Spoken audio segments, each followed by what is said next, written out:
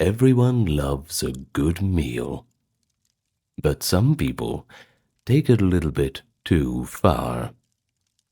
Cannibalism, the practice of humans consuming other humans, it's perhaps one of the most haunting and taboo topics in history. But as shocking as it sounds, careful scientific research shows us that cannibalism was indeed part of our human story in prehistoric times.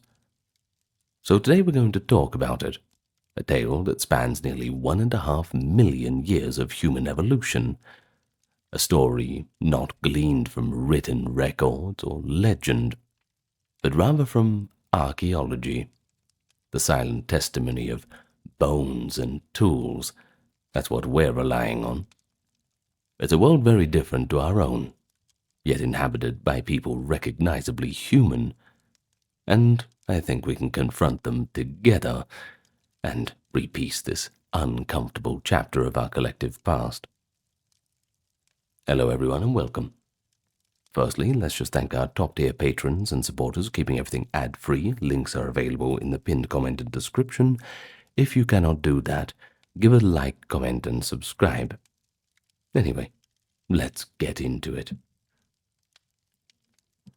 Now, quick caveat. First of all, it's important to say that cannibalism did not end in prehistoric times. In fact, we have it coming all the way up to the modern era, which is quite unfortunate. And perhaps that is a story for another time. But our focus today is going to be on the prehistoric era, going back to as early as we can find through archaeological record. So what exactly do we mean by cannibalism in a prehistoric context? Well, of course, we've already went through the definition.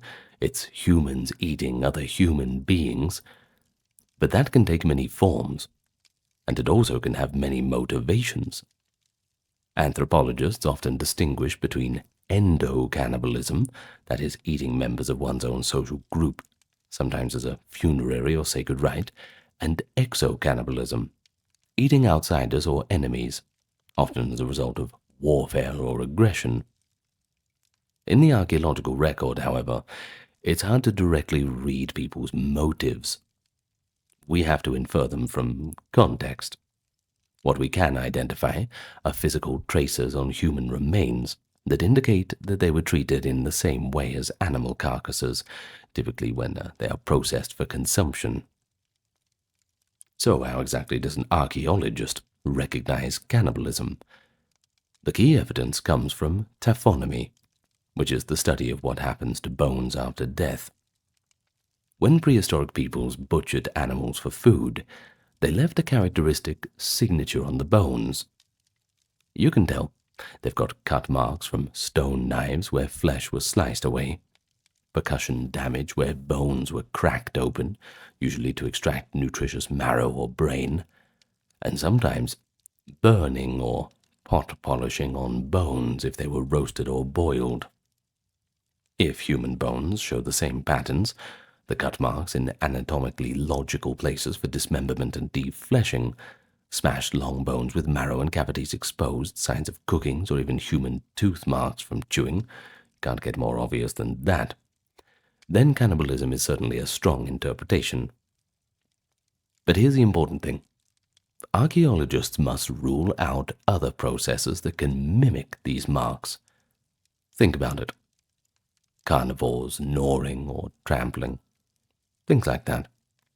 But modern analytical techniques, including microscopic analysis and comparisons with experimental butchery, have become pretty adept at telling these apart. But we should also note that not all treatment of bodies involves cutting or dismemberment as cannibalism. Some cultures might cut or deflesh their dead as part of mortuary rituals, secondary burial practices, and that doesn't mean that they consume the flesh. Therefore, a scientist has to approach each discovery carefully. You must ask, were these bodies processed to be eaten, or for some other purpose? It often takes a convergence of evidence, the patterns of cut marks, the breakage consistent with meat removal, and sometimes the presence of human remains in cooking contexts. That's what we need to confidently say that cannibalism occurred. And when that evidence does appear, we are confronted with the reality that prehistoric people on occasion used human bodies as a food resource, or perhaps as part of a symbolic ritual that included the consumption of flesh. So, with those quick definitions in mind, let's proceed to the archaeological record itself. Of course, this is as of 2026, so depending on where you're watching this, archaeology might change, as it's one of those areas of science that are racing forward at Mach speed. Let's take a chronological approach and look at the key discoveries across the globe. To find the earliest hints of cannibalism, we've got to go back about 1.5 million years, deep into the early Paleolithic period. In northern Kenya, paleoanthropologists recently identified what may be the oldest evidence of cannibalism among our ancestral human relatives. The find was a fragment of a fossilized shin bone, a tibia from a homonym, possibly an early form of Homo erectus, or another early human species. Astonishingly, this 1.45 million-year-old bone bears clear cut marks that indicate it was deliberately butchered with stone tools.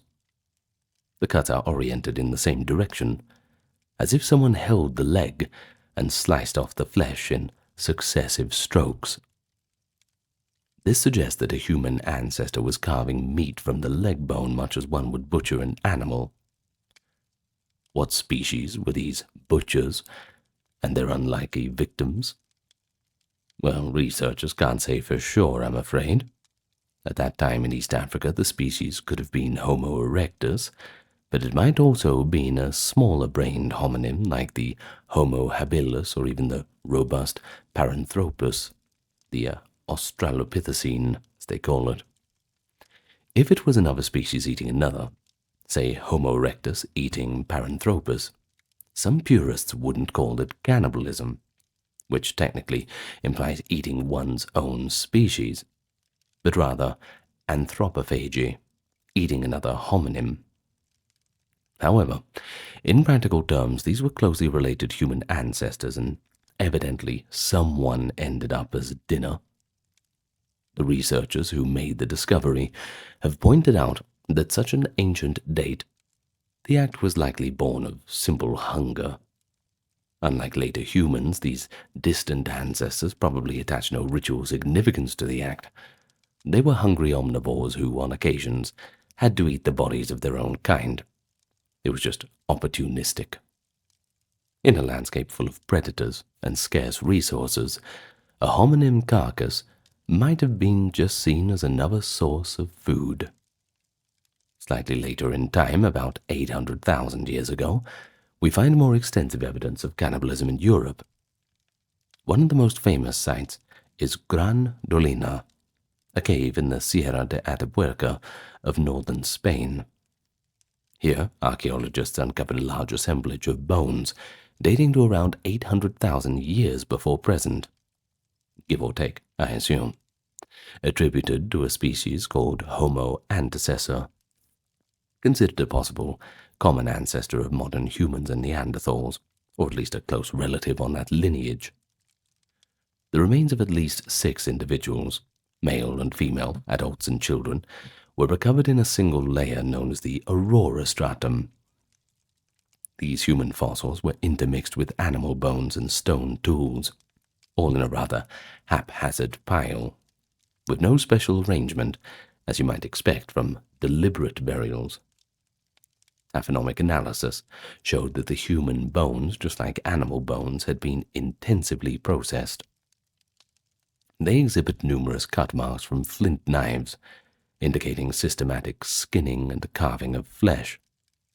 The long bones were broken, many displaying the telltale green bone spiral fractures and percussion pits from being hammered open while fresh, presumably to extract marrow.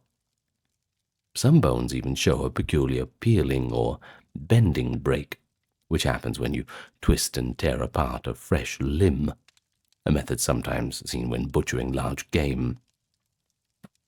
But what's especially telling is that the treatment of human remains was virtually identical to that of deer and other other animals found at the site. The early humans at Grandolina were butchering and consuming members of their own species as thoroughly as they were other prey. As a matter of fact, cut mark studies revealed that about 30% of all bones in that cave layer, including fauna, bear butcher marks. A significant number of the stone tools had residue and use wear consistent with processing carcasses. In other words, cannibalism at Grandolina was not a one-time aberration. It seems to be repeated behavior. One of the vertebrae discovered belonging to a child around 2 to 5 years old even had cut marks indicative of decapitation, implying that the head was removed, possibly to access the brain or simply as part of dismemberment.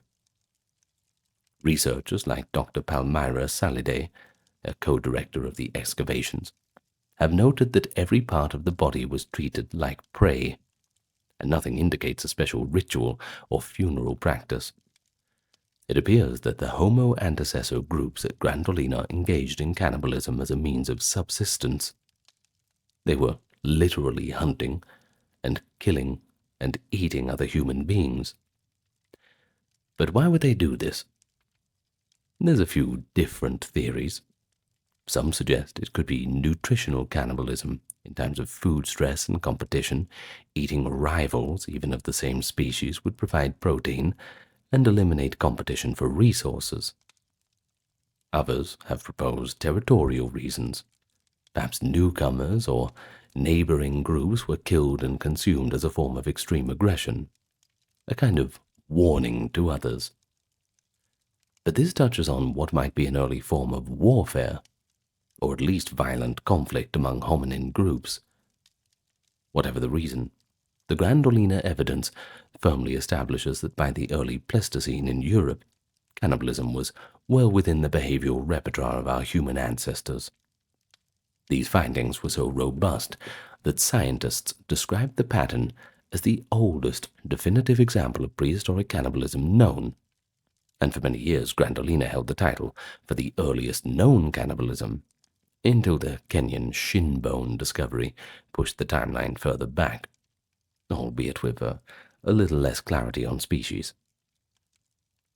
But before we go on, it's worth pausing to consider how shocking this evidence was when first uncovered in the 90s. I mean, it's not your normal exciting archaeological find.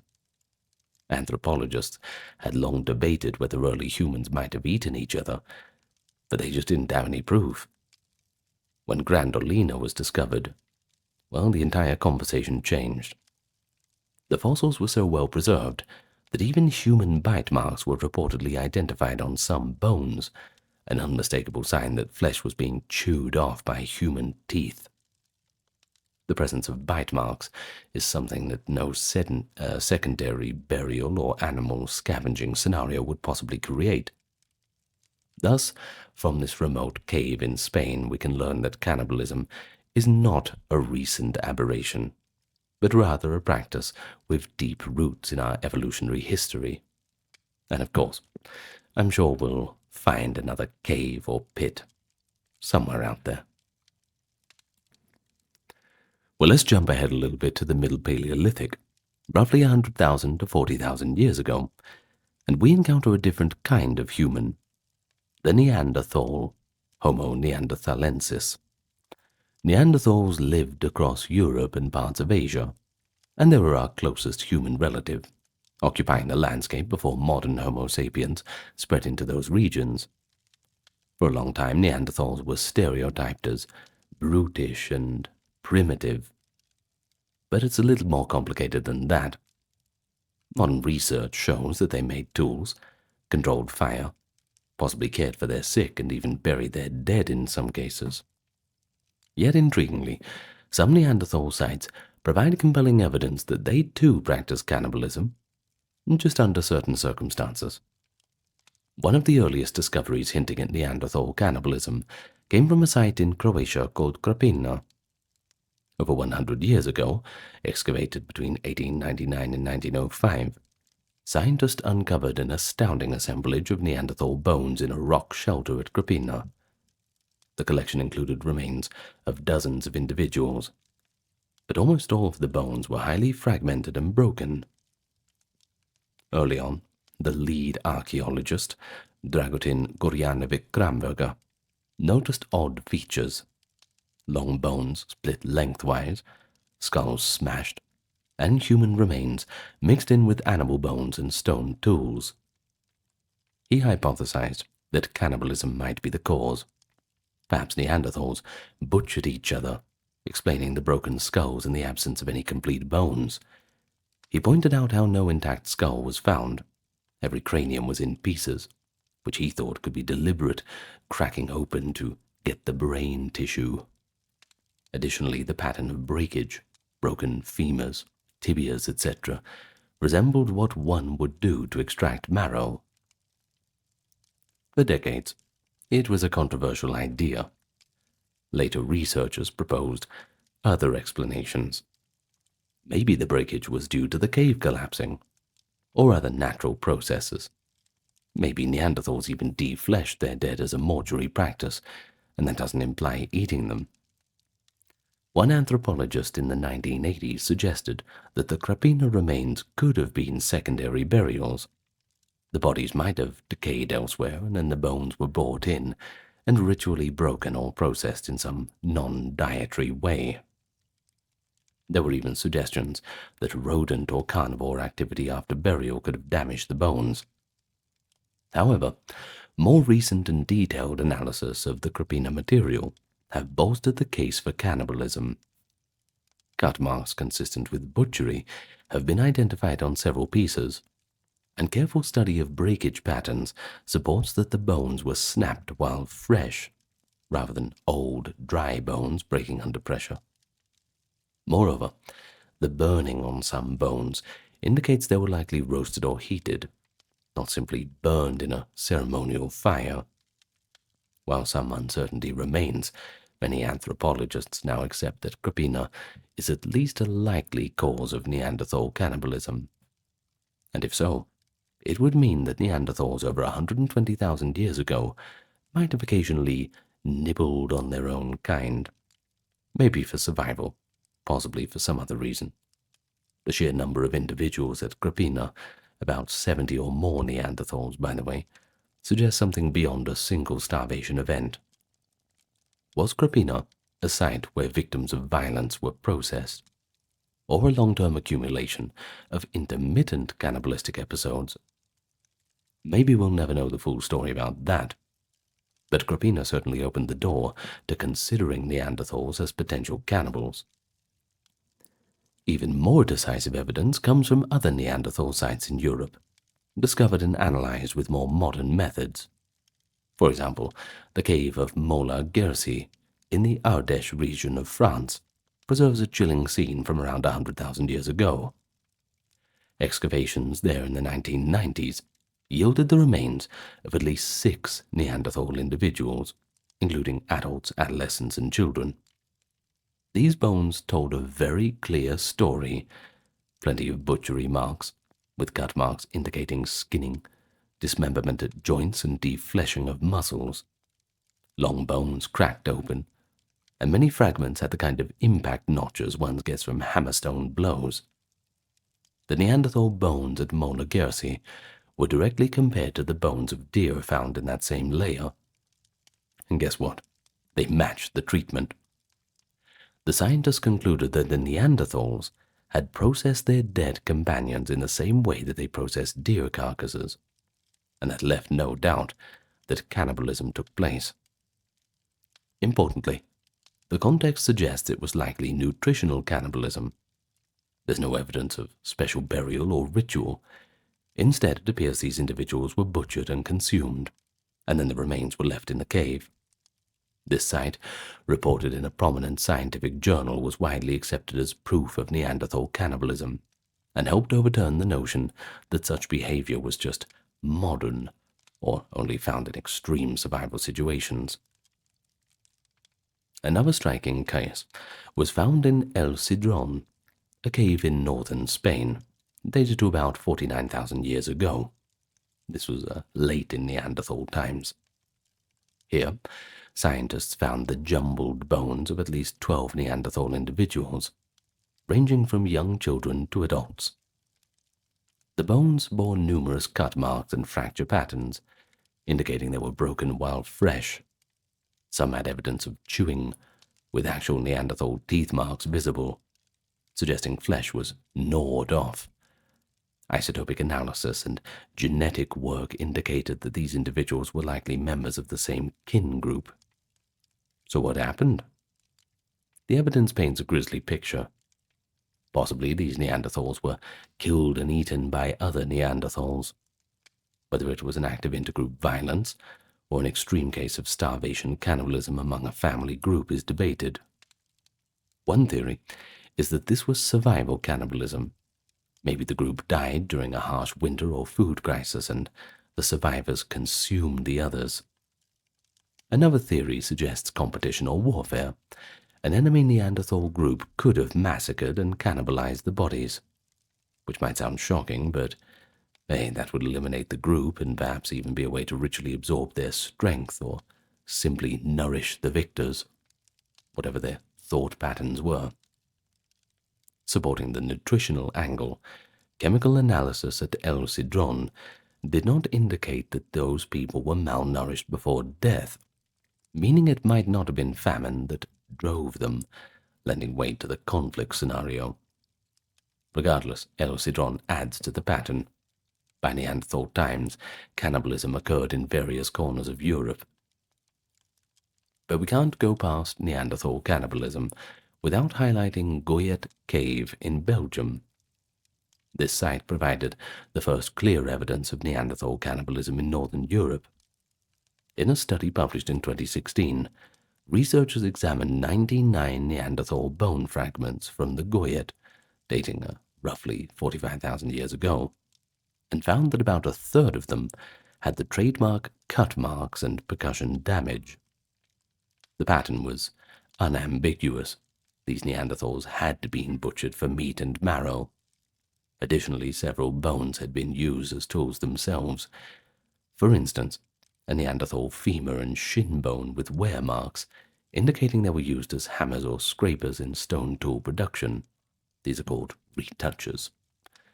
So imagine the scene. After consuming the flesh, the Neanderthals took the sturdy bones of their kin and repurposed them to sharpen their own stone knives. Well, I suppose we can say that's a pragmatic approach to the remains. Nothing went to waste. At Goyet, as at other sites, the human bones were treated much like the bones of animals such as horses or reindeer. Marrow extraction was clearly a goal, as evidenced by the crushed and splintered state of the long bones. The fact that we see this behavior across multiple Neanderthal sites from Spain to France to Belgium and possibly Croatia indicates that cannibalism was not an exceedingly rare or one-off event among Neanderthals.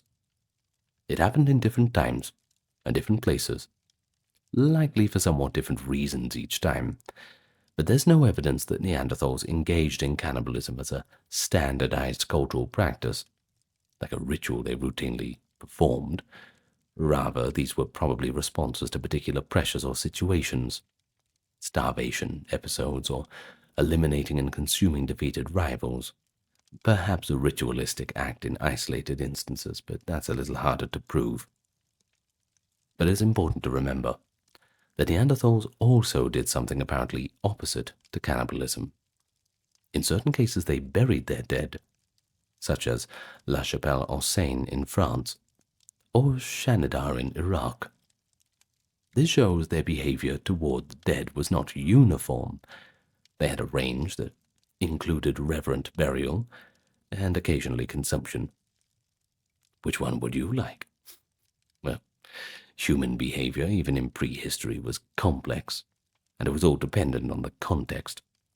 Neanderthals, much like modern humans, could treat one deceased individual with care and another as dinner. It all depends on the circumstance. By around 40,000 years ago, anatomically modern humans, i.e. Homo sapiens, had spread throughout Europe and Asia, gradually replacing the Neanderthals.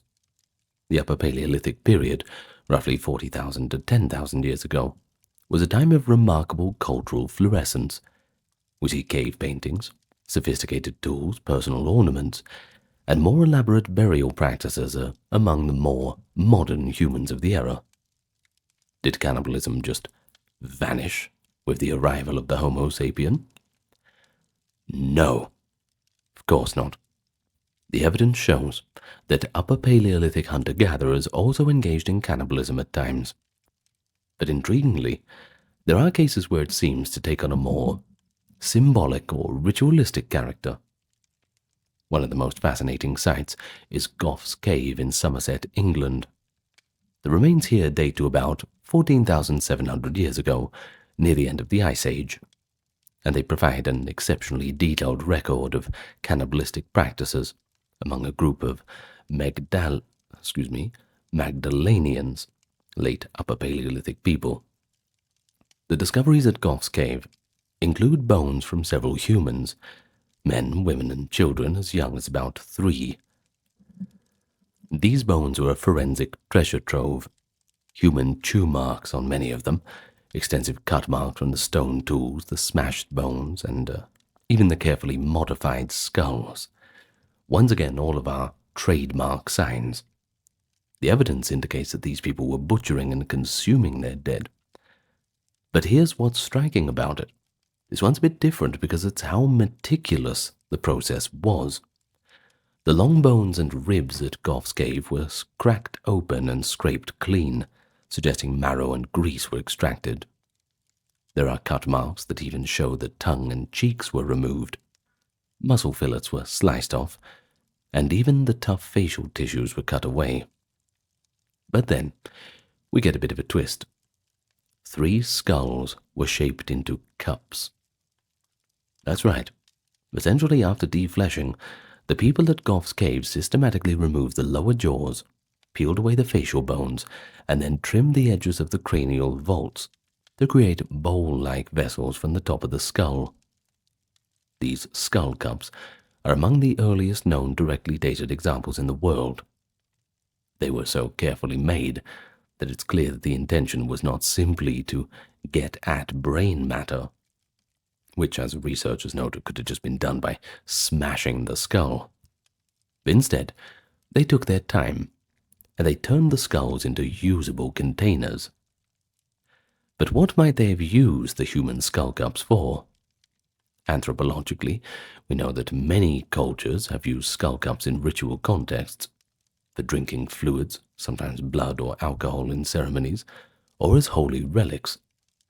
At Gough's Cave, we can't really be sure, but the careful manufacture suggests a ceremonial aspect.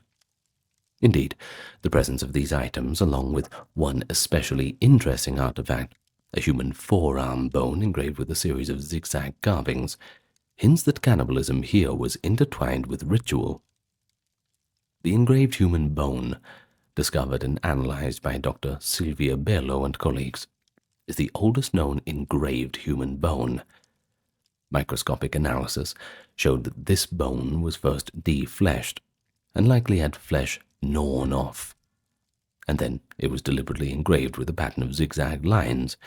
Finally, the bone was broken open for marrow. The sequence, however, is crucial. They didn't engrave a clean, unused bone. They engraved it during the butchery process, after removing muscle, but before splitting for marrow.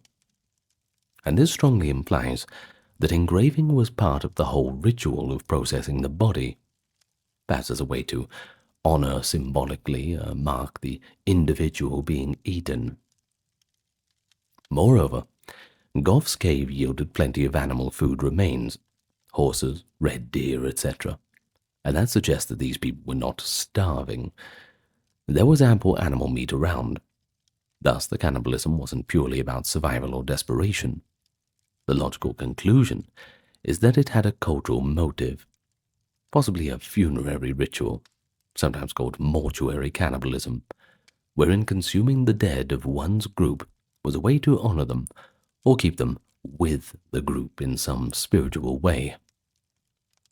Some anthropologists have termed such practices endo-cannibalistic funerary rites. It's a good band name, actually. Well, this is known from recent historical accounts in places like Papua New Guinea or the Amazon, where a family might consume parts of a deceased relative out of respect or to absorb their spirit. It is plausible that the Magdalenians at Gough's Cave had some belief system that made cannibalism a part of how they dealt with the dead. Supporting the idea that this was customary rather than an isolated act, similar skullcap finds have been documented at two other Magdalenian sites in Europe, Isturiz and Le Placard in France, and that indicates a broader pattern. The presence of these parallel finds suggests that late Ice Age cultures in Western Europe may have had widespread rituals involving cannibalism. These were sophisticated people in many respects, at least for the time. They produced art, they had organized hunting strategies, and clearly they had symbolic behaviors surrounding death. But of course, not all Upper Paleolithic cannibalism need to be ritualistic. There are examples that look more like survival-driven cases. For instance, at the site of Dolní Věstonice in the Czech Republic, famous for carvings and art, a few human bones with cut marks have been found, but the interpretation is pretty cautious. In another case, a Belgian cave called Goyet, the same site that had the Neanderthal cannibal evidence, interestingly, there are also Upper Paleolithic modern human remains with similar cut marks and breakage. The treatment in those cases could have been nutritional as well, perhaps driven by harsh cold spells or scarce resources in the Ice Age. We also have evidence that cannibalism could occur in extremely inhospitable environments as a desperate measure. Think of caves high in the Alps, or remote icy regions. If a band of Ice Age humans got trapped or faced starvation, they might turn to eating those who died first. I mean, we've all seen that movie with the plane crash, right? I can't remember what it was. It was that movie with the plane crash and they started eating each other. Yeah, you know what I mean. Maybe you do. Well, anyway, while direct evidence from such scenarios has hard to pinpoint, cut-marked human bones found in open sites or caves is sometimes interpreted as likely survival cannibalism. One such site at Predmosti, also in Czechia, by the way, where a mass of mammoth hunter skeletons was found. Some researchers speculated cannibalism, but the evidence is not as clear-cut as Gough's Cave. What the Upper Paleolithic shows us is a bit of a spectrum, you see. Cannibalism as a ceremony, and cannibalism as a survival strategy. Early modern humans were entirely capable of both, and this should dispel any lingering notion that, quote, advanced humans didn't do such things. They did, and they sometimes attach deep meaning to it. Well, as we move out of the Paleolithic and into the Neolithic period, it's the era of early farming beginning around 10,000 years ago in some areas, human societies changed dramatically. People settled into villages, domesticated plants and animals, and formed larger communities than the old small bands of hunter-gatherers. But you might wonder, did cannibalism disappear as we advanced civilization? The archaeological record suggests that it did not. In fact, some of our most dramatic evidence for cannibalism comes from Neolithic sites. However, the contexts often seem to involve mass violence or intense ritual, rather than everyday dietary practice. One of the most sensational finds comes from the early Neolithic of Europe, a site called Herxheim, in what is now in southwestern Germany. Herxheim was a village or ritual center of the linear pottery culture, dating to about 7,000 years ago, or roughly 5,000 BCE. Excavations there uncovered several long pits filled with disarticulated jumbles of human bones, thousands of pieces, representing possibly more than 1,000 individuals. The sheer scale was baffling. Men, women, children, infants, all deposited within a short span of time. The deposit seemed to have been created in maybe just a few decades at the end of the site's occupation. When anthropologists analyzed the bones, they found a pattern of breakage and marking that left little doubt of cannibalistic processing. Bones at Herxheim show precision cuts and chops. For example, many skulls were deliberately struck and split in a nearly identical manner, often cleaved along the midline. Some skulls have cut marks indicating scalping or skinning of the head and removal of the tongue. Long bones and ribs exhibit cut marks for defleshing and are smashed for marrow. Many bones also have what looks like the classic bite marks and scraping in the marrow cavities, suggesting that even the last little bits of nutrition were gleaned. It appears bodies were systematically butchered soon after death. The fractures are perimortem, meaning that they happened when the bones were still fresh, not long after dying. There is also evidence of burning on certain bones, consistent with roasting flesh or perhaps cooking. And here's another detail.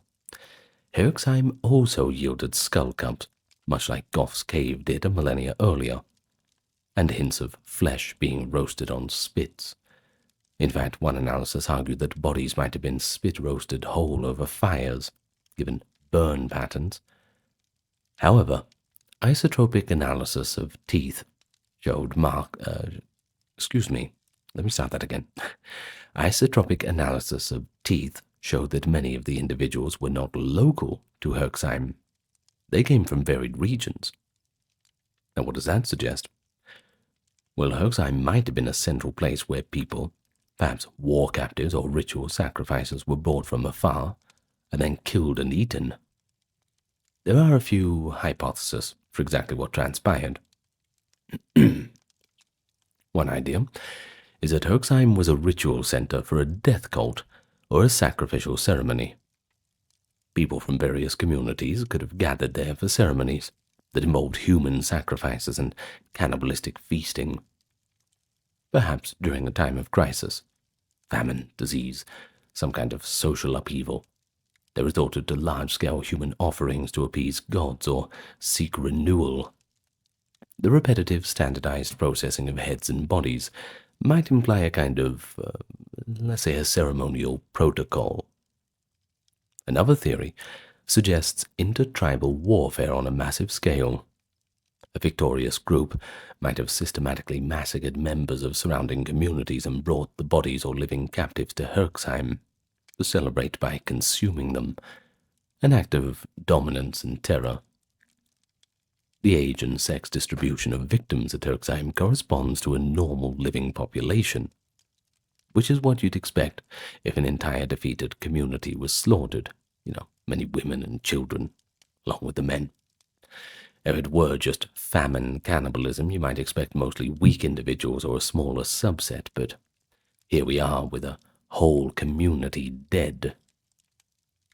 Either way, the archaeologists themselves noted that survival cannibalism is an unlikely explanation for Herxheim, due to the sheer number of people and the organized, repeated nature of how they were processed.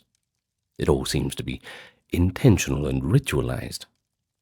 Herxheim challenges the imagination. It suggests that early farming societies, usually thought of as peaceful village folk, could descend into episodes of extraordinary violence and ritualistic behavior. It's a reminder that prehistoric civilization had its own dark potential. Another notable Neolithic site is at Fontbrego Cave in southern France from the 5th millennium BCE. Here, archaeologists found a mix of domestic animal bones and human remains in what appeared to be a habitation or pastoral camp. The human remains, from perhaps a dozen individuals, were mixed in with butchered sheep, goat, and wild game, all showing the same cut mark patterns. The original excavators argued that the humans had been butchered and eaten just like the animals had been, essentially that cannibalism had occurred at Fontbrego. Skeptics later argued that it might have been some complicated burial rite, defleshing without eating. But after a bit of debate, many agree that cannibalism is the simpler and more likely explanation, because the treatment of human bones so closely paralleled that of animals. If people were just defleshing for burial, why bother intermixing the process? Exactly like the food refuse. It just doesn't make sense, right? Font-Bregon might be representing a smaller scale or perhaps occasional cannibalistic event. Kind of a special time of the year, who knows? Possibly a family or small group that resorted to cannibalism either ritually or due to hunger. But beyond Europe, evidence of prehistoric cannibalism appears in other early farming contexts too. For example, Neolithic China. Here the straightforward evidence is rarer, but there are some human bone assemblages with cut marks. One Neolithic site in Shandong reportedly showed signs of butchery on human bones, possibly a form of ancestral ritual or punishment cannibalism. In the Near East, most Neolithic societies were transitioning to more formal burial practices. But even there, some sites show secondary burial with defleshing that could border on cannibalistic treatment. Though whether they were eaten or just cleaned, it's hard to tell, I suppose. One compelling case of Neolithic cannibalism comes from Atapuerca's El Mirador cave in Spain, around 5,700 years ago. Interestingly, the same hills gave us the 800,000-year-old Homo antecessor cannibals that we mentioned at the start. In 2025, a study was published detailing human remains from El Mirador that had been skinned, butchered, and cooked, with at least 11 individuals, including children, represented. The context suggests a violent clash between Neolithic herder communities, after which the losers were systematically eaten. Their bones had cut marks, chop marks, burn marks, and even human bite marks. Isotopic analysis showed that those individuals were local to the region, so it wasn't outside invaders that got eaten. Rather, it could have been local feuding or an internal conflict. The researchers explicitly concluded this was neither a funerary rite nor famine-driven. It was cannibalism as an act of aggression and annihilation. Essentially, a whole family group was wiped out and consumed. Perhaps the ultimate act of dominance in a conflict. It's certainly a power move. Well, this find is startling because it shows that even in the late Neolithic, warfare could take on a gruesome cannibalistic dimension. It also ties into known instances of later prehistoric massacres, like the mass graves of Talheim in Germany or Schletz in Austria, where entire communities were killed, though not obviously cannibalized. El Mirador shows cannibalism wasn't absent in these scenarios. It just doesn't always preserve or wasn't always done. Interestingly, El Mirador Cave also had an instance of cannibalism in the Bronze Age around 4,000 years ago, showing that at multiple points in time, the cave was a site of cannibalistic episodes. This recurrence suggests a cultural pattern, or a persistent readiness in these ancient societies to resort to the practice under dire circumstance or ritual mandates. In later prehistoric periods, Chalcolithic, Bronze, and Iron Ages, cannibalism becomes harder to detect in the Old World, because written records start to appear and, while mortuary practices often involve burial and cremation, which leaves less evidence for bones. However, there are passing accounts and some archaeological hints.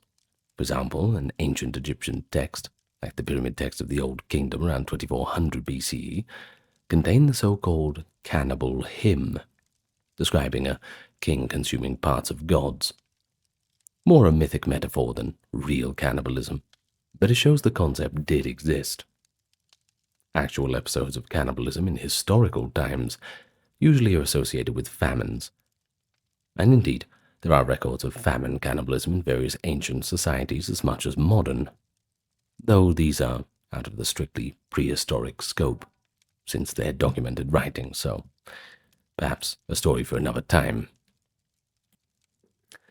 Now, so far we've focused on Africa, Asia, and Europe, where early humans and Neanderthals left their mark.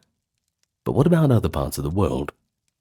Let's look at the Americas, where human societies arrived later, no earlier than about 15 to 20,000 years ago, after the last ice age. These populations did not develop writing until much later, and in some regions, not at all before European contact. So many cultures remained prehistoric, in the sense of having no written records until the last few centuries. Archaeology is our main tool to understand them, and it is revealed that cannibalism also occurred in the prehistoric Americas. And one of the most debated and illuminating cases comes from the ancestral Pueblan culture of the American Southwest, areas of modern Arizona, New Mexico, Colorado, and Utah. These were farming villagers and cliff dwellers, living around 900 to 1300 CE. Now remember, that is still prehistoric, as they had no written language.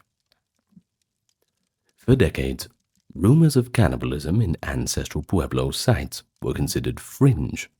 Early archaeologists hesitated to interpret cut-marked bones as evidence, partly out of respect for the descendant native peoples, and partly because of the legacy of colonial biases branding indigenous people as cannibals without any solid proof. But starting in the 1990s, detailed osteological studies began to strongly indicate that they were indeed a few episodes of cannibalism going on.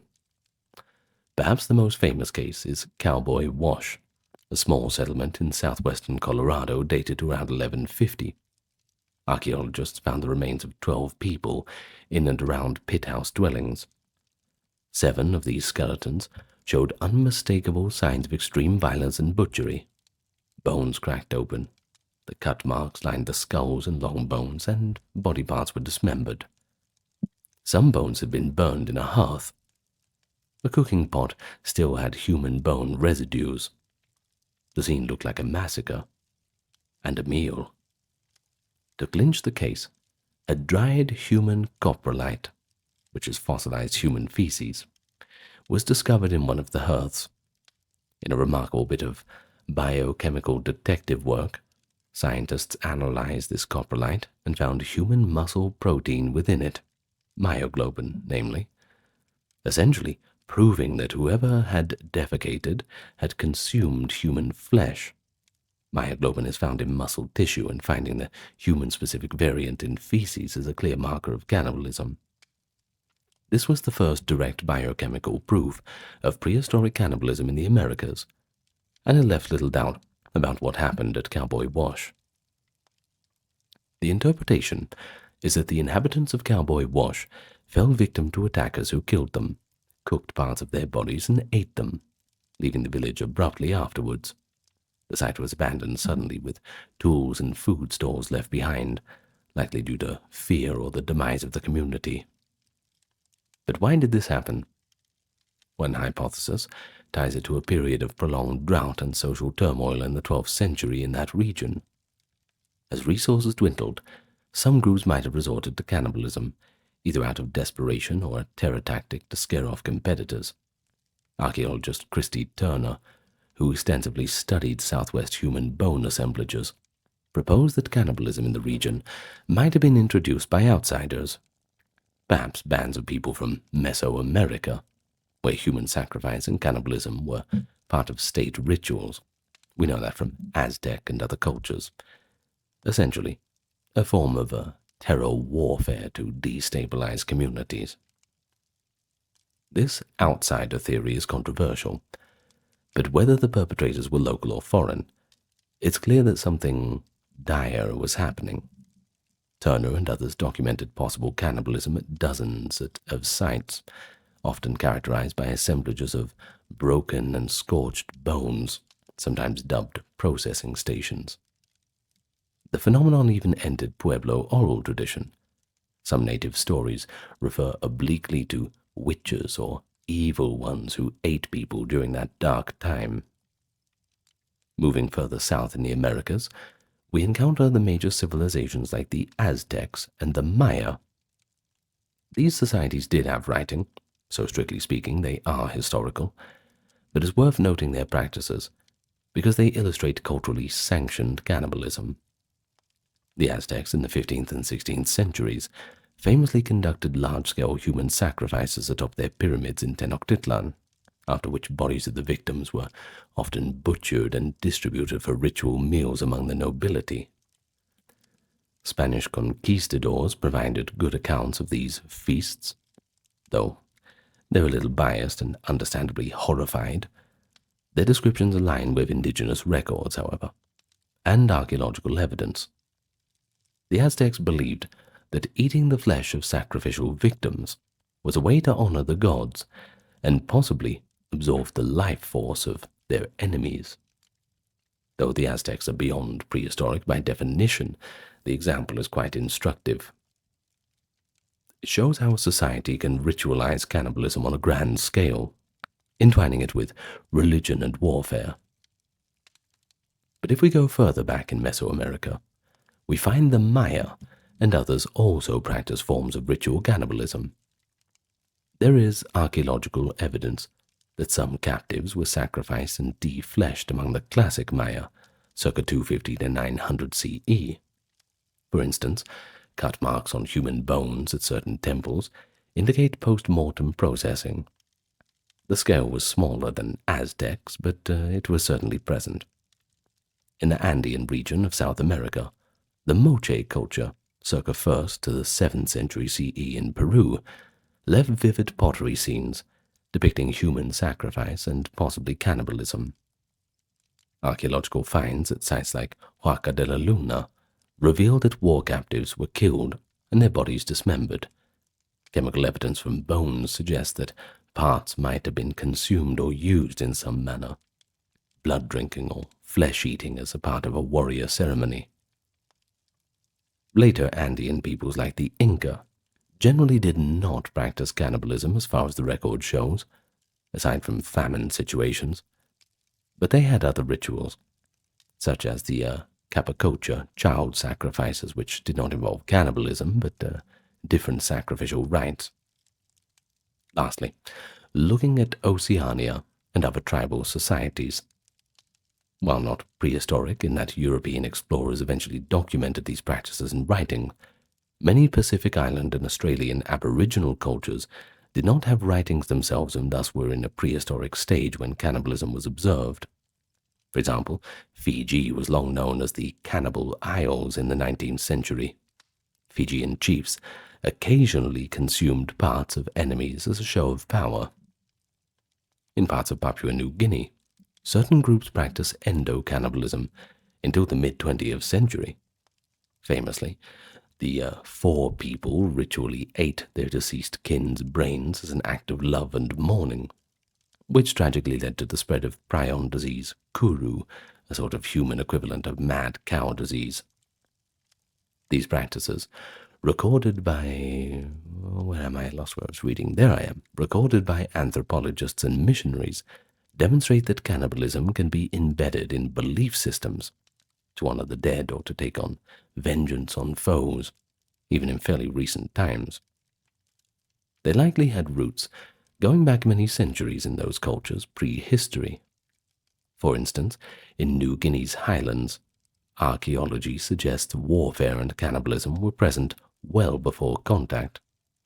Some caves have deposits of human bones that seem to have been both butchered and discarded along with food refuse, dating back a couple thousand years. The Carib people of the Caribbean, from which the term cannibal is derived via the Spanish caribales, reportedly practiced ritual cannibalism of enemies at the time of Columbus's voyages, though that has been subject to debate about how much was really true versus the colonial propaganda.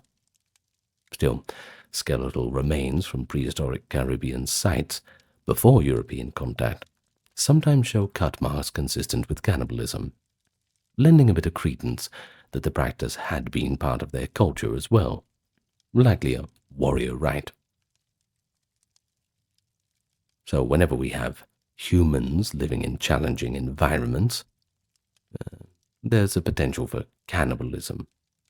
It was not ubiquitous. Countless ancient communities never left any evidence of cannibalistic behavior, but it was recurrent enough across time and space that we must accept it as one thread in the tapestry of human behavior, as unpleasant as it is.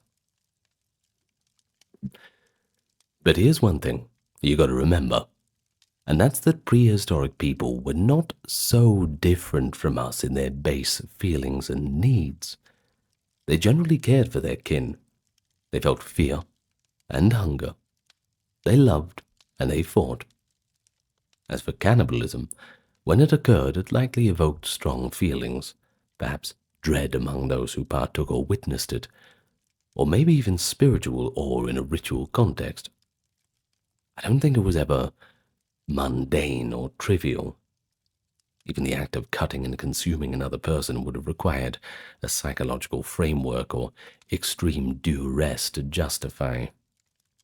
By studying the evidence without any modern prejudice, archaeologists and anthropologists attempt to reconstruct these frameworks.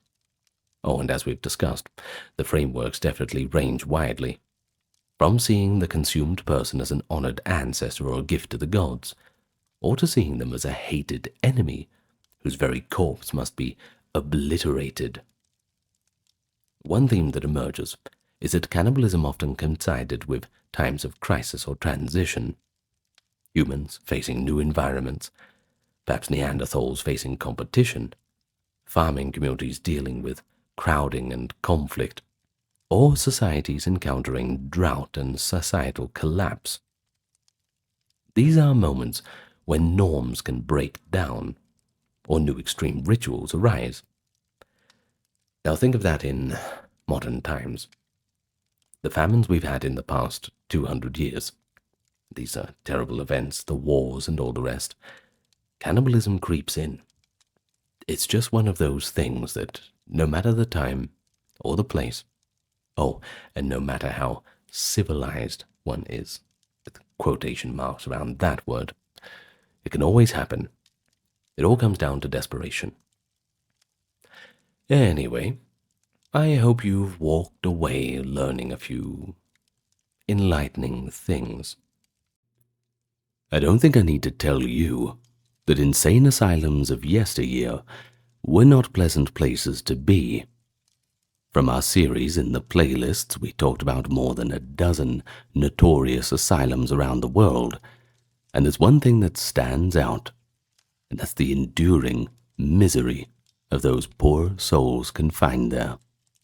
From the abysmal hygiene to the frequent beatings, asylum life truly was a living nightmare. So what we're going to do is spend some time today painting a general picture from both sides of the Atlantic, the UK and the USA, of what things were like in the 19th century, and in between that tell the stories of real people who lived through it. It's going to be as macabre as it gets today, so forgive us if some of the descriptions are a little graphic. Nothing's going to be watered down. Anyway, welcome to the channel. If that didn't turn you off, I suppose we'll begin. But before we do, just a quick thank you to those keeping everything ad-free. Links to do that are in the description if you want to become a member or donate. And if you can't do that, give it a like, comment, and subscribe, and tell your friends where to find us. Anyway, enough of that. Let's begin. So let's just set the scene in general if you haven't watched the entire 15-hour series we did. I don't blame you, that's fine. Let's talk about in general the 19th century asylum. You see, at the dawn of the 19th century, care for the mentally ill was changing somewhat, as all medicine was changing, kind of a golden age in new medical achievements, though a little bit misguided. You see, before this time, there were few dedicated hospitals for the insane. And that term, of course, is going to be used a little bit fast and loose here.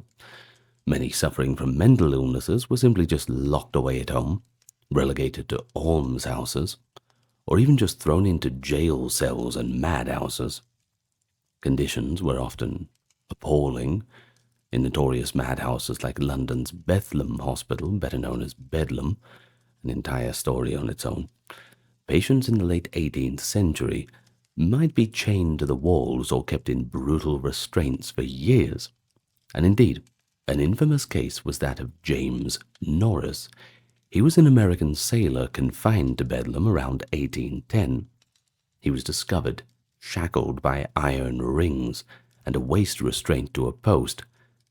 And, well, the worst part of it was, he'd been chained to the wall for over 10 years.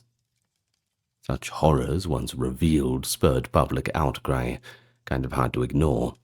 Early 19th century reformers argued that the mad were not wild animals to be caged and beaten, but sick human beings who could potentially be healed. Brave new ideas, I know. Influential figures on both sides of the Atlantic championed a new approach known as moral treatment. In Paris, the physician Philippe Pinel in the 1790s allegedly struck off the chains of the inmates at the Volterra Asylum, symbolically liberating them from this medieval brutality. He and his students, Jean Esquirol, taught that patients should be treated with care and dignity, not punished. Around that same time in England, the Quakers William Tuke and his son Samuel Tuke established the York Retreat, opened in 1796, a small country asylum that became an international model. The Tukes, guided by their Quaker belief in the inner light of every person, banned physical abuse and chains. At the retreat, patients lived in a family-like environment, and even had gardens and workshops to occupy their minds. Samuel Tuke's 1813 book, Description of the Retreat, detailed how a peaceful environment, compassionate staff, and structured routine led many of the people to recover their reason. And that was a radical departure from the manacles and dark cells that they used to have. Inspired by such examples, the first decades of the 19th century saw a flowering of new asylums dedicated to moral treatment. In the U.S., Dr. Benjamin Rush, who is often called the father of American psychiatry, advocated similarly humane principles at the Pennsylvania Hospital in Philadelphia. By 1812, Rush could boast that the wards were, quote, free from the clanking of chains and the noise of the whip. Certainly an improvement. Although Rush still employed some outdated remedies, for example, he was fond of bloodletting and invented a restraining chair for calming patients, his emphasis on treating insanity as a medical condition rather than a moral failing, that was still quite influential, and of course a stepping stone to more enlightened times. Got to take it one step at a time. Soon, campaigns led by activists like Dorothea Deese in the 1840s further pursued American legislatures to establish state-funded insane asylums. Now, Dorothea Deese is kind of important in this story. We'll mention her again later. She visited squalid jails and almshouses where the mentally ill languished in cages or filthy pens, and in one Massachusetts report of 1843, she catalogued scenes of neglect. Individuals, quote, confined in stalls, pens, chained naked, beaten with rods, and lashed into obedience. Shocked into action, the states began creating large public asylums meant to rescue patients from such abuse.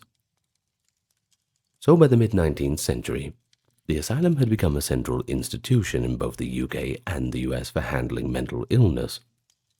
Britain's County Asylums Act of 1845 required each county to build an asylum for pauper patients, leading to a boom. Over 60 new asylums opened in England and Wales between 1845 and 1860 alone. Similarly, the United States saw the rise of expansive state hospitals, often set in rural tranquility according to the vision of psychiatrist Thomas Story Kirkbride. You might have heard of the Kirkbride plan. Well, these asylums were massive, ornate buildings with long staggered wings, giving patients sunlight and fresh air, surrounded by acres of fields and gardens. All looked quite nice, if you didn't live there, of course. The whole idea with this was to remove patients from the stresses of society and put them into this self-contained therapeutic community. So on paper, everything was quite idealistic. Patients would benefit from clean air, wholesome work, regular routine, and kindly supervision.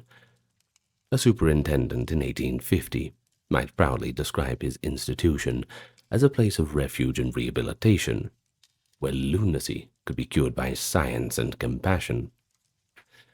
The problem is that reality often diverges from the ideal. This is where things go a little awry. The asylum population exploded, and by 1900 England's asylums held over 100,000 patients, and the US numbers were similarly swelling. Overcrowding and underfunding became chronic problems. The initial optimism that most patients could be cured through moral treatment began to fade as recovery rates stagnated. Many patients ended up living out their lives, their entire lives that is, behind asylum walls. They just became warehouses for the chronically ill, the poor, and anyone seemed socially undesirable. Abuse and neglect which reformers thought they had banished crept back in under the strain of overcrowded wards and weary, untrained attendants. And it's within this complex context that we find our asylum patients. They lived among a mix of human intentions, rigid routine, and at times grim conditions. That's the life of a 19th century mental patient. So let's take a look inside the general situation.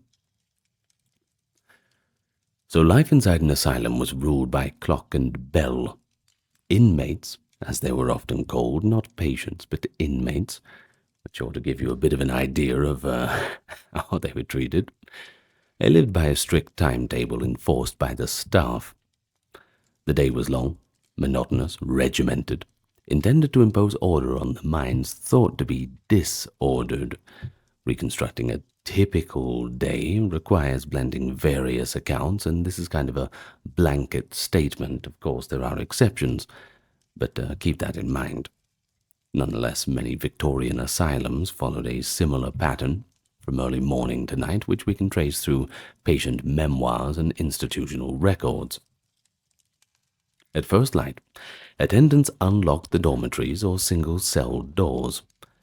In a large county asylum, such as Liverpool Lunatic Asylum in the 1850s, bedroom doors were unlocked at 6 a.m. sharp. Patients were expected to rise from their beds promptly. An attendant or nurse oversaw washing and dressing. In some asylums, basic hygiene was enforced, at least until they got too crowded. Patients might line up to have their faces and hands washed. Hair was brushed or cut short. A superintendent in the 1840s advised that clean linen and neat appearance had a calming influence on the patients, so clothing was usually simple, sturdy, and uniform. In public asylums, pauper patients were often wearing institutional outfits, coarse cotton or wool dresses for women and cotton shirts for men. Well, these might be color-coded to ward or status. For example, one English asylum issued drab brown dresses to female patients. Private patients of means, however, might be allowed to wear their own clothes or a dressing gown. But that was the exception. Well, after dressing, the morning inspection might occur. Doctors or senior nurses sometimes did early rounds, briefly examining each patient's condition. In Liverpool's asylum, for instance, attendants were instructed to check each patient's skin for cleanliness or sores and note any changes in behavior overnight. Cleanliness was a concern because many patients suffered incontinence or neglect of hygiene. Buckets or chamber pots were emptied. A pervasive smell of carbolic or lime might linger from disinfection attempts. In some accounts, patients might mention being woken early for a cold sponge bath, or to have their bedding changed if it was soiled. So you can imagine the less pleasant realities. In an overcrowded dormitory, 30 or 40 patients might share a single night staff attendant. So thorough cleanliness was hard to maintain. Some patients, especially those severely ill, wore urine-soaked clothes or lay in unchanged sheets until morning staff could tend to them. More functional patients would help with the task sometimes, assisting weaker ward mates to wash and dress. A small instance of camaraderie amid the regimentation, I suppose. By 7 a.m., many asylums had all patients up and ready for breakfast. The first meal was usually simple and utilitarian. Accounts from English asylums describe breakfasts of porridge or gruel, accompanied by bread with a smear of butter or dripping. There was typically a hot beverage, usually tea, but it'd be quite weak, or coffee, sometimes cocoa. For example, in 1860's Nottingham Asylum, recorded that every morning patients received milk porridge, coffee, and bread. In American institutions, cornmeal mush or porridge, bread, and maybe a little molasses might appear on the breakfast table.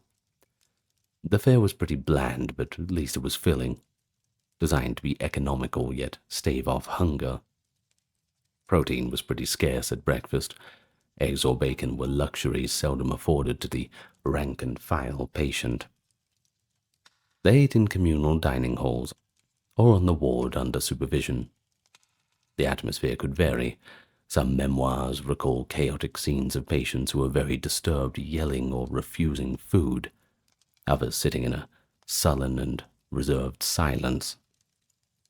Table manners might be enforced in recovered wards, but in chronic wards, attendants often had to feed some patients or make sure the greedy ones didn't steal extra portions.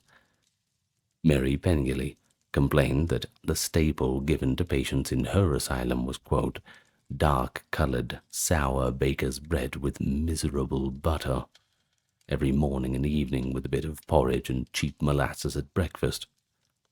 Never heard butter been described as miserable before. I wonder what she meant by that. Well, the bread was so hard and sour that she could barely swallow it, and she noted that the oatmeal porridge upset her stomach. A few patients received a cup of thin milk porridge if they were considered delicate. Mary herself, an older woman in frail health, begged the doctor for a simple diet of biscuit and milk and beef tea, food she believed would help her regain her strength. But he refused, retorting that he didn't keep a boarding house. The message was pretty clear. Patients were going to get what they were given. Now, interestingly, asylum superintendents often touted the adequacy of their diets in annual reports. They argued that insane asylum patients actually ate better than many poor people outside. And in fact, by the mid-century, many British asylums did serve a substantial midday meal with a bit of meat in it, and allowed extra rations to those who were losing weight. But quality could be inconsistent. Nellie Bly, in her exposé, described rancid butter, spoiled meat broth full of fat and gristle, and a tea that tasted of dirt. Salt was withheld to bland out the food, possibly under a theory that stimulants like salt or spices could worsen lunacy, which is the most British thing I've ever heard. Don't want any flavor in the food, don't we? Well, at Blackwell's Island, patients were always hungry and thirsty. Bly and others recounted how they craved clean water, since even that was restricted and often unclean. Well, midday work and activities would come after this. After the morning airing and a couple of chores, the day's main occupations would begin. Victorian asylums strongly emphasized work and structured activity as a form of treatment. The sexes were strictly divided into their labors, reflecting the gender norms of the era. Generally, men would work outdoors and the women would be indoors, but there were a few exceptions. For male patients, one of the most common assignments was farm and garden work. Many asylums, especially in the large rural settings, maintained extensive farms. Patients grew vegetables, raised livestock, tended orchards, both to supply the institution's kitchen and to occupy their time usefully. In England, for example, Buckinghamshire County Asylum prided itself on how male inmates spent days in the fields digging, planting, harvesting, and caring for pigs and cows. Similarly, in America, institutions like the huge Utica State Hospital, that's Utica, I've been told off about that before, or the Trans-Allegheny Asylum in West Virginia, had working farms tilled by patient labor. One superintendent wrote, "We try to make the institution as self-sufficient as possible," noting that able-bodied patients produce thousands of bushels of potatoes, cabbages, and other staples annually. This labor was usually unpaid, of course, but it was thought to be healthy. Physical exercise outdoors, a sense of routine, a break from brooding introspection. Well, patients might work under the direction of a steward or a farmer employed by the asylum, an expert who could tell them what to do. Some skilled patients became quasi-employees. For instance, a patient who had been a tailor might be put in charge of mending clothes, or a farmer's son might drive the hay cart. Apart from farming, male patients often worked at maintenance and trades. Many asylums had workshops, carpentry shops, paint shops, shoemaking or tailoring rooms. Hell, a few even had blacksmith forges. If a patient had a trade in their past life, doctors would frequently have them continue it inside. This served a practical need, you see. The asylum could use repaired furniture, freshly painted walls, handmade shoes for inmates, etc. And it was deemed therapeutic by keeping the patient's mind active. At Colney Hatch Asylum in London, which by the 1880s housed over 2,000 patients, there were on-site shoemakers, tailors, carpenters, and bakers, a whole little industrial economy run with the patient help. One report noted that patients made and mended most of the institution's boots and clothing, supervised by a few staff craftsmen. In New York, the Willard State Asylum similarly trained patients in upholstery, carpentry, and farm work, hoping some might eventually rejoin society with a more usable skill. Female patients, on the other hand, were usually assigned to the traditional domestic spheres of work. The colossal laundries of the asylums were virtually powered by female patient labor, washing, drying, and ironing the mountains of linens for hundreds of inmates. That was an endless task.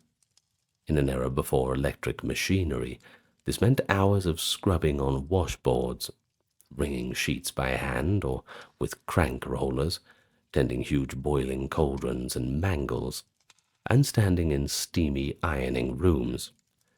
It was hard, drudging work, yet many superintendents remarked that it kept the women tranquil and tired, and thus less prone to excitement. In a single year, a large asylum's laundry might process tens of thousands of items. For example, an 1880s report from an Ohio asylum noted female patients washed 60,000 pieces of laundry that year. But besides laundry, women commonly did the sewing, mending, and needlework. As soon as breakfast was over, the needles had come out. Patients might be tasked with sewing new uniforms, darning stockings, repairing bedding, or making simple quilts. Many asylum annual reports proudly listed the quantities of clothing sewed by female patients. For instance, there might be 500 dresses, 1,200 pillowcases, 300 pairs of socks in a year, this kind of thing. That reminds me, I need to buy new socks. Anyway, in some progressive asylums, Patients also had occupational therapy in the form of crafts like basket weaving and rug making, a bit of knitting as well. Some women likely took quiet pleasure in sewing, but others, of course, found it monotonous. One patient sourly recalled her asylum days like this. So many hours each day sat we with our needle and thread, patching the same garments over and over. It seemed as endless as Penelope's shroud. Cleaning was another duty for both sexes. Women might sweep the wards, scrub the floors, dust furniture, help in the kitchen by peeling and washing vegetables, things like that. Men might haul coal scuttles to keep the boiler and fireplaces fed, or cart away trash. The most unpleasant chores, like emptying chamber pots and cleaning latrines, often fell to the patients lowest in the unofficial pecking order, or those being disciplined. There were implicit hierarchies, you see.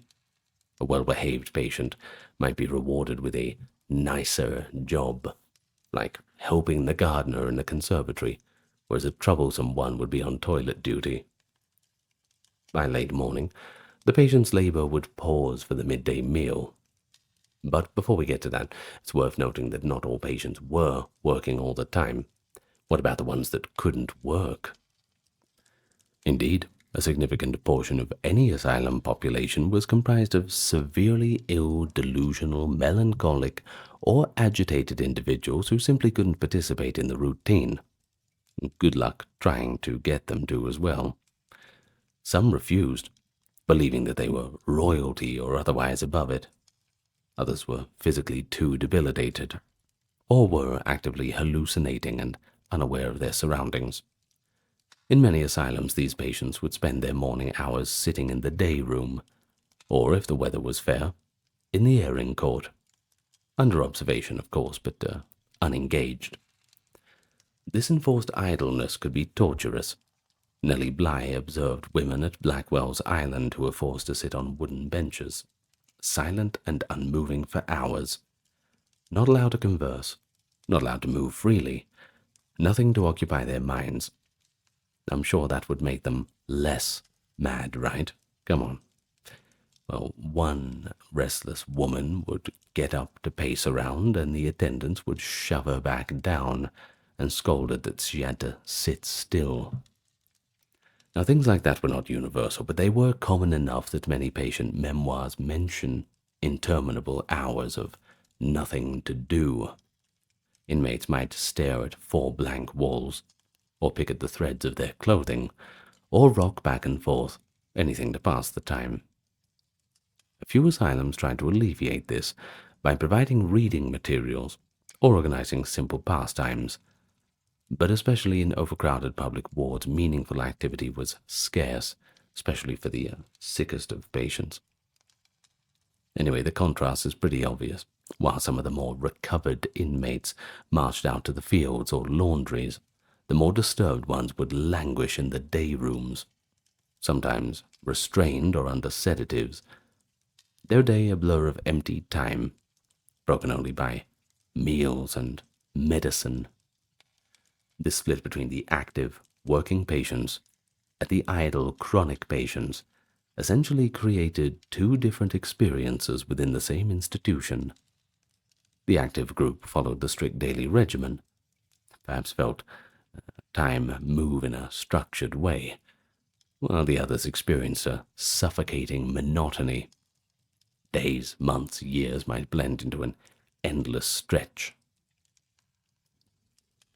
So as midday arrived, so did the main meal of the day. Dinner, which was also called lunch, I know it's a bit confusing, typically served around 12 or 1 p.m. In Victorian times, dinner was often used to refer to the principal meal at noon. Now, just like how breakfast is not really just for the morning, it's just the breaking of the fast, you know? So that means if you don't eat anything all day until 3 o'clock in the afternoon, and that's the first thing you eat, well, that counts as breakfast. Anyway, this was usually the most substantial food that patients would get this dinner/lunchtime. It often included a bit of meat or some other protein. which the morning and evening meals lacked. According to asylum dietary schedules, a common dinner might consist of boiled or roasted meat, either beef, mutton, or pork, served with potatoes and other vegetables. For instance, records from an English county asylum in the 1870s show dinners of stew or boiled beef with potatoes or carrots, which is the most British meal you can have, really. I grew up on that. Just meat and 3 veg, that's all it was. Or occasionally you'd have some salted pork or peas pudding. Bread was served on the side. In season, they might get a bit of suet pudding or rice pudding for dessert on certain days. Now, the quality of the meal varied widely. In well-funded asylums, the meal might be pretty decent, at least comparatively, and the portions would be ample. There are accounts of patients remarking that they ate more meat in the asylum than they ever did outside of it. One Irish pauper admitted to an English asylum supposedly said the food was so good that he'd happily stay there forever. Right then, low standards, I suppose, but this, however, was likely an exception or perhaps a facetious comment. In other places, complaints about the food were routine.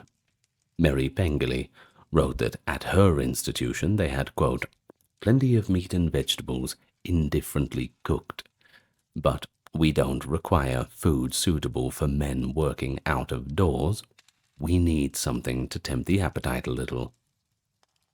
She, like many patients, had a poor appetite due to her depression and medications, and found the coarse, greasy fare to be unappetizing. She longed for a slice of homemade cake or a fresh egg, things to remind her of home.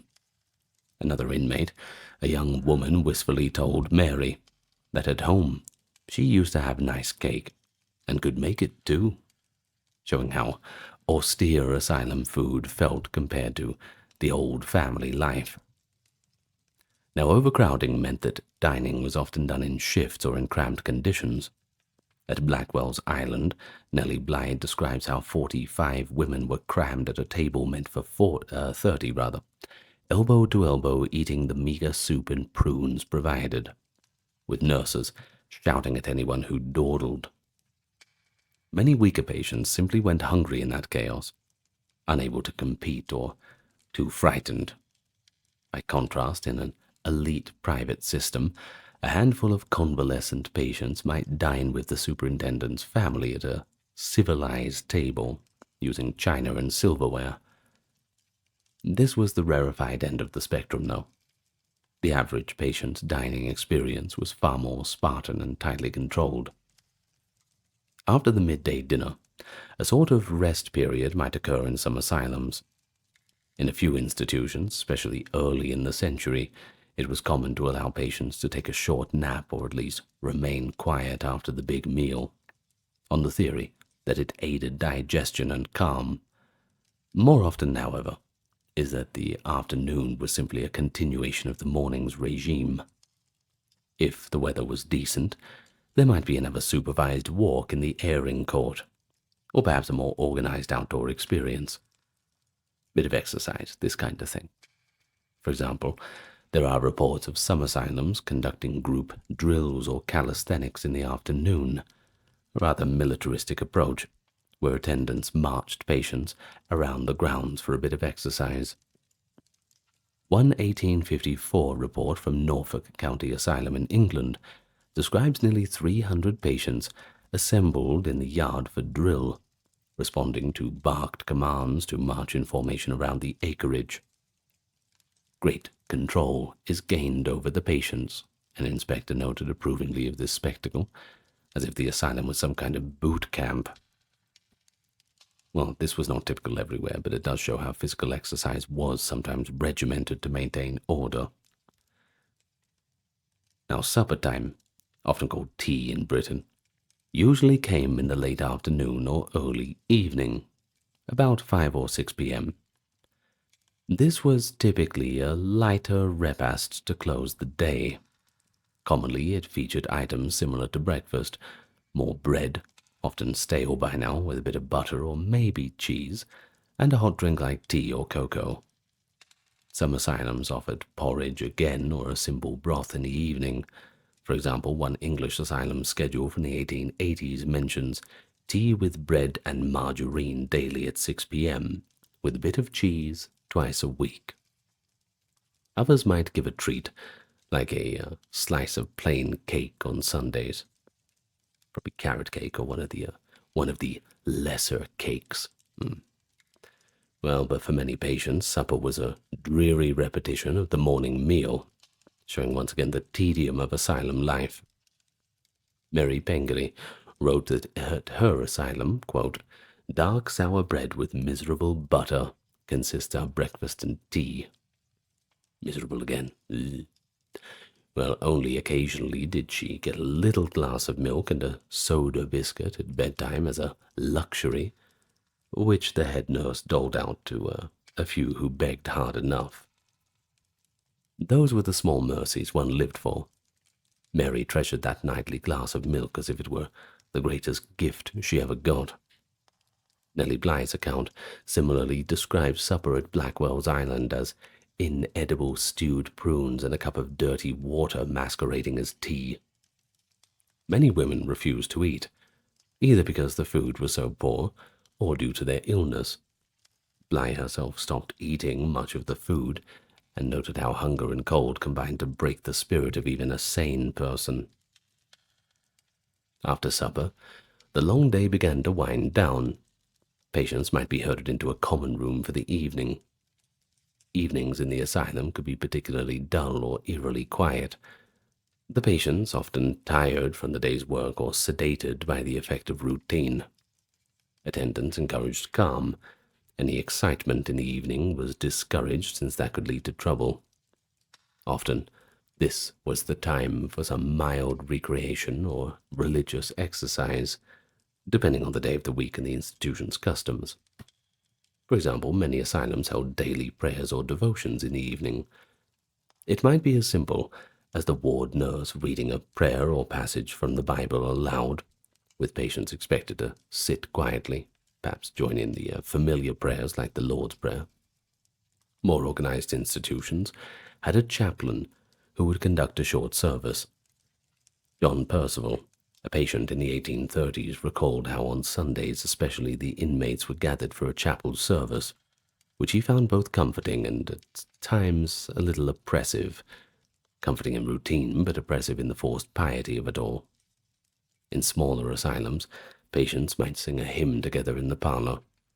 This injection of religiosity was based on the belief that moral and spiritual improvement went hand in hand with recovery from insanity. In lieu of prayers, some places offered secular diversions in the evening. For instance, a common feature of the well-run asylum by mid-century was the weekly or nightly recreation hour. Sounds really fun. Well, superintendents realized that a bit of entertainment could improve morale and even serve as a privilege to encourage good behavior. Thus, some asylums organized concerts, dances, or lectures. The wealthy Ticehurst Asylum in Sussex had regular evening amusements, billiards, card games, chess, amateur theatricals, which Merivale later acknowledged were generous, though in his state of depression they gave him a little joy. He wrote, quote, "All this bears so fair an outside that it seems difficult to quarrel with it. Yet the life that it concealed was inconceivably terrible. These parties, games, entertainments, meals, without a friend's face near me, without hope or volition. The story makes me shrink in the telling." End quote. Well, he doesn't sound too pleased, doesn't he? Nonetheless, for many inmates, the occasional dance or magic lantern show was a highlight to break the monotony. Large asylums often had a hall or recreation room.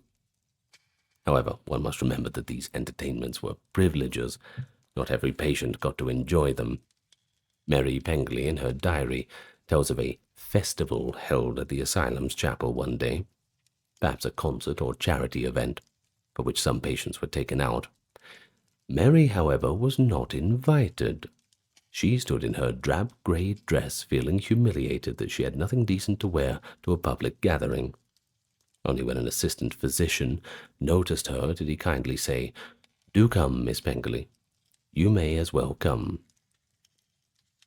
Still, Mary hesitated, pointing out her threadbare attire and bare neckline. He promised to have something sent for her, but instead of a dress she eventually just brought a plate of festival food, some sweets and fruit to eat alone. She interpreted this as a sign the staff didn't trust her to be seen in public, perhaps fearing she might complain about her treatment to outsiders. Well, as night fell, bedtime approached. Asylum administrators generally believed that early to bed, early to rise was the best possible thing, partly to maintain order and because the night staffing was minimal. They wanted patients safely tucked away. Bedtime in many asylums was around 8 p.m. At Liverpool Asylum, for example, it was recorded that bedtime was 8 p.m. and patients slept in long rows of beds that were 2 feet and 6 inches apart. Gee, 6 inches, that's all. Well, attendants would methodically escort patients to their dormitories and cells. Sleeping arrangements varied. In older asylums, or smaller ones, some patients had single rooms, often called cells, especially in the earlier century, small bare rooms with a bed, maybe a chamber pot. But the vast expansion of patient numbers led to the dominance of large dormitory wards. In a dormitory, dozens of beds were arranged in rows, often very close together, as noted, sometimes barely 2 or 3 feet apart. Privacy was non-existent. One might be trying to sleep while hearing the mutterings and snores of cries of 30 people in the same hall. Within the same sex, patients might be grouped roughly by their perceived condition or behavior. For instance, a noisy ward for those prone to shout at night versus a quiet ward for the melancholic or convalescent. Nonetheless, even a quiet dorm could become chaotic if one patient woke with night terrors or started screaming in hallucination. Nighttime could really be the most dangerous period. With minimal supervision, some patients tried to escape. Others got into fights or delusions. If an institution was especially understaffed, accidents would happen. Restraints were sometimes applied at night to those deemed risks. Straitjackets or restraint sheets might be used to keep a restless patient in place until morning. While Britain's asylums after the 1840s officially moved towards non-restraint policies, abolishing the routine use of manacles and straitjackets, that is.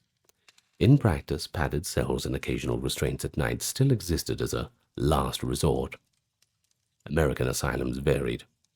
Some were a little bit more liberalized in the use of restraining garments, especially in the post-Civil War years where crowding soared.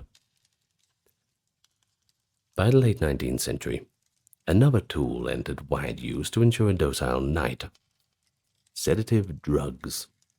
One of the first effective sedatives was chloral hydrate, introduced in the 1870s, and later they had peraldehyde in the 1880s. These were given to patients in the evening to induce sleep.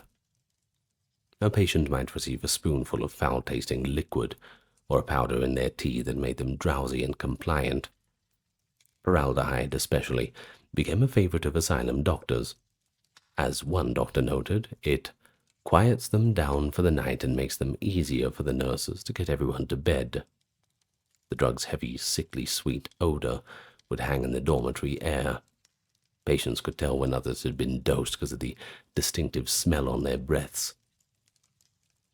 So, as 9 p.m. approached, most wards would be enforced darkness and silence. Attendants might carry lanterns on brief rounds to check that all were in bed. Some patients would be softly crying, perhaps missing their families, or due to the voices in their heads. Probably most out of just sheer hopelessness, one might imagine. Others quickly fell asleep, exhausted by the labor of the day or lulled by the medication. Now and then a patient might die in the night. Sudden death was not uncommon in asylums from epileptic seizures, heart failures, or things like tuberculosis that thrived in crowded institutions. Merivale chillingly noted how death would come suddenly and terribly on one of the outcasts, and the event would be hushed up and forgotten. Indeed, mortality was part of life in the asylum. Well, so far we've followed the ordinary day under ordinary circumstance, but asylums were also places of treatment, believe it or not, or at least what passed for treatment.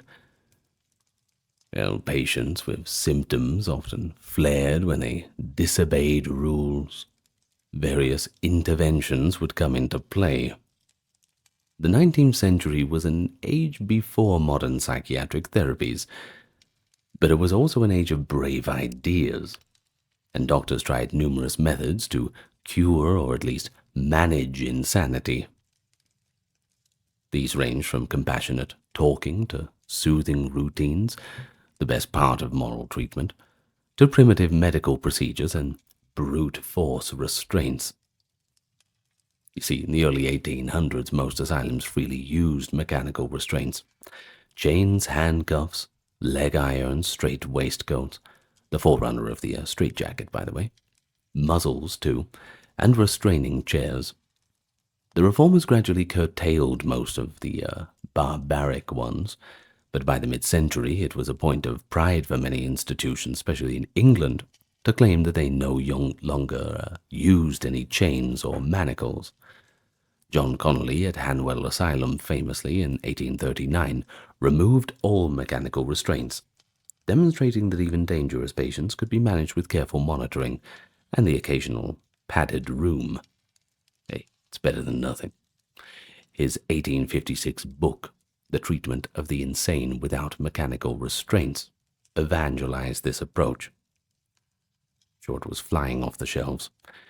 Anyway, instead of tying a man to his bed and subdue them like that, Connolly would put them in a padded cell, a small room with walls and a floor padded with thick cushions or canvas, so he could thrash about as much as he wanted without injuring himself, until at least his fury and energy abated.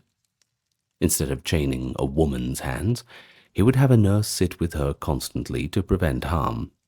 This non-restraint movement spread to many asylums in Europe and the US, but not all implemented it fully. Some found it too labor-intensive to watch patients constantly without any restraints. When you're short-staffed, well, these kind of concerns come about. Therefore, through the 19th century, many patients did experience restraints. Straight jackets were a common tool. You know the one, the canvas coats with the long sleeves, you could tie them behind the back, that sort of thing. They were used to subdue those who attacked others, or to protect patients from self-harm. We have accounts from patients of being suddenly grabbed and thrust into these rather unforgiving outfits. One moment you might be pacing a ward in distress, and the next a team of attendants might just grab you and force you into the ground and put you into the jacket. Not nice at all. But then there's also the humiliation and discomfort. That was profound. Often it was used as much as a punishment for misbehavior as for genuine safety. Elizabeth Packard, for example, described women in the Jacksonville Asylum being put in straitjackets and locked in cold rooms for daring to question authority. In one instance, she recounted how a fellow patient who spoke back to an attendant was summarily trussed up in a straitjacket for days as a lesson. Packard herself, who insisted she was sane and unjustly confined, was labeled as a troublemaker. She wrote that the threat of the straitjacket loomed over her constantly if she didn't behave to the warden's standard. Besides jackets, restraining chairs or beds were also used. Some asylums had specially designed chairs with straps, where a violent patient could be fastened by the waist and limbs, basically immobilized in a sitting position for hours. Others used what was called a Utica crib, named after the Utica Asylum in New York, a small, low, box-like bed with a barred lid that could be closed over a patient, effectively a cage bed. I'm sure that is the pride of the Utica inventors. Though intended to safely contain a patient without the need for hand restraints, these cribs were controversial and seen by some as inhumane. Just imagine the experience, though, being slid into a narrow wooden box and hearing the lid lock above you. Now that's horrifying, especially when they put you in there when you're in a uncooperative state. Let's just say that much. Doesn't help sedate your panic. In any case, by the late 19th century, methods like that were increasingly criticized, but they did persist in some places. Seclusion in a bare room was slightly gentler in control. It used especially for those who were noisy or disruptive. Many patients write of dreaded hours in the padded room or solitary cell. Yet some doctors saw it as a necessary time out until the patient cooled down. Mid-century asylum medicine, apart from restraint, put stock in various physical therapies. Water therapy, i.e. hydrotherapy, was especially popular. Cold and warm water were used in different ways. For hyperactive or manic patients, cold water was believed to have a subduing effect. In practice, this ranged from mild approaches, a brief cold shower, to extreme dunkings. However extreme that can get. Give me the money, Lebowski. Is that it? Where's the money, Lebowski? That sort of thing. Maybe not that bad, we'll see. Well, one common method was the shower bath. The patient would be stripped and placed in a stall where a torrent of cold water was released from above, dousing them for several minutes. Alternatively, attendants might simply throw buckets of icy water over a restrained patient, literally attempting to shock them into calm, which, as you know, is probably not going to work, but hey. The rationalization for all this was that the shock would reduce the pulse and excite fear, thereby quelling the frenzy. Now, for melancholic or extreme anxious patients, warm water baths were employed to soothe, which sounds a hell of a lot better than what we just talked about. Doctors would seat the patient in a warm bath, often in a special tub with a canvas hammock, or with a cover to maintain temperature, and leave them soaking for an extended period, sometimes hours on end. This was akin to a modern notion of sensory relaxation, though in some cases they seem to have overdid it. There are reports of patients being kept in continuous warm baths for days on end, taken out only briefly for, necessities. Attendants would add hot water periodically to keep it at body temperature. The patient, neck deep with only the head out, would become languid and sometimes more manageable after such bathing marathons. Well, it's important to note that the experience of these treatments from the patient's perspective was often one of trauma and intimidation.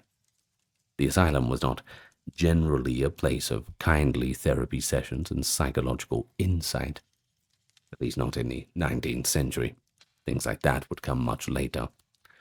One former patient writing in the 1890s said, in effect, quote, "No sane person would have any idea how we were managed. If you screamed, they choked you.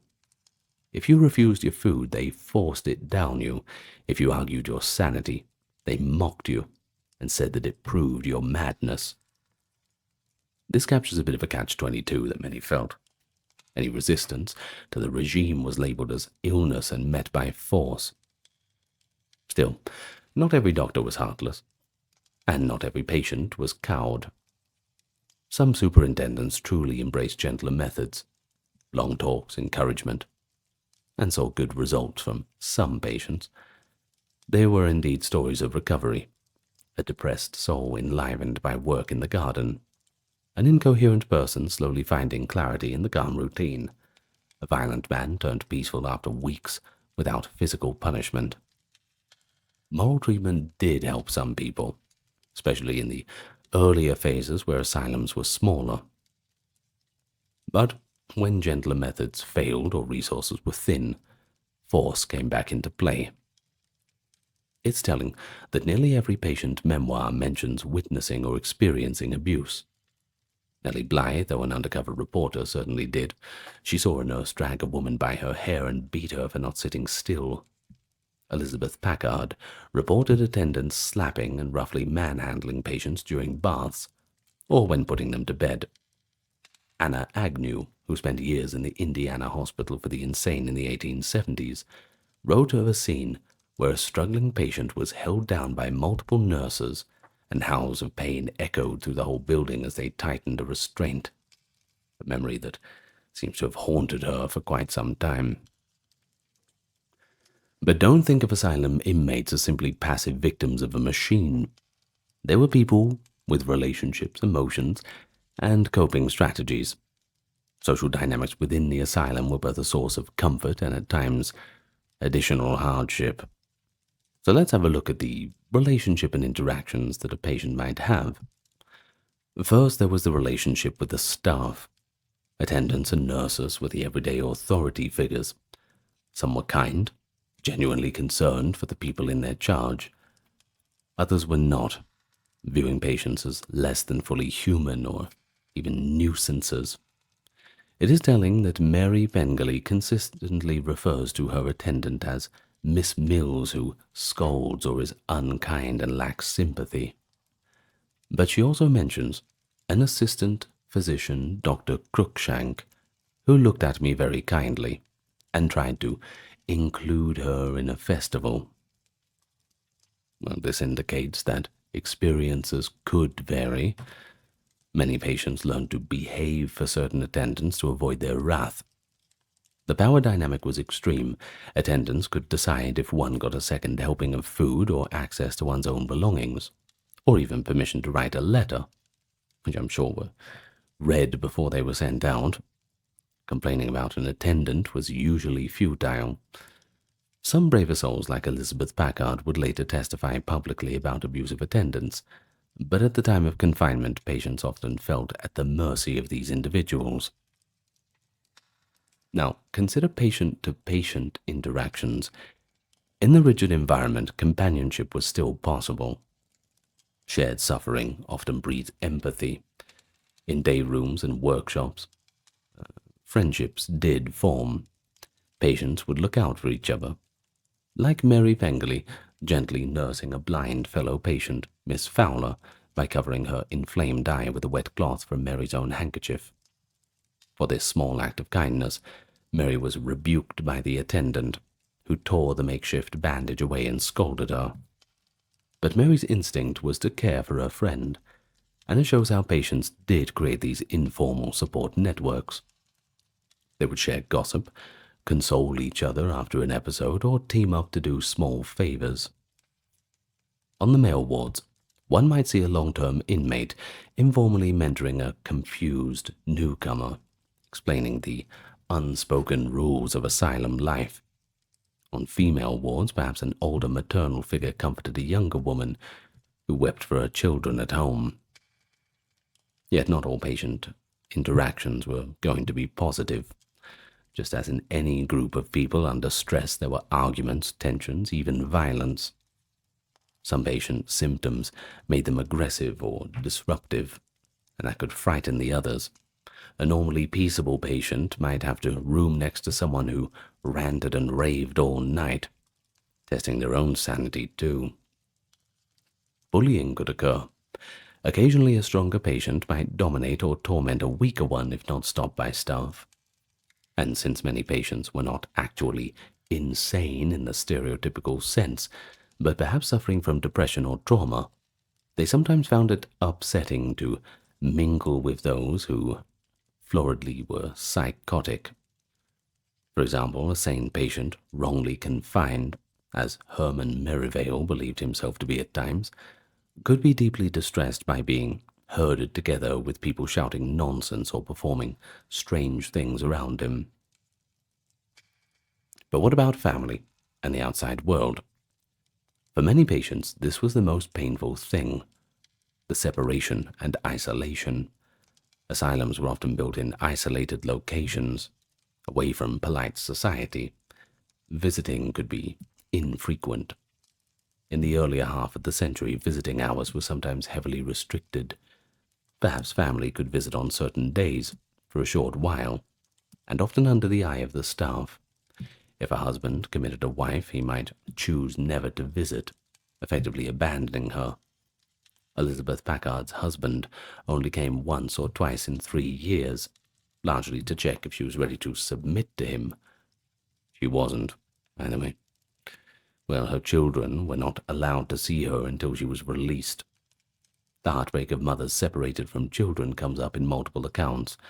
One woman wrote that hearing children's voices, perhaps the superintendent's children playing outside, would plunge her into tears, yearning for her own little ones. Patients who did have concerned family might see them monthly or so. Mary Pengelly was fortunate that her adult sons loved her and visited her when they could, despite first believing the doctors that she needed to be there. She describes the joy of a visit from her son Louis, who held her hand and promised to take her away for a drive when the weather improved. Mary pleaded to go home with him immediately, but he demurred, trusting the doctor's judgment that she was still ill. Thus, many patients felt extremely cut off. A phrase that appears is that they felt buried alive. In fact, one of the popular asylum narratives published in the 1800s was titled A Secret Institution, 1890, where author Clarissa Lathrop likened her time in the Utica Asylum to being entombed where no one hears your cries. The isolation had profound effects on the mental state of patients. The daily routine we outlined was supposed to cure or at least stabilize them, but ironically the monotony and separation could sometimes make everything worse. Doesn't take rocket science to figure that out, but you know what I mean.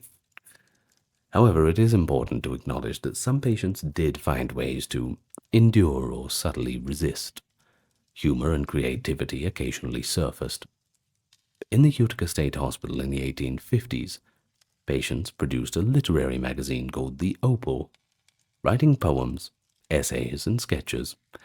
This remarkable outlet shows that even within the walls that human imagination persisted. Religious faith was another coping mechanism. Victorian society was, of course, deeply religious, and many patients clung to this faith. Some found strength in prayer, believing that God had not abandoned them, even if their entire family had. A deeply melancholic patient might find in daily chapel services a moment of transcendence, or at least a routine that reminded them of mortality and meaning beyond the bars. Of course, religion could cut both ways. For some it fed delusions, like those who thought they were prophets or demons, which asylums tried to suppress. But the asylum chaplaincy was a staple, and some chaplains provided genuine pastoral care that comforted individuals in those dark moments. Well, what then did a 19th century mental patient desire most? From their own words, liberty, dignity, and understanding. Elizabeth Packard, after winning her freedom in court, fought so that no married woman could ever be locked up at a husband's whim as she was. Mary Pengelly published her diary as an appeal to the public to search out better methods of caring for the mentally ill. She wanted to see the inner workings of asylums shown to the people, the good and bad to prompt improvements. Herman Merivale, who wrote his pamphlet to assure future sane people who might be mistakenly confined that they were not alone, and to warn society of the inconceivably terrible inner life that even a benevolently run asylum could hide. These voices, once buried, emerged to educate and humanize those who were labeled as no-hopers, the insane. And that's where we leave it today, the daily life of a mental patient. Pretty terrible, but, it's just the way it is. Medical science and, I suppose, just a general empathy for those less fortunate. It has to improve little by little. There are a few big strides, but generally it's 2 steps forward, 1 step back. In any case, thank you for joining me, and I hope you also enjoy the playlist for the other asylum videos. There's a bit more that we have to say about this topic. A bit more we have to say about medical history, indeed. But we'll get to that later. In any case, thank you to the supporters, keeping everything ad-free on Patreon and YouTube memberships. You are appreciated. And thank you for listening thus far. Like, comment, and subscribe. Tell your friends. And we'll see you next time. Goodbye for now. It was in the later part of 1847 when a Cork magistrate named Nicholas Cummings entered a cabin in Skibbereen and was horrified by what he saw. 6 famished and ghastly skeletons huddled in a corner, barely alive, moaning in fever. Within minutes he was surrounded by, quote, at least 200 such phantoms, such frightful spectres as no words can describe, their demonic yells ringing in his ears. Scenes like that played out across Ireland during the Great Famine of 1845 to 1852, a catastrophe that devastated the island's population and ultimately changed the course of not just Irish history, but quite a few other parts of the world. In those few years, Ireland's population fell from roughly 8.4 million to 6.6 million. Around 1 million people died from starvation or disease, and about 1 or 2 million fled their homeland in a desperate escape. So today, we're going to talk about the Great Irish Famine of 1845 to 1852, from start to finish. And we'll also get into a little bit of the politics from the British side as well, and a little bit of the aftermath in terms of immigrations and all the rest, how it affected other parts of the world, as we mentioned. So allow me to welcome you first. Hello to any newcomers, welcome back to anyone who's returning. The entire channel is ad-free. Thank you to the contributions of our patrons, YouTube members, those who visit the merch store, and the occasional donations, so we always begin with an acknowledgement of that. Links are in the description. Otherwise, give it a like, comment, subscribe. That's completely free, helps push us out in the algorithm, makes YouTube a better place. Anyway, thank you very much, and let's get on with it. So, we are in the Ireland of the mid-19th century. That is our setting. In the decades leading up to the famine, well, Ireland was experiencing quite a bit of population growth, more than usual. The population had nearly doubled since the late 18th century, reaching over 8 million people by 1845, most of whom who lived in dire poverty. They were either tenant farmers or landless labourers. The vast majority were Catholic peasants, while political and economic power was held by a landlord class that was often Anglo-Irish and Protestant. Hundreds of thousands of families subsisted on tiny plots of rented land. By one estimate, nearly 24% of Irish tenant farms were 1 to 5 acres in size, and another 40% were just 5 to 15 acres. Now, on such small holdings, no crop could sustain a family as efficiently as the potato. I just think they're neat. Over the preceding century, the potato had become the lifeblood of the Irish poor, a highly nutritious plant that could thrive in Ireland's damp climate and yield abundant calories even from the poorest soil. It all made sense to go all in on the starch. By the 1840s, around 1/3 of the population, nearly 3 million people, depended on potatoes as their principal staple, and a lot of them had little or no other sustenance. A labourer's typical daily diet consisted of 10 to 14 pounds of potatoes. That's a lot. Just working it out, that is ridiculous. Occasionally supplemented with some buttermilk or oats, This monoculture fostered a fragile food system, one that produced rapid population growth but left the country one failed harvest away from complete disaster. Bit of a foreshadowing, isn't it? Politically and economically, Ireland was vulnerable. The Act of Union in 1801 had dissolved the Irish Parliament and brought Ireland under direct British governance. Yet London's policies often neglected Irish welfare. Land ownership was concentrated in the hands of a few thousand landlords, many of whom were absentee, living back in England, leaving estate management to middlemen. Rents were extracted from the peasantry, who in turn subdivided their plots among sons or subtenants, creating ever smaller parcels. Tenant farmers generally had no security of tenure and could be evicted at a landlord's whim, discouraging improvements to land. Decades of penal laws, though mostly repealed by the 1830s, had impoverished the Catholic majority and curtailed their education and opportunities. By the 1840s, many rural Irish lived on the brink of destruction. Observers spoke of villages teeming with beggars, cabins scarcely fit for habitation, and people dependent on the charity of the potato itself.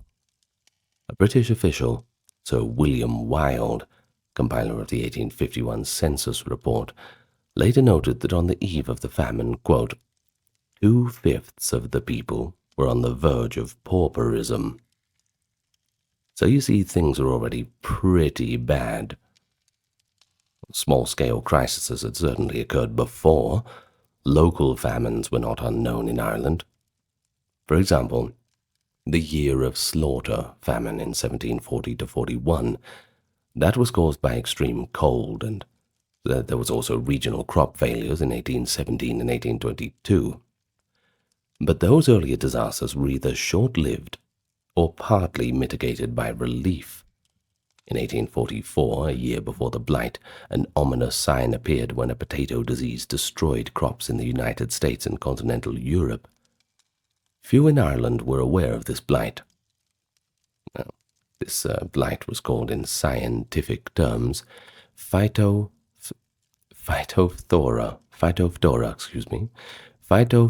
infestans.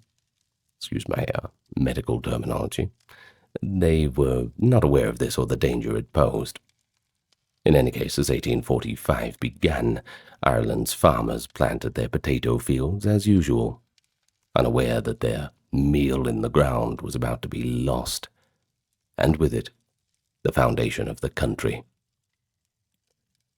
And so, in September of 1845, mysterious patches of brown-black rot began appearing on potato leaves in Ireland. The vines withered with alarming speed, and when farmers dug up their potatoes, many of them had shrunken, blackened, and decayed into a fetid mush, exuding a stench of rot. Not fit for eating, that's for sure. By October, reports spread that over 1/3 of the potato crop had been ruined by the blight. For many families, that meant the loss of their winter food supply. The response to this first year of crisis was initially encouraging.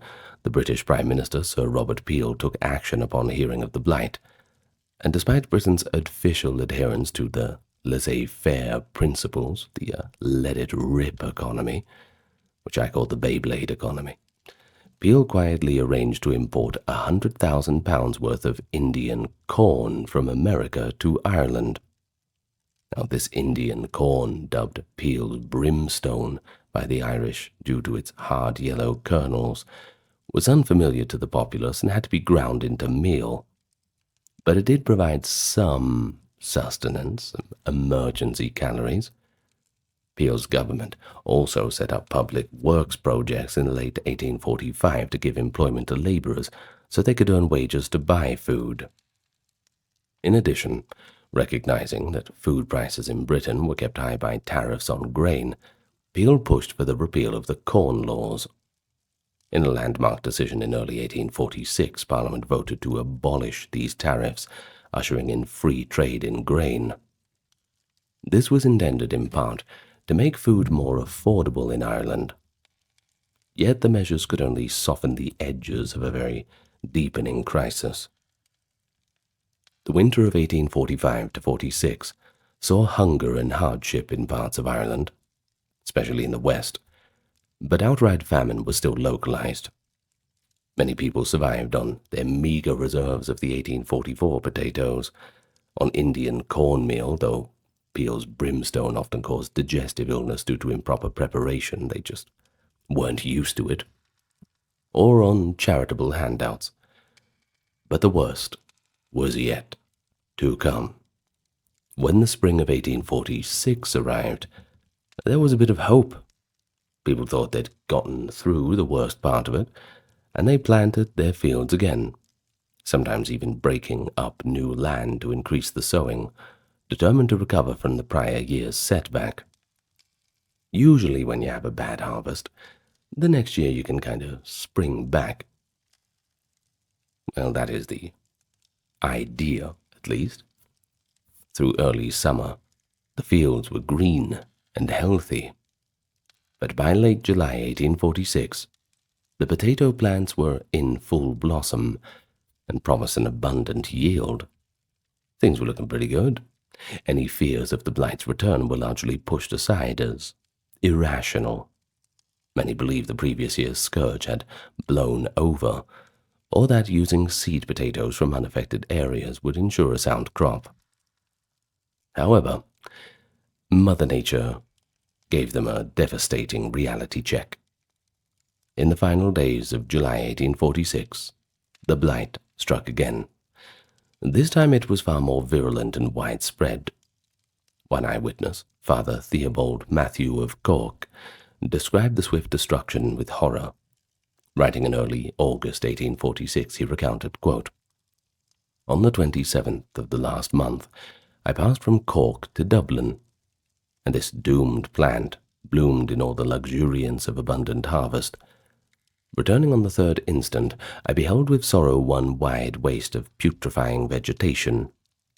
The wretched people seated on the fences of their decaying gardens, wringing their hands and wailing bitterly the destruction that had left them foodless."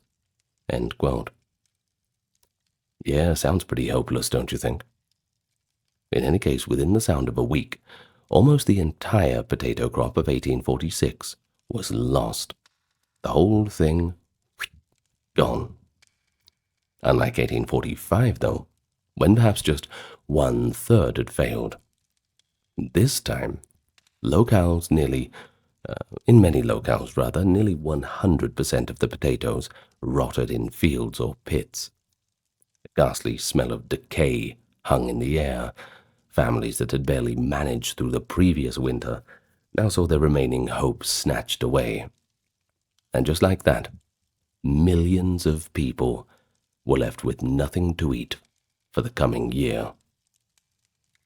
The autumn and winter of 1846 to 47 marked the true beginning of mass starvation in Ireland.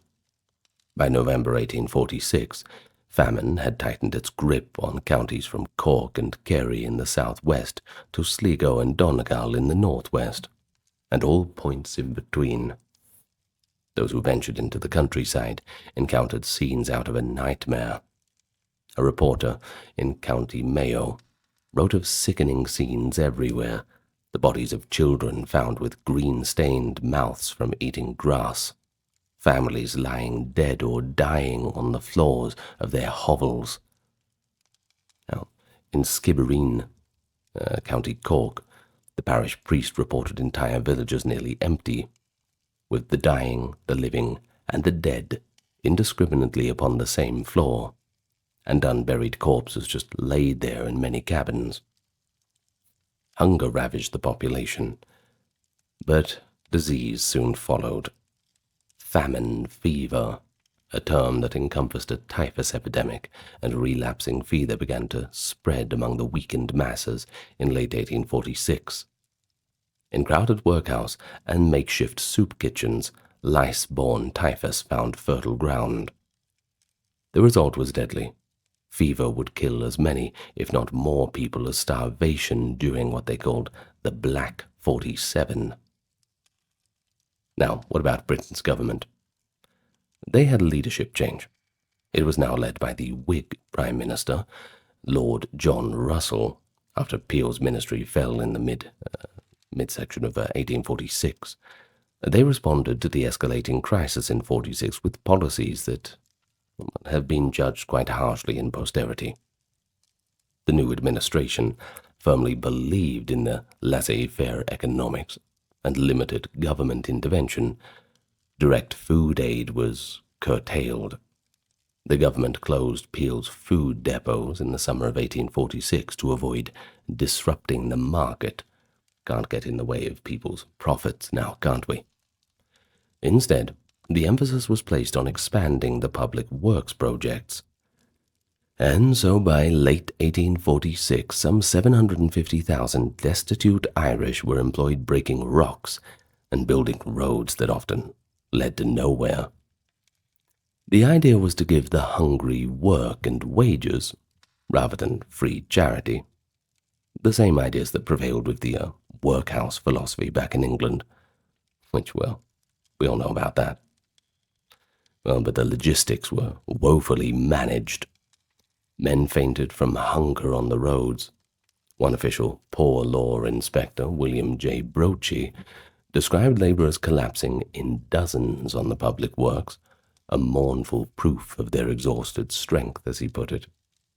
I mean, how are people meant to do that sort of work with basically nothing in their stomachs? Of course they're collapsing. Just scientifically, the will cannot overcome that lack of calories. And also the other problem was, wages were frequently well below the price of food. As grain prices soared, a labourer's daily wage on the road, perhaps 8 pence, wasn't enough to buy a meal to feed his family. Starving workers sometimes tried to eat the raw turnips or nettles they found on work sites. In one heartbreaking illustration, a Board of Works employee named Cowlan was found dead by the roadside in County Cork, having collapsed from hunger just a few yards from his home. Such was the malnutrition and illness among the workforce that road fever, or typhus, spread widely. Hundreds of engineers, foremen, and clerks who supervised the projects also died of it. By early 1847, the public works scheme was a clear failure. It was too slow, too disorganized, and too late. And it was costing the Treasury a fortune, while yielding nothing in relief. The British government abruptly shut down most public works in the spring of 1847. But that did not stop the crisis from worsening. They were about to hit the worst year of all. The year 1847 would earn the aforementioned grim title, Black 47 in Irish memory, as it marked the peak of the famine's mortality and misery. By January, the suffering had reached a crescendo.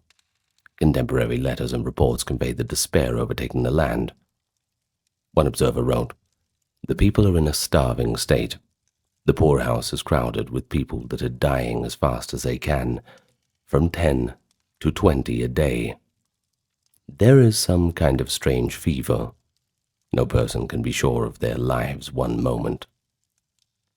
In some areas, bodies lay unburied for days. A woman in Queens County wrote, which was Lowis, by the way, wrote to her brother in America that, quote, "There is not room in the churchyards to bury the dead. Coffins are on the surface of the earth."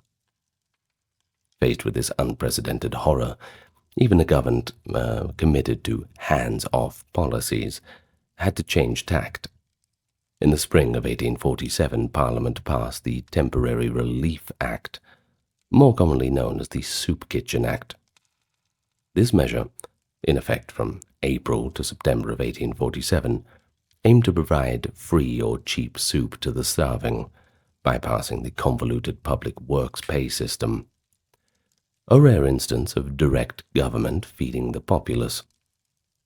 Under the energetic leadership of Quaker and civil servant Sir Arthur W. Trevelyan's wife, Lady Trevelyan, soup kitchens and depots were established across Ireland.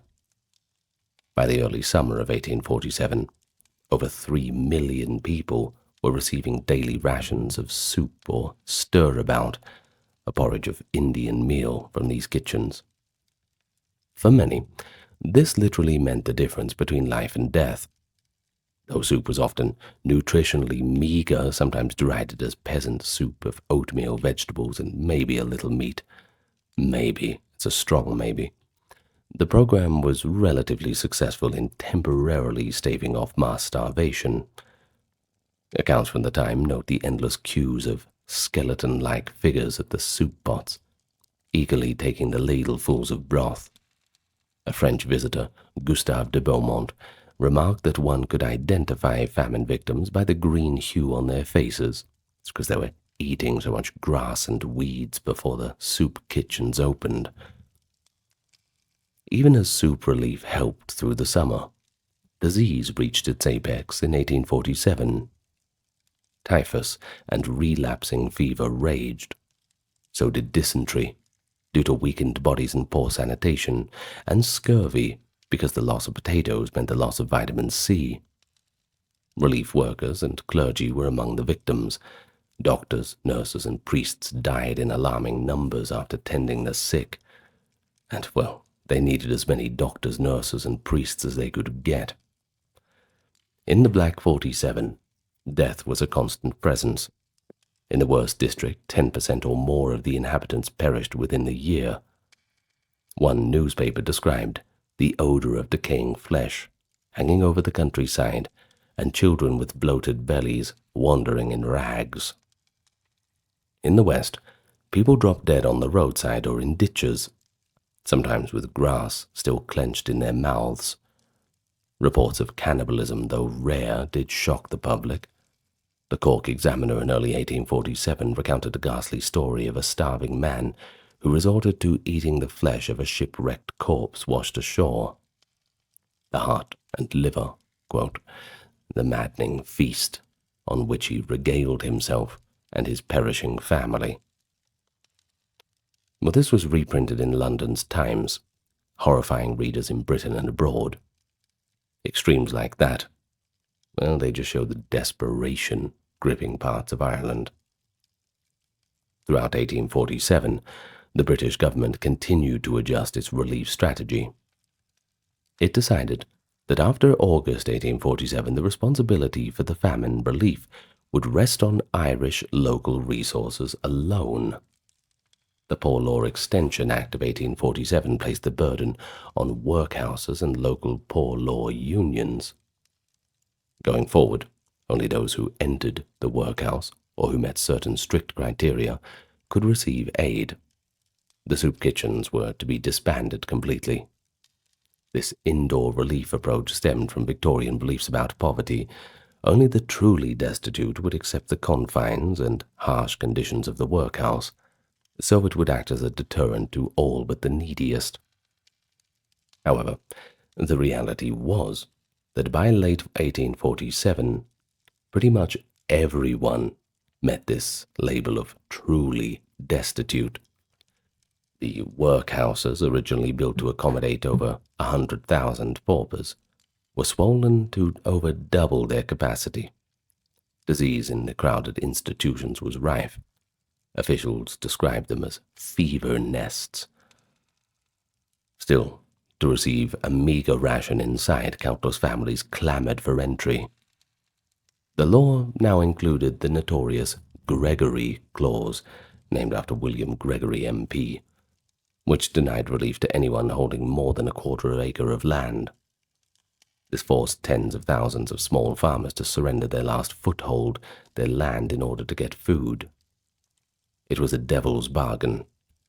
Give up your home and plot, and enter the workhouse, or cling to it and starve with no aid.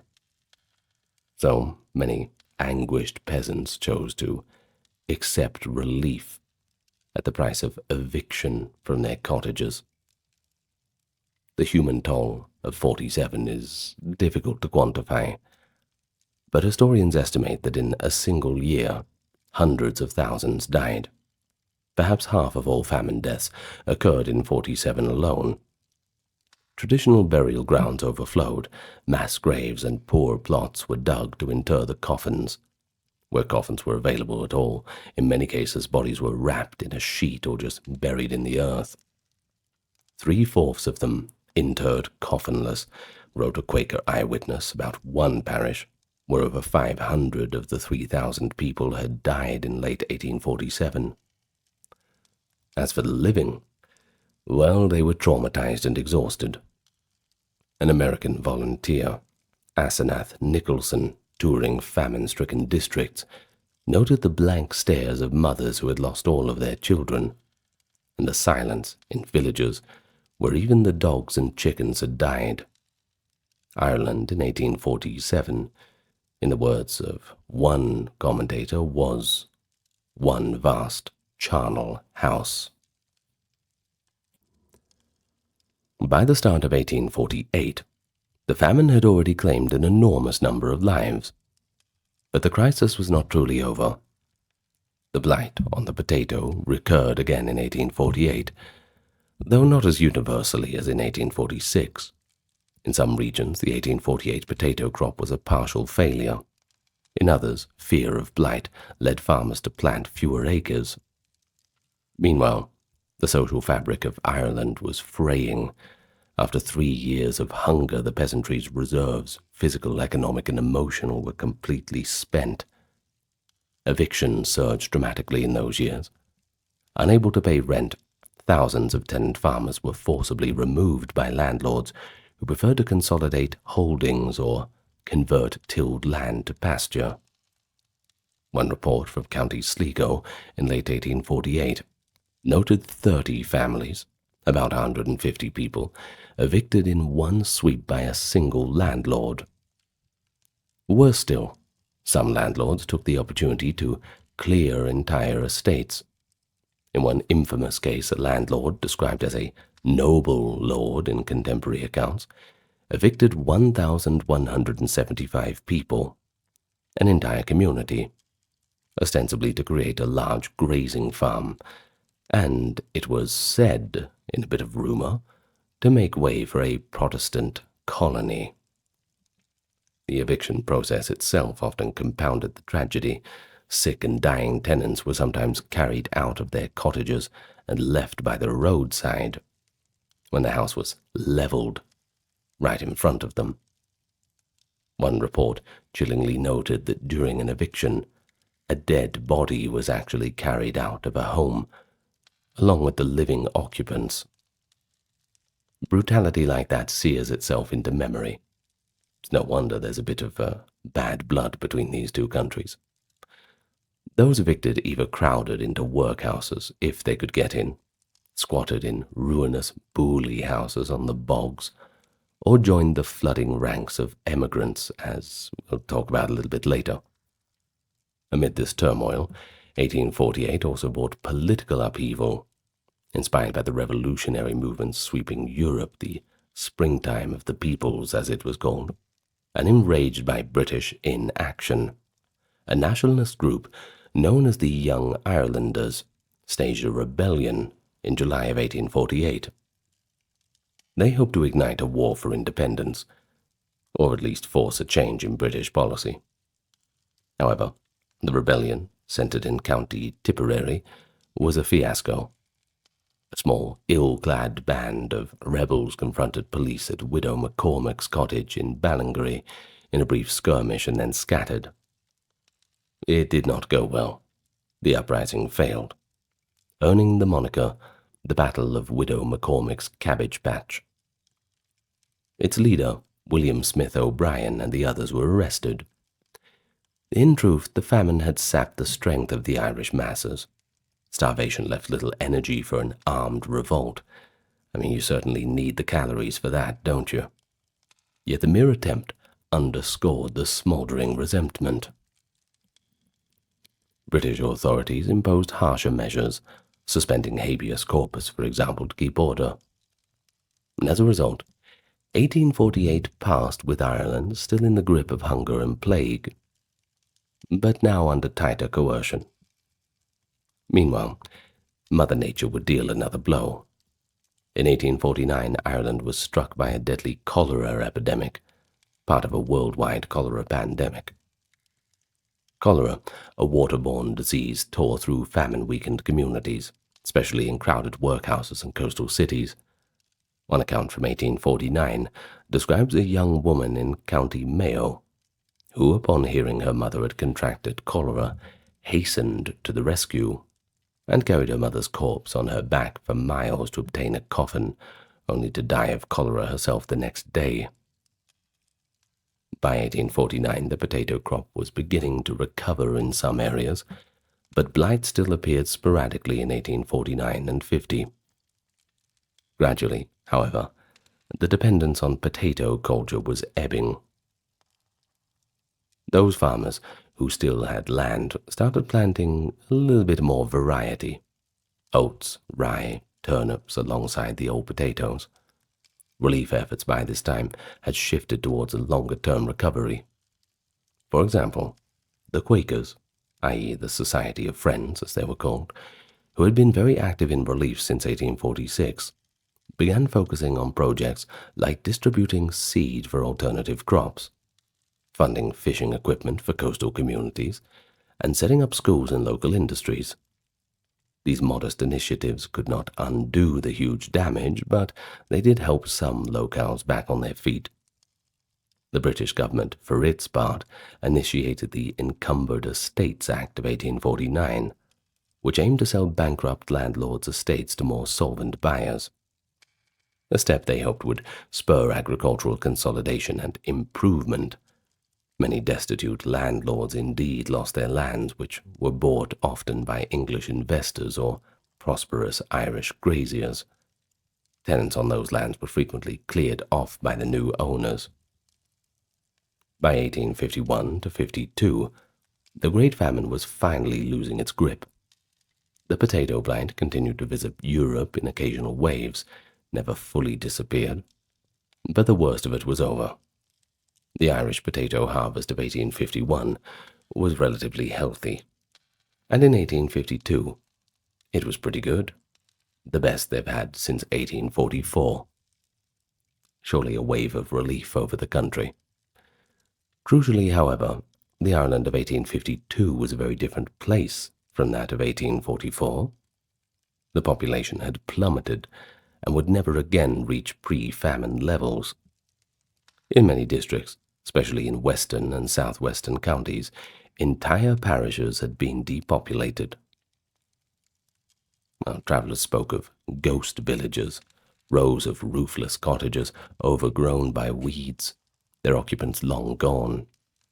One British traveler in 1850 noted that in parts of County Mayo, quote, "The silence is striking. Where once were the noises of life, now only the wind through bare stone." The small-holding class of courtiers and labourers had been effectively eliminated. Those who survived were often those with slightly larger farms or occupations other than landless labour. They now consolidated the holdings of those who had died or emigrated. Farms under 5 acres, which had been nearly half of all holdings in 1841, were only about 15% of holdings by 1851. In mid-1852, the British government officially proclaimed an end to the famine relief measures. Normalcy, it was assumed, had returned. Yet normal was a cruelly diminished state. The final death toll of the Great Famine will never be known precisely, but modern estimates range from about 1 to 1.5 million deaths from hunger and disease between 46 and 52. Now that constituted roughly 1/8 to 1/4 of the population. An additional 1 to 2 million people emigrated in those same years. In total, Ireland lost about 20 to 25% of its population in a very brief period, a demographic collapse virtually unparalleled in peacetime in modern history. For comparison, one commentator noted, this is akin to a country like the United States today losing about 90 million people in the span of a few years. The famine's tail extended beyond 1852 as well. Emigration continued at high rates in the 50s and 60s, as many survivors decided to leave a land that seemed cursed with poverty. The grass has to be greener than this, surely. Now, of course, the story of the Great Famine is as much a story about Ireland as it is about British government policy. Historians have long been talking about how much the catastrophe's severity can be attributed to human decisions or indecision back in London. The verdict of the Irish popular memory, and a few scholars, has been pretty scathing.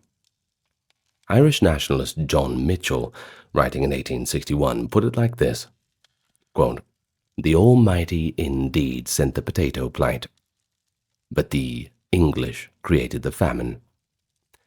A famous charge that shows the view that the natural crop failure was turned into an artificial famine by misguided and heartless policies. But what were these policies, and why were they so inadequate? We've mentioned a few of them, but let's get into some more detail. In broad strokes, the British government response can be divided into two phases: the initial relief under Sir Robert Peel's Tory government, and the main period under Lord John Russell Whig government. So that's late 1845 to June 1846 for Peel, and July 1846 onward for Russell. Peel's measures in 1845 to 46, as discussed, included food importation, limited public works, and the repeal of the Corn Laws. Peel had a reputation as a practical statesman, willing to bend a few doctrines to alleviate distress. His actions likely did mitigate the first year of famine. However, once the Whigs took over in mid-1846, the approach hardened. The Russell administration's outlook was guided strongly by its Treasury overseer, Sir Charles Edward Trevelyan, the Assistant Secretary to the Treasury, effectively the chief administrator of the famine relief. Trevelyan became, in many ways, the personification of British famine policy, and its most vilified symbol. Deeply influenced by the evangelical Protestantism and economic orthodoxy, Trevelyan believed that the famine was sent by Providence, and that excessive intervention would only encourage dependency and laziness among the Irish. He wrote in 1846 that the famine was, quote, "The judgment of God sent the calamity to teach the Irish a lesson, and that calamity must not be too much mitigated."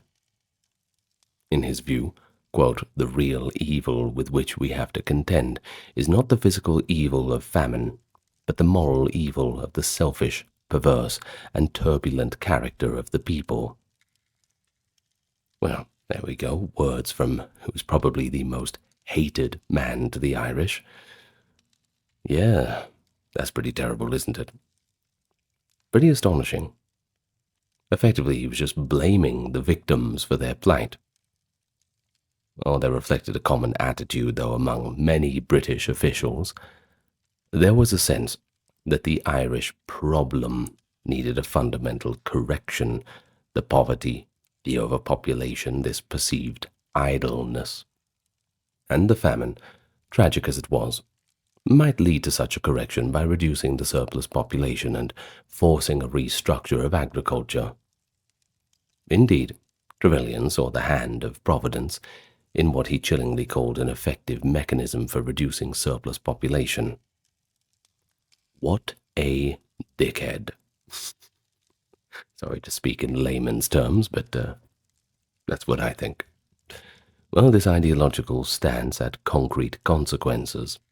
First, the government insisted that Irish property must support Irish poverty. They were wary of the burdening British taxpayers for what was seen as Ireland's internal issue. Thus, after mid-1847, relief costs were foisted onto Irish ratepayers and landlords via the Poor Law, even though those in the hardest-hit areas were in no position to contribute. Second, the government was reluctant to interfere with market forces by halting food exports or providing food for free for too long. All through the worst years, they never declared a total embargo on exports of food from Ireland. Consequently, while Irish peasants starved, substantial quantities of food continued to be exported. Grains, butter, beef, and pork flowed out to England, because that was just the normal course of trade, and we can't interrupt that. To many observers, this was the ultimate injustice. As one anguished Catholic priest wrote in 1849, ships laden with our provisions are hourly wafted from our ports, leaving starvation and death the fate of the toil and sweat that raised this food. Local newspapers regularly decried the export of oats or livestock from famine-stricken counties, but the government refused to forbid it, citing the importance of not panicking the markets or deterring commerce. Third, London's relief efforts were often bureaucratic and delayed, and, well, at some points parsimonious too, I suppose we could say. For instance, during the Black 47, when the soup kitchen system was actually saving lives, it was terminated on the original schedule, despite the ongoing need. Trevelyan and others believed extending it would undermine the return to the normal poor law operation. They also delayed acceptable foreign donations and sometimes redirected aid in counterproductive ways. Now, in one notable incident, when the Ottoman Sultan, Abul Mekid, offered £10,000 for Irish relief, the British diplomats, embarrassed that Queen Victoria had only pledged £2,000, requested the Sultan to scale the gift down. And he did. He still sent £1,000 and several shiploads of food secretly to Ireland's shores. It's also crucial to examine the role of the Parliament and public opinion in Britain. Initially, there was a wave of sympathy from the British public. Donations were raised, and charities like the British Relief Association gathered funds, eventually distributing around £400,000 in private aid. So why can they get £400,000, but the Queen can only get, what, 2? Come on. Come on. Well, as the famine dragged on, the news of violence, food riots, or the 1848 rebellion emerged. Fatigue and even resentment grew among some in Britain. The London Times in 1847 notoriously editorialized that the Irish owed Britain gratitude for all the help given, and suggested that perhaps the famine was nature's way of solving Ireland's long-standing problems. Basically, they were saying, less Irish people, less problems to deal with. The attitude of compassion fatigue meant that by 1848 to 49, there was little political will to continue relief efforts. Now, Britain did end up spending, by official records, about 8 to 10 million on famine relief. Now, that sum might sound large, but consider that in the same period the British government also spent 69 million on fighting in the Crimean Wars, or that they compensated the West Indian slave owners, not the slaves, the slave owners, with 20 million in the 1830s. Well, further, much of the Irish relief expenditure was in the form of loans or was billed to Irish local authorities. The poor law system forced many Irish localities into financial ruin. Unable to collect enough rates from destitute tenants or insolvent landlords, some unions simply collapsed. The government's answer was the Rate in Aid Act of 1849, which imposed a special tax on the relatively less affected northeastern counties of Ulster to help pay for relief in the devastated west and south. This was deeply resented in Ulster, where some argued that their region had no famine due to superior industry, a claim belied by reality, of course. The friction exemplified how British policy often pitted regions and classes against each other. In Ireland, well, there wasn't much of a unified relief effort. It was all just one big mess. Now, alongside death and disease, Mass emigration was the third hallmark of the Great Famine. As the crops failed and starvation set in, a powerful survival instinct drove people to seek escape by any means possible. What began as a trickle in 1845 turned into a flood by the later 1840s. It is estimated that between 1 and 2 million people left Ireland during that decade, with the peak years being 47 through to 51. The majority headed across the Atlantic to North America, to the United States and Canada. Others went to Britain. Some went all the way to Australia. This exodus transformed Ireland. It created a diaspora that would shape both Irish and global history. But who were the emigrants? Many were entire families, parents, children scraping together passage money, often by selling their last cows or receiving money from already departed relatives. Others were the very young, teenagers, or even children sent ahead by desperate families in the hope they might survive abroad and send back a little help. In some cases, landlords organized what was termed assisted emigration, effectively paying for the pauper tenants to emigrate, as it was cheaper to send them away than to support them in the workhouses or see them die on the property. Landlords would negotiate bulk fares on ships to Canada or the US, sometimes even chartering vessels to carry evicted tenants overseas. One cynical observer noted landlords were, quote, shifting the burden of their poor to another land under the guise of philanthropy. Yeah, I can see how they came to that conclusion. As one account details, ships leaving a west coast port like Killala or Westport in Mayo were filled with fever-stricken, destitute people whose fares had been paid by an estate, the landlord's way of clearing the land for conversion to pasture. In practice, these assisted emigrants often had very little choice.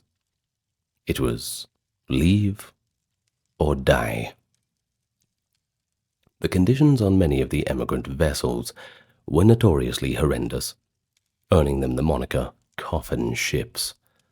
Most emigrants were packed into the holds of aging sailing ships in steerage class, which was essentially an open deck below with little ventilation or sanitation. Shipping laws existed to regulate passenger numbers with provisions, but enforcement was pretty lax, especially on vessels heading to Canada, which had cheaper fares and thus more overcrowding. An average passage to North America could take 6 to 8 weeks, and during the winter of 1847, some voyages stretched to 12 weeks due to storms. Passengers were issued meager rations of biscuits and water. Many starved or became ill on the journey. Infectious diseases, particularly typhus, which they would call ship fever. So many different names for typhus. Well, that ran rampant in the cramped and filthy quarters, as you would imagine. And here's a harrowing statistic. In a single month, July of 1847, 10 fever-ridden ships arrived at Grosse Isle, the quarantine station in the St. Lawrence River for the Canadian-bound ships carrying 4,427 emigrants. 804 had died during the crossing, and another 847 were sick on arrival, barely clinging to life. Overall, it's estimated that at least 30,000 Irish perished on the voyage to North America, and another 10,000 died shortly after landing from disease contracted on board. Yet, despite all of the peril, hundreds of thousands survived, and they started new lives abroad. So let's consider their destinations.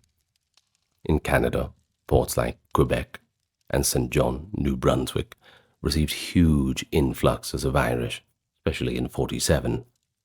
Canadian communities, themselves overwhelmed, did mount relief. The Grey Nuns in Montreal, for example, tended to orphans and the sick. Many nuns actually died in that process, too. Those who lived often moved on quickly to the United States, since passage into the US from Canada was easier and cheaper than direct from Ireland. In the United States, 1847 saw the arrival of perhaps 200,000 Irish, and by 1854 over 1 million of them had landed at American ports: New York, Boston, Philadelphia, etc. American reaction was mixed. There was solidarity from many Americans, often church-based aid, since a good number of Americans were of Irish or Scots-Irish descent already. For example, the city of Boston and New York set up relief for the arriving immigrants. But nativist sentiment also lurked. Some Americans viewed the influx of impoverished Catholics with suspicion or hostility. It's here that the famous signs, "No Irish need apply," would soon appear in some establishments. But despite the hardship, the Irish immigrants and their children would go on to form the backbone of many American urban working classes. And eventually political machines like the Tammany Hall in New York gave them a voice. It's important to note how quickly the famine Irish sought to support those left behind. Remittances began flowing from America back to Ireland as early as the late 1840s. Even in extreme poverty, immigrants in Boston or New York would pool together money to just send a few dollars home. By the 1850s, these remittances collectively totaled millions of dollars, and ironically, they exceeded the British government's annual expenditure on Irish poor relief. Now, another significant destination was England and Scotland. Several 100,000 moved to Great Britain during the famine years. Many took the short journey on packet boats to Liverpool, which became an immediate pressure cooker.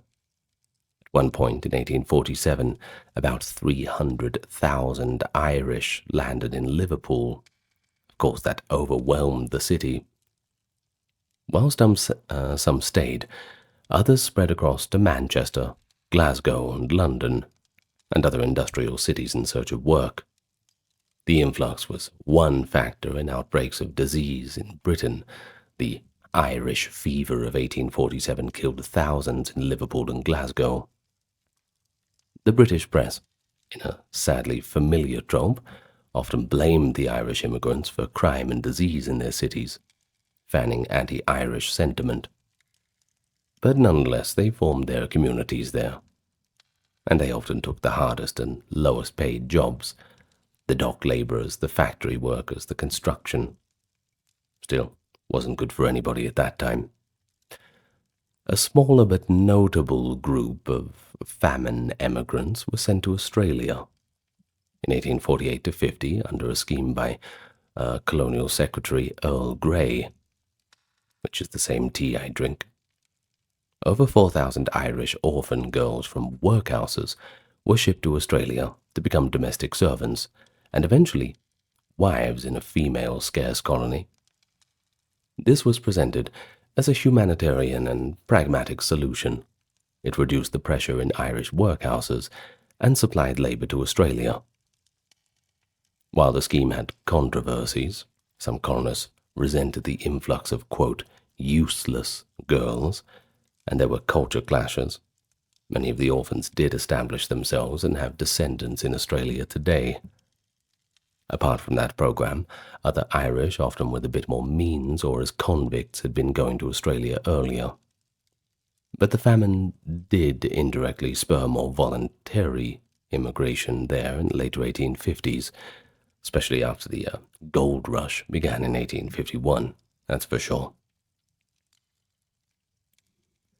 But back on the home front, the famine did not simply just end and fade away. The consequences reverberated through the rest of the 19th century and beyond. Demographically, Ireland continued to bleed people. The census of 1851 revealed the outcome, from 8.4 million down to 6.6. And the population kept falling. It reached about 5.8 million in 1871, and 4.7 million in 1891. It was not until our current time that Ireland's population would climb again to the levels of the 1840s. This prolonged decline was due to sustained emigration and a reduced birth rate. The social structure of the countryside was not revolutionized. Before the famine, Ireland was a patchwork of small holdings and cotier cabins. After the famine, those marginal holdings were pretty much gone. Survivors consolidated land or shifted to wage labor.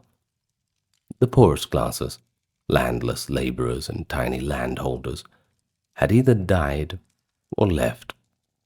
In their place, a somewhat more prosperous class of farmers with larger and more viable farms. Ireland's agricultural economy shifted from grain and potato tillage to pastoral farming, raising cattle and sheep for export. British journalist James Anthony Froude noted in the 1870s that, quote, "A Celtic Irishman is forced into exile, that a fat bollock may graze on his small holding." A caustic sentiment, of course, of post-famine land use. And indeed, in many formerly peasant districts, one saw the grass growing where once people had. The famine also catalyzed changes in landlord-tenant relationships and British governance in Ireland.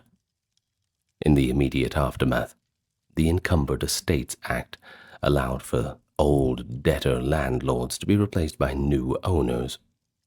But in many cases, these new landlords were no more sympathetic. Some were speculators.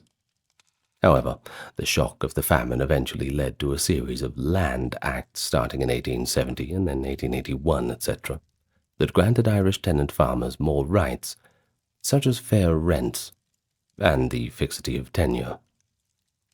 By the early 20th century, these culminated in schemes for tenant purchase, the UK government facilitating tenants to buy out landlords. So, ironically, within 70 years of the famine, the landlord system that had dominated Ireland for centuries was largely dismantled, a process undoubtedly hastened by the demographic realities the famine created and the popular pressure from a now more politically aware Irish farming class. But culturally and psychologically, the famine left its very deep scars. Irish Gaelic culture suffered a blow.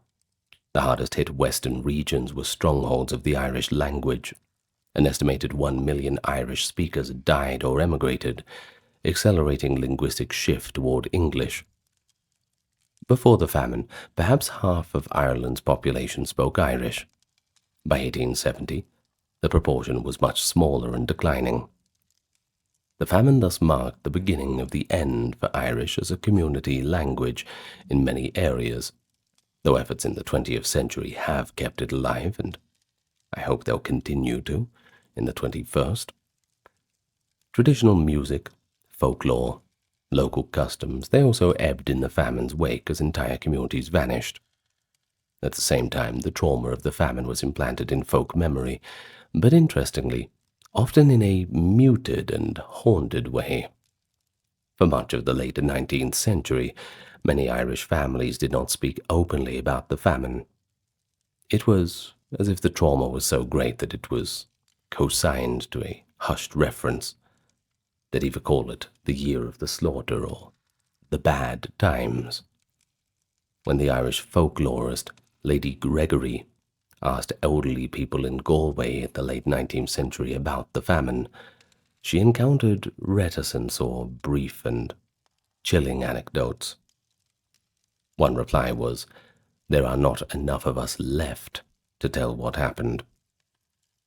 It wasn't until the 50th anniversary in the 1890s, and then the centenary in the 1940s, that the famine story was more fully commemorated in a public way. Well, one measure of how the famine's legacy is now kept is how it's memorialized. Across Ireland and the world today, there are numerous famine memorials, from statues of emaciated figures trudging along the Dublin Quay to the haunting coffin ship sculptures in Toronto and Philadelphia. The famine also left a legacy in the form of institutions. The workhouse system, for example, lingered on, though greatly underutilized until the end of the 19th century. A grim architectural reminder in many towns of the famine's worst days. And so, I suppose we can say it's one of those events that divides history. In Ireland, there is a very clear before and after. The academic study of the famine has revealed it to be a rather complex issue, one of ecological disaster and also political failure. But beyond the academics, the famine endures in the collective soul of the Irish as a profound tragedy that they will never forget. So as we conclude, it's best that we think about the memory of those who suffered and perished, and acknowledge how their story helped forge a new Ireland that somehow managed to rise from the tragedy of that great famine. Almost everything that we know about the Cathars was written by the very people who destroyed them. Records from the Inquisition, the Catholic polemics, chronicles by men who rode fiercely with the crusading army to put an end to them. There's a few texts from the Cathars that survive in fragments, a handful of manuscripts preserved almost by accident in the libraries of those who confiscated them. And that should tell you something about how thoroughly they were erased. In the 12th and 13th century of southern France, they built an entire alternative Christian tradition, organized, popular, and frankly, theologically coherent. So coherent that it challenged Rome's authority directly, and the Pope eventually launched a military crusade to wipe this rising power out. It was a crusade not against Muslims, not against a foreign power, but against Christians in Christian lands who believed the wrong thing. And so today, we are going to tell the story of what they believed and what it cost them. Welcome to the channel. Good to see you all. Thank you to everyone keeping everything ad-free on the Patreon, YouTube memberships, donations, and merch store. If you can't do that, then just give it a like, comment, and subscribe. If you can do that, navigate to the pinned comment. You'll find where you need to go if you want to go there. With that being said, let's get busy. It's probably a good place to start by talking about dualism, the theological core of Catharism. Basically, this was the belief that the material world and the spiritual world were the creations of two different opposing powers. The precise articulation of this dualism varied across different Cathar communities and different periods of the movement's history. Not quite a one-size-fits-all, but there is a general picture that we have. There were what scholars call mitigated dualists, who believed the evil creator was a fallen angel, rather than a wholly independent evil principle, and then there were the absolute dualists. They basically believed in two entirely co-eternal cosmic powers, good and evil, entirely independent of each other. But the fundamental structure was consistent. The material world, the world of bodies, matter, flesh, blood, and death, was the creation of the evil principle, the demiurge, who had imprisoned spiritual beings in material form in a kind of means of control. The spiritual world, the world of souls, light, pure being, well, that was the creation of the good and trustworthy God. The task of human existence was to free the spirit from the prison of matter and return it, eventually, to its divine source. This theological framework had direct implications for how Cathars read the Bible, which they interpreted through a profoundly dualistic lens. The God of the Old Testament, the creator of heaven and earth, the God of armies who commanded genocide, who hardened Pharaoh's heart and drowned the Egyptian army in the Red Sea, was, in the Cathar reading, the evil demiurge, the creator of the material world, not the Father of Christ. The New Testament's God, however, the Father of mercy and love proclaimed by Christ, was the true and good God, who had sent Christ not as a being truly made of flesh and blood, but rather a spiritual messenger. This Christological position, known technically as Docetism from the Greek word for to seem, had ancient roots in early Christian heresies of the 2nd and 3rd centuries, and it had radical implications. You see, if Christ was not truly incarnate, well, then he did not truly suffer on the cross. And if he did not suffer on the cross, then he did not truly die. And therefore, the entire edifice of Catholic sacramental theology, the Mass representing Christ's sacrifice, baptism incorporating the believer into Christ's death and resurrection, was, frankly, built on a complete fiction. You can see how the Catholics were not keen on this idea. Kind of shakes up the old worldview a little bit. The consequences for Cathar ethics and practice were equally radical. If the material world was evil, and the body a prison of the spirit, then anything that reproduced and perpetuated material existence was, at best, deeply problematic. Sexual reproduction, which created new material prisons for trapped souls, was therefore a significant moral concern.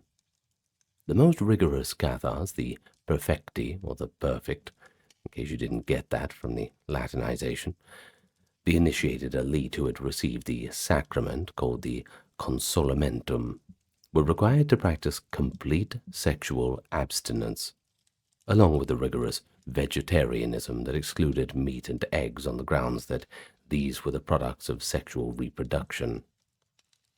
They also avoided taking oaths, because Cathar reading of the Gospel of Matthew was that Christ had commanded complete truthfulness in speech, and that the taking of an oath implied that ordinary speech might be untrustworthy. In a society organized around oaths of fealty, commercial obligation, and legal testimony, the refusal to swear oaths was both a theological statement and a practical challenge to established order. The perfecti were the spiritual elite of Catharism, a small minority of the total Cathar population, distinguished by the full rigor of their practice and the authority they derived from it. The much larger population of credentes, the believers, supported, fed, and venerated the perfecti, while not themselves undertaking the full obligations of Cathar initiation. The consolamentum, the Cathar sacrament that transformed a believer into a perfectus, of course the plural for perfecti, was primarily a deathbed sacrament for the credentes, received at the end of life, after the physical appetites and reproductive capacities were no longer a practical concern. This arrangement was sometimes caricatured by Catholic polemicists as allowing the credentes to live however they liked with the assurance of spiritual insurance at death. But the reality is a bit more nuanced than that. The credentes supported the perfecti with genuine reverence, regarded their blessings and their touch as spiritually significant, and ultimately were integrated into a religious community structured around the perfecti's teaching and example. The relationship between Catharism and its ancient intellectual predecessors is one of the most debated questions in the field. The structural similarity between Cathar dualism and the Manichaean dualism that had flourished in the Roman Empire in the 3rd and 4th centuries, and against which Augustine of Hippo had defined so much of his theology, topic for another time, I suppose, had led medieval Catholic polemicists and some modern scholars to treat Catharism as a direct descent of Manichaeism, a continuous underground tradition of dualist heresy persisting through the centuries. This continuous tradition hypothesis, as it's been called, has been subsequently rejected by the majority of current scholarship, but it is worth mentioning. The most widely accepted view now is that medieval dualism, including Catharism, developed through contact with the bog mill movement of Bulgaria and the Balkans. a dualist Christian heresy that emerged in the 10th century and spread westward through trade routes and the movements of itinerant preachers. The Bogomils did not directly produce Catharism, but they did provide a theological vocabulary, the organizational models, and scriptural interpretive frameworks, too, that the southern French movement developed in its own distinctive direction. Catharism was, on this view, a genuinely medieval creation, rather than the revival of an ancient tradition. But of course, everything comes from somewhere to some extent, so we do have to mention the early heresies. Now, when we say heresy, too, we do not use this word in a kind of finger-pointing way. Heresy is basically just a departure from the accepted doctrine. A heretic is very different from a non-believer, or a pagan, as it would be called back in those days. A heretic is somebody who is actively trying to change what Christianity is. And the reason why the church got their noses so bent out of shape with that was because it was basically leading more people to the direction of hell rather than heaven, leading people away from salvation with what they saw as bad scriptural interpretation. This is why they went so hard against it. Anyway, let's continue. You do need to understand the world of 12th century Occitania, the region of southern France whose language, the Occitan, and whose culture distinguished it sharply from the northern French world of the Capetian monarchy and their own dialects. Now, this was not simply a regional variation within a broadly unified French culture. We hadn't quite gotten there yet with the nation-state of France, so we can't quite think of it like that. It was in significant respects a distinct civilization, politically fragmented into a patchwork of counties, viscounties, and lordships whose overlapping obligations created spaces of effective autonomy, culturally sophisticated in ways that drew on Arabic influence from across the Pyrenean border, and ultimately socially organized around the values of fin amour, the refined love poetry of the troubadours, and a particularly form of a aristocratic culture that prized wit, courtesy, learning, and the patronage of art alongside the conventional aristocratic values of military prowess and lordly generosity. All very complex. The troubadour culture of Occitania is not separable from the Cathar context. It really comes hand in hand, though the relationship between the two is more complex than the romantic legend suggests. The troubadours were the lyrical poets of the Occitan aristocracy, composing in Occitan the most sophisticated vernacular poetry of the 12th century, poetry whose themes of courtly love, desire, honor, and spiritual aspiration, hint, hint, had generated interpretive traditions ranging from the literal to the allegorical to the outright strange. Some troubadours were sympathetic to Catharism, some were indifferent, some were actively hostile. What they shared with the Cathar perfecti was a social milieu.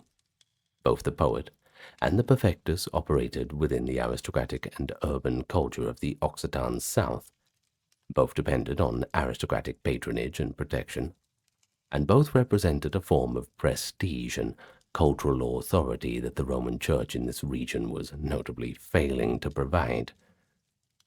The Cathar perfecti were, in many accounts, visibly more learned, more ascetically impressive, and more personally virtuous than the Catholic clergy of the same region, a comparison, rather, that mattered enormously in a culture that took the intersection of moral authority and spiritual power seriously. It didn't help all of those papal scandals that we discussed in the terrible popes and scandals of Rome video, kind of shatters people's faith in the church. Well, when that shatters, of course, people look for new things, don't they? It's only natural. The political structure of Occitania was fundamental to Catharism's survival and growth. The county of Toulouse, the dominant political entity in the region, was ruled by the Counts of Toulouse, Raymond V, and then Raymond VI, who maintained a studied ambiguity toward the heresy on their lands and reflected the more complex political realities of their position. Well, the Cathar perfecti included members of noble families that were connected to the Count's own network of allies and clients. The credentes included a significant proportion of the urban merchant class, whose commercial importance made them politically useful. And the Catholic Church in Languedoc was, by multiple contemporary assessments, including those of Catholic reformers, in a state of significant pastoral and moral failure. Things were falling apart. Not a good situation for anybody. Bishops appointed for political rather than spiritual reasons, especially those who had their offices basically sold to them. Simony. It's not good. There was also clergy of inadequate education and questionable personal conduct. Monastic institutions that had lost the vitality of the early Reform period. So in come the Cathars, offering in this context something that the institutional church was visibly failing to provide: a community of genuine spiritual teachers who actually practiced what they preached. Imagine that. The role of Cathar women in the movement deserves a particular attention because it represents one of the most striking features.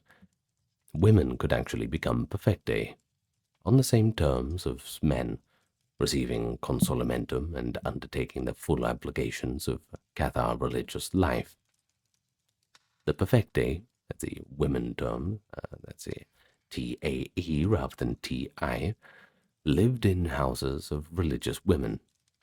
They preached to credentes of both sexes, and were accorded the same veneration as their male counterparts.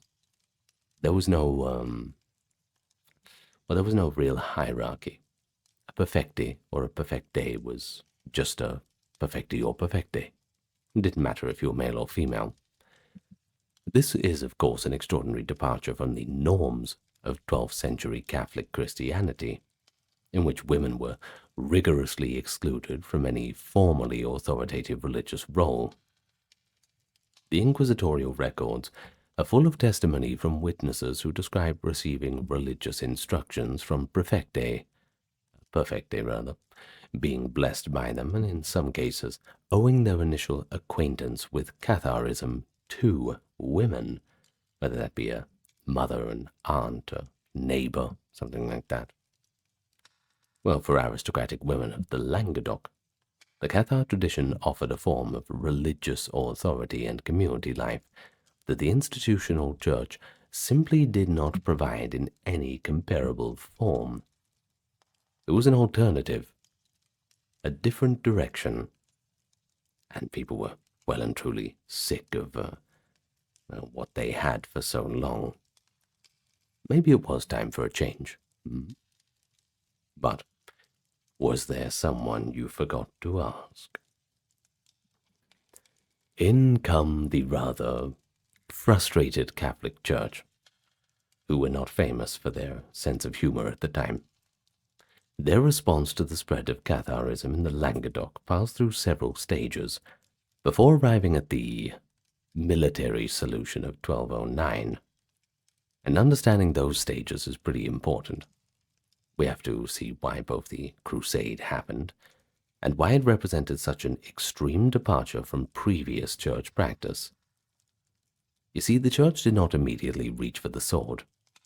It tried, pretty hard too, over several decades, a range of less violent methods: preaching, missions, theological debate, episcopal reform, and the application of canonical penalties, including excommunication and interdict, before they concluded that none of them was working. And of course, these were the tried and tested methods. I mean, for the past almost 1,000 years since the church had got kicked off in Rome, they'd been sending people off to far-flung lands to convert barbarians, their words not mine, and kings and everything in between to become good Catholics. It worked before. I mean, they convinced the Vikings to do it, so, well, maybe they'd have better luck trying the old methods.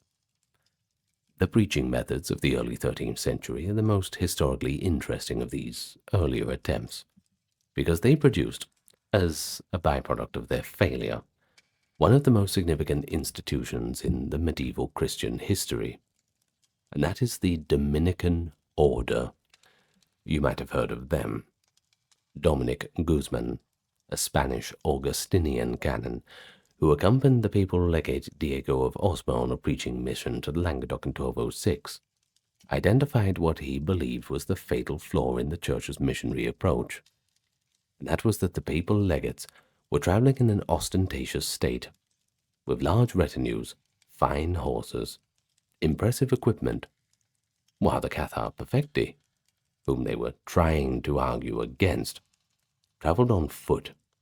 They were subsidized by minimal food, and they wore these poor clothing. They looked more like a reflection of Christ, rather than a reflection of some militaristic nobility power structure.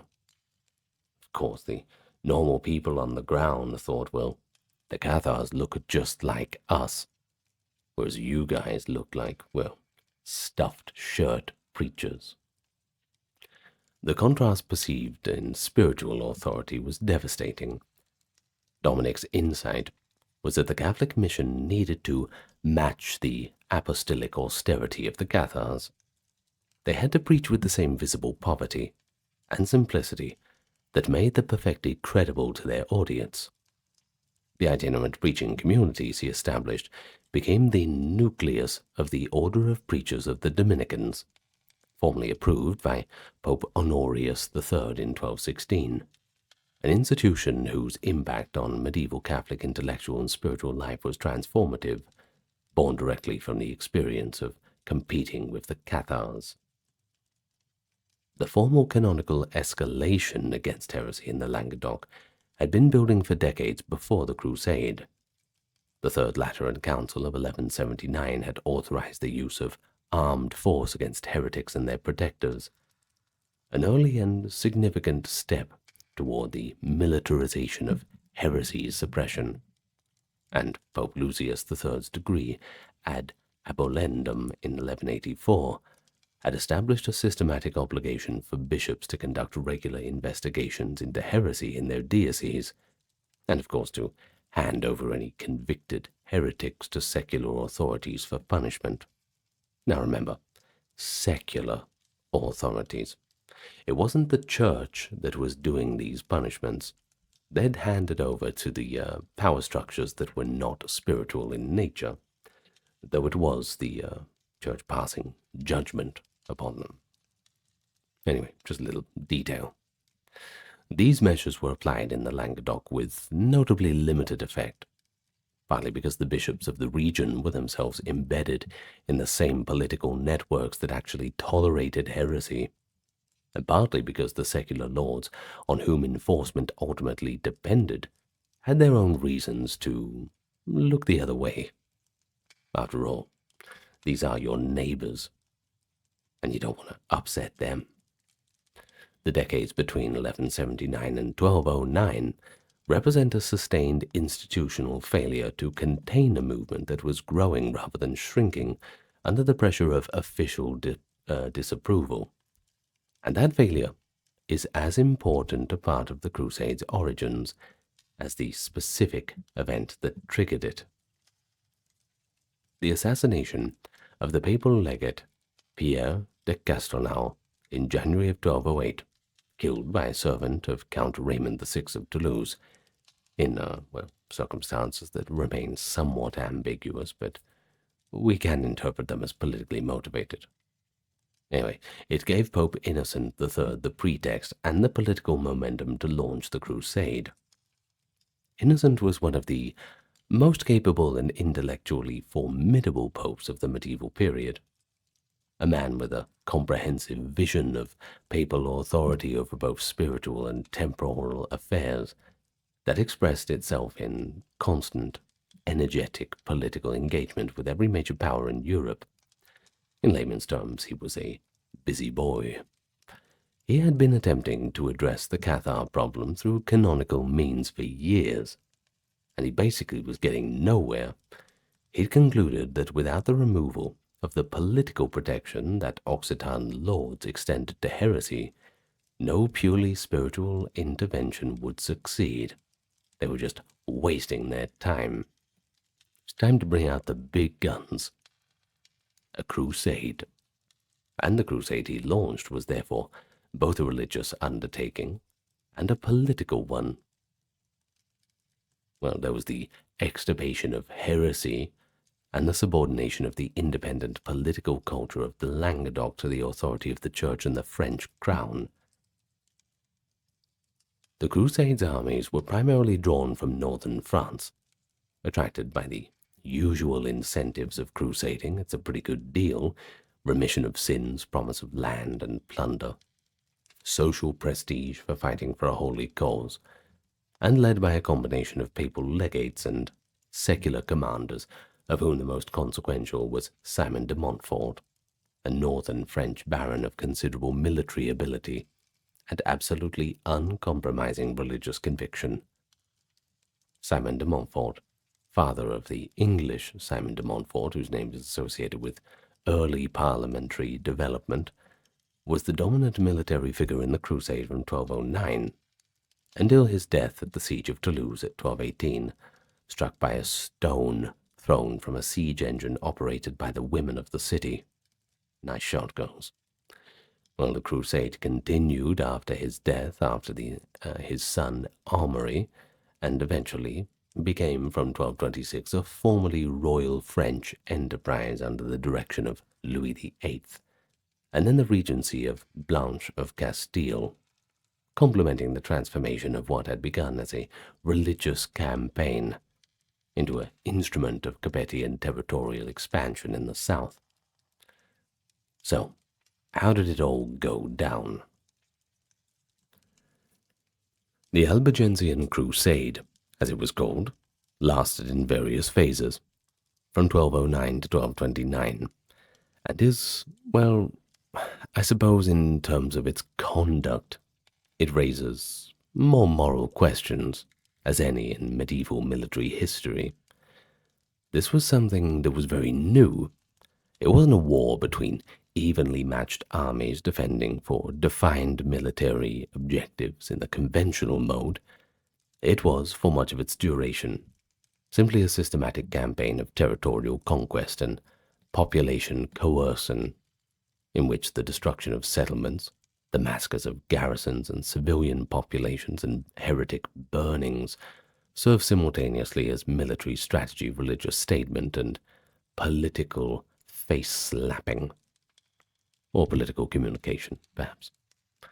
Now, the primary sources, the Chronicle of Peter of Levaux de Sarnay, a Cistercian monk who accompanied the crusade and wrote with partisan enthusiasm, and the Canso de la Cruzada, the Song of the Crusade, composed in Occitan from a perspective a little bit more sympathetic to the southern cause, together give us a picture of whose moral extremity neither source was designed to produce, but which the combination illuminates with uncomfortable clarity.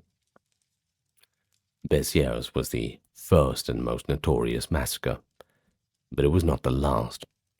At Minerve in 1210, after a siege that reduced the population to starvation and thirst, the garrison surrendered on its own terms. The perfecti inside, roughly 140 of them, were offered the choice of conversion to Catholicism or death. According to the Chronicle source, the Crusades' legate offered to spare them if they simply renounced their faith. Well, most of them were not keen on doing that. They refused, so they were burned on a mass pyre. The Crusades' leaders did not even formally need to execute them, the Chronicle notes, because the Perfecti walked into the fire willingly rather than accept conversion. Now, that's a pretty chilling detail, and it's repeated across multiple episodes of the Crusade. It's one of the most consistently attested facts about the Cathar Perfecti, their willingness to die for the faith. The Chronicle sources, hostile to the Cathars, can't suppress their evident respect for this. Even Peter of Le Vau de Charnay, who regards the Perfecti as agents of the devil, describes their courage at the pyre with something between bewilderment and grudging admiration. Of course, he's going to stop short of using the M word, martyr, but, well, I'm sure the Cathars watching on and hearing the stories would not be stopping short of using that word. The political complexity of the Crusade, the fact that it was simultaneously a religious campaign against heresy and a northern French annexation of southern lordships, produced military and diplomatic situations of extraordinary intricacy. Count Raymond VI of Toulouse occupied a position of permanent ambiguity. Formerly Catholic, personally tolerant of Catharism, politically resistant to northern encroachment, and attempting throughout to manage his relationship with the papacy, the Crusaders, and his own heretic-tolerating nobility. Talk about a bit of a tightrope, huh? He was excommunicated, reconciled, excommunicated again, and eventually submitted to terms in the Treaty of Paris of 1229 that imposed humiliating conditions on the county of Toulouse and gave the French crown the permanent foothold in the south that the crusade had, from the Capetian perspective, been designed to produce in the first place. Mission accomplished, as they say. The political settlement of 1229 was, in retrospect, the decisive moment of the Languedoc's integration into the French monarchy, a process that the crusade had accelerated, but whose completion required the subsequent institutional work of the Inquisition. The human cost of 20 years of crusade warfare in the Languedoc is pretty impossible to quantify with any precision. It's just been too long, and, well, the records weren't as good as we'd like them to, and the sources' numbers are not reliable enough to support any confident estimates, whether that be financial or the costs in lives. What the archaeological and documentary evidence confirms is that the depopulation of significant areas, the destruction of towns and agricultural infrastructure along with displacement of populations, and the elimination of political independence of a region that had a generation earlier been one of the most culturally sophisticated in Europe, well, it was all bad news for the Languedocs. The troubadour Guillaume de Tudela, who began the Canso de la Cruzada, Song of the Crusade, was himself broadly sympathetic to the crusade. The anonymous poet, who continued it after Guillaume's death, was not, and his continuation is one of the most powerful anti-war texts of the medieval period. A sustained, anguished lament for a civilization being destroyed, rendered in the same high literary form that the civilization had produced. The Occitan literary tradition continued after the Crusade, but of course it never recovered its earlier vitality, and the troubadour tradition, whose apex had coincided with the period of Cathar flourishing, gradually faded away through the 13th century. It never really came back again. Oh, what could have been? Oh well. The Albigensian Crusade destroyed the political and military infrastructure that had protected Catharism in Languedoc, but it did not destroy Catharism. In the aftermath of the Treaty of Paris, substantial communities of Cathars survived in the hills and forests of the Languedoc, protected by local networks of credentes who continued to shelter and feed the Perfecti, and by the persistence of a social world in which sympathy for the good people remained widely distributed across the population. The instrument designed to finish what the Crusade had begun was the Inquisition, the systematic judicial institution for the detection and punishment of heresy. Formally established in the Languedoc from the 1230s onwards, operated initially by the Dominican and Franciscan friars, and characterized by investigative procedures that represent one of the most significant developments in the history of European law. The inquisitorial procedure was genuinely innovative in the legal history of medieval Europe. The traditional accusatorial procedure of medieval courts required an accuser to bring a specific charge against a specific individual, and then prove that charge, placing the burden of proof on the prosecution, and exposing the accuser to counter penalties if the charge failed. The inquisitorial procedure replaced the formal accuser when the inquisitor himself, who could initiate proceedings on the basis of rumor and reputation, summon witnesses, compel testimony under oath, and use the accumulated testimony of witnesses to construct cases against individuals who might not have been directly accused by any single person, was a really new and shiny idea.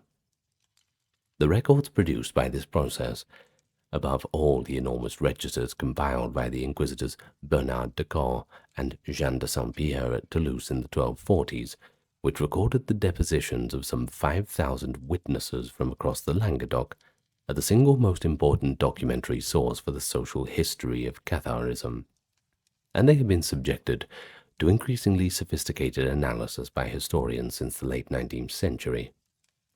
Say what you want about the Inquisition, but they left us with quite a few good records. The Inquisitors' records reveal, in remarkable detail, the texture of Cathars' social life in villages and towns of the Languedoc.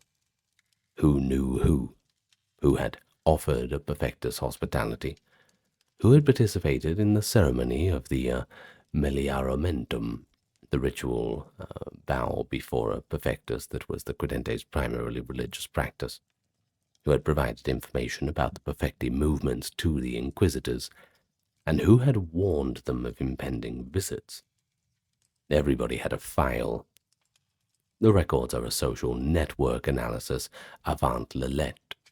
They map the relationships of an entire regional society through the medium of religious prosecution, and in doing so they preserve, unintentionally, a record of community life, family solidarity, and personal loyalty that would otherwise just faded away and not survived.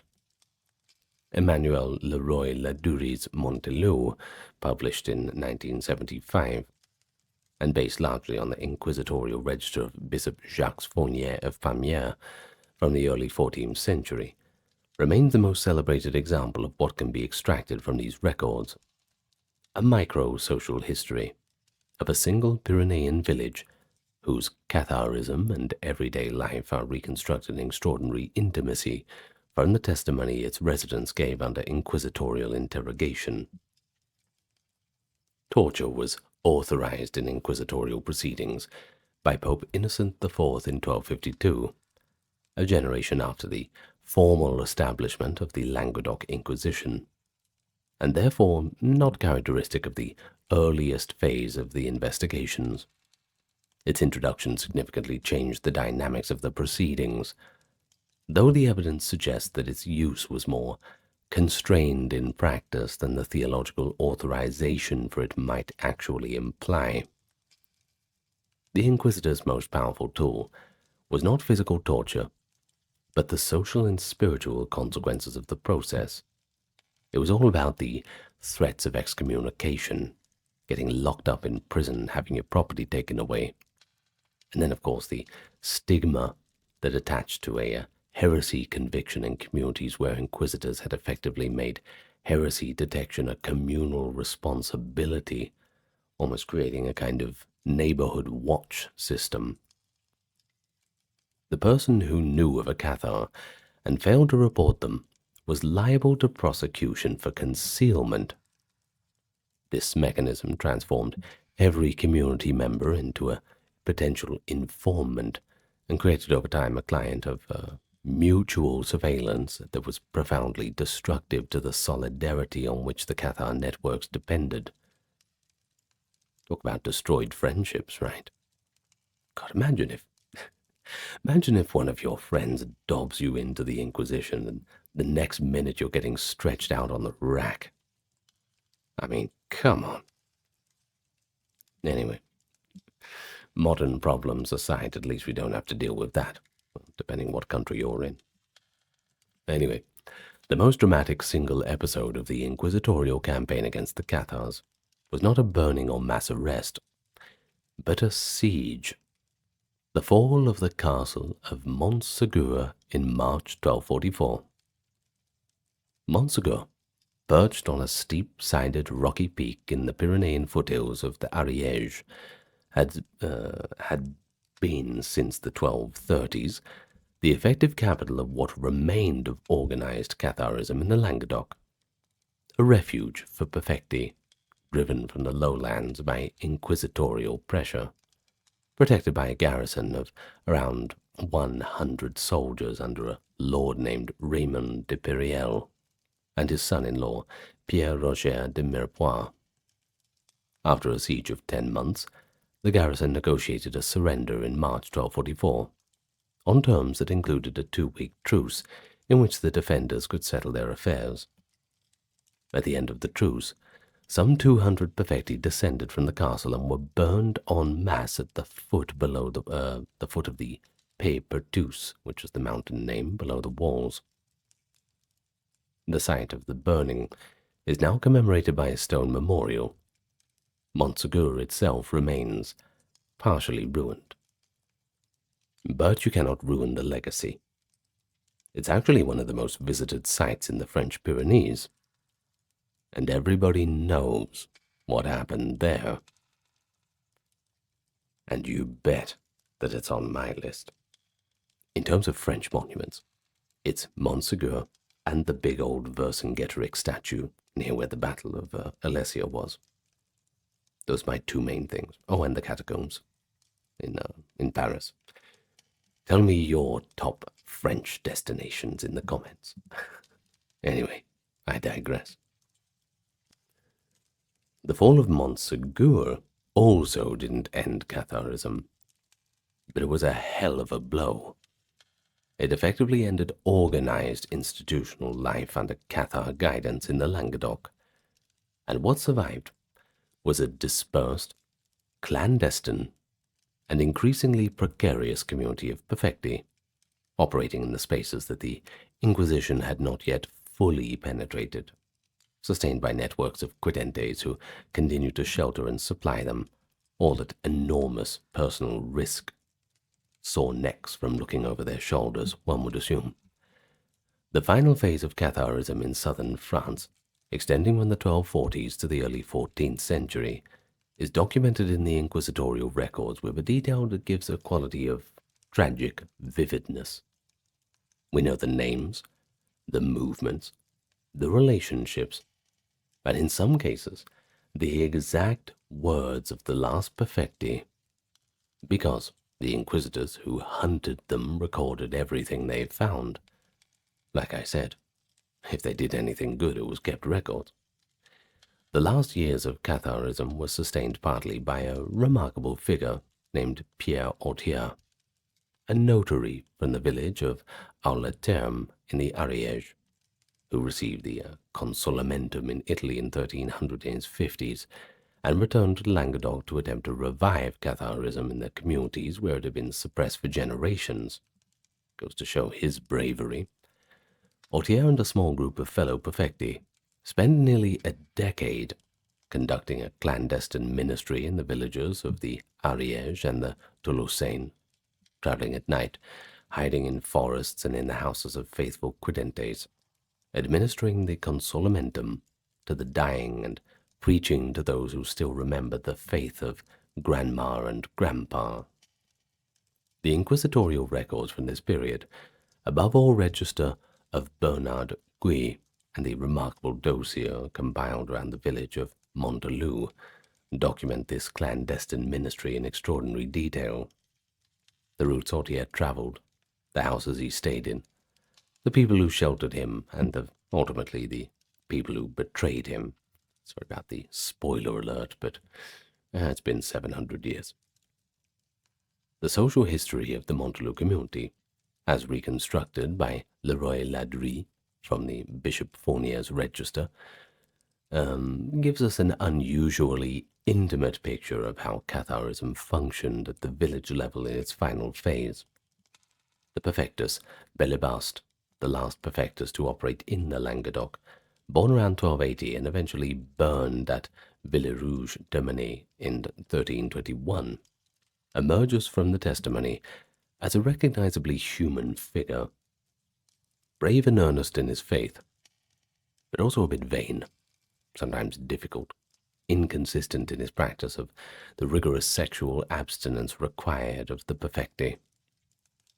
He had a companion, woman, who was technically his spiritual sister, but whom contemporaries suspected of being a little more than that. He was eventually betrayed to the Inquisition by a spy, a man named Arnaud Sicre, who had infiltrated the community of Cathar exiles in Catalonia, gained Bellebaste's trust, and then lured him back into French territory, where he could be arrested. The betrayal was calculated and sustained over 10 years. Arnaud Sicre had his own reasons. You see, his mother had died as a Cathar, her property was confiscated, and he had been promised restoration of family lands in exchange for his cooperation with the Inquisition. All comes down to money, doesn't it? Anyway, he delivered Bellebaste to arrest in 1321, and then they burned him. With his death, the last Perfectus in the Languedoc was gone, and Catharism, as a living religious tradition in its homeland, was effectively over. The rapidity of the transition from the flourishing of Catharism of the late 12th century to its extinction by the mid-14th is one of the most striking features of the movement's history.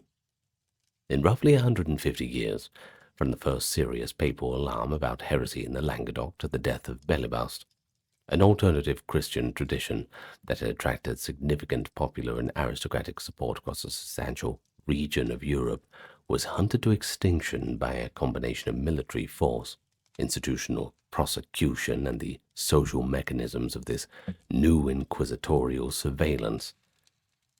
The demographic destruction of the crusade, the redistribution of land, and the installation of this Inquisition's machinery that made harboring perfecti genuinely dangerous at every social level, all of these contributed to an outcome that had seemed, in 1200, far from inevitable. All the hope that they had in those earlier times, well, it was now all gone.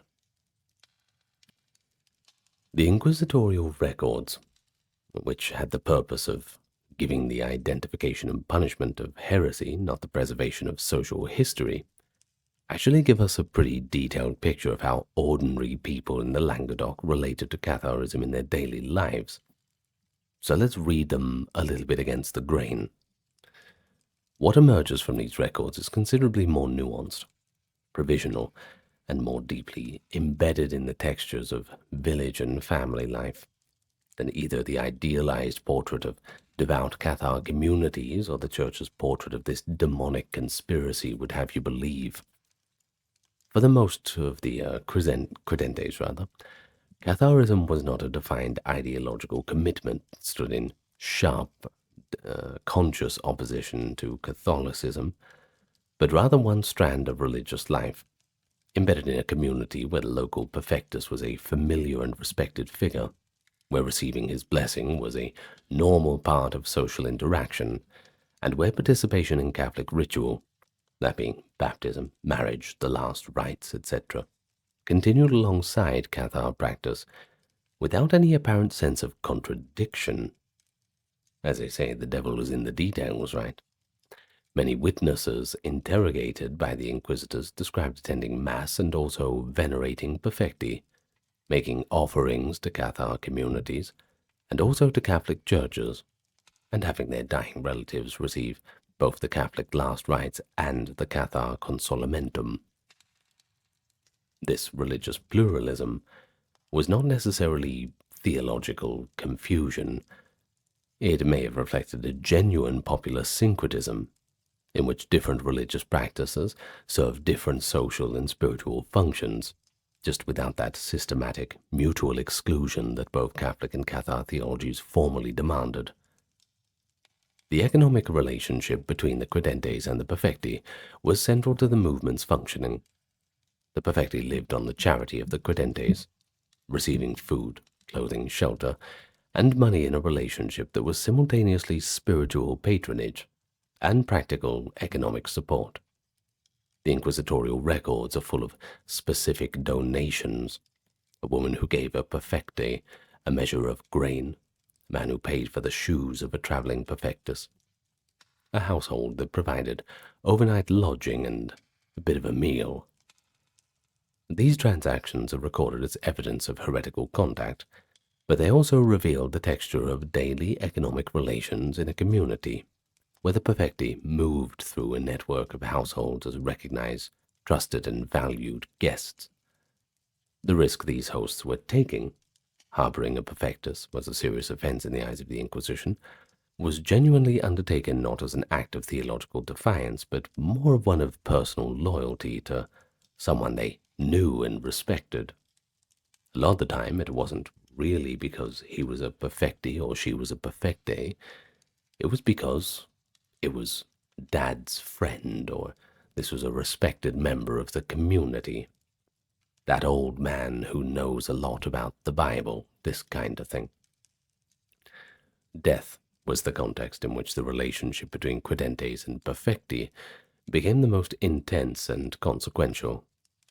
The consolamentum administered to a dying person was the most important spiritual event in the credent's life.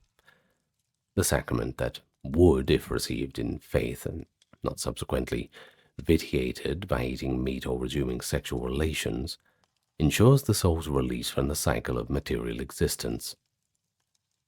The practical problem this created: what if the dying person recovered after receiving consolamentum and was now bound by the perfectus obligations?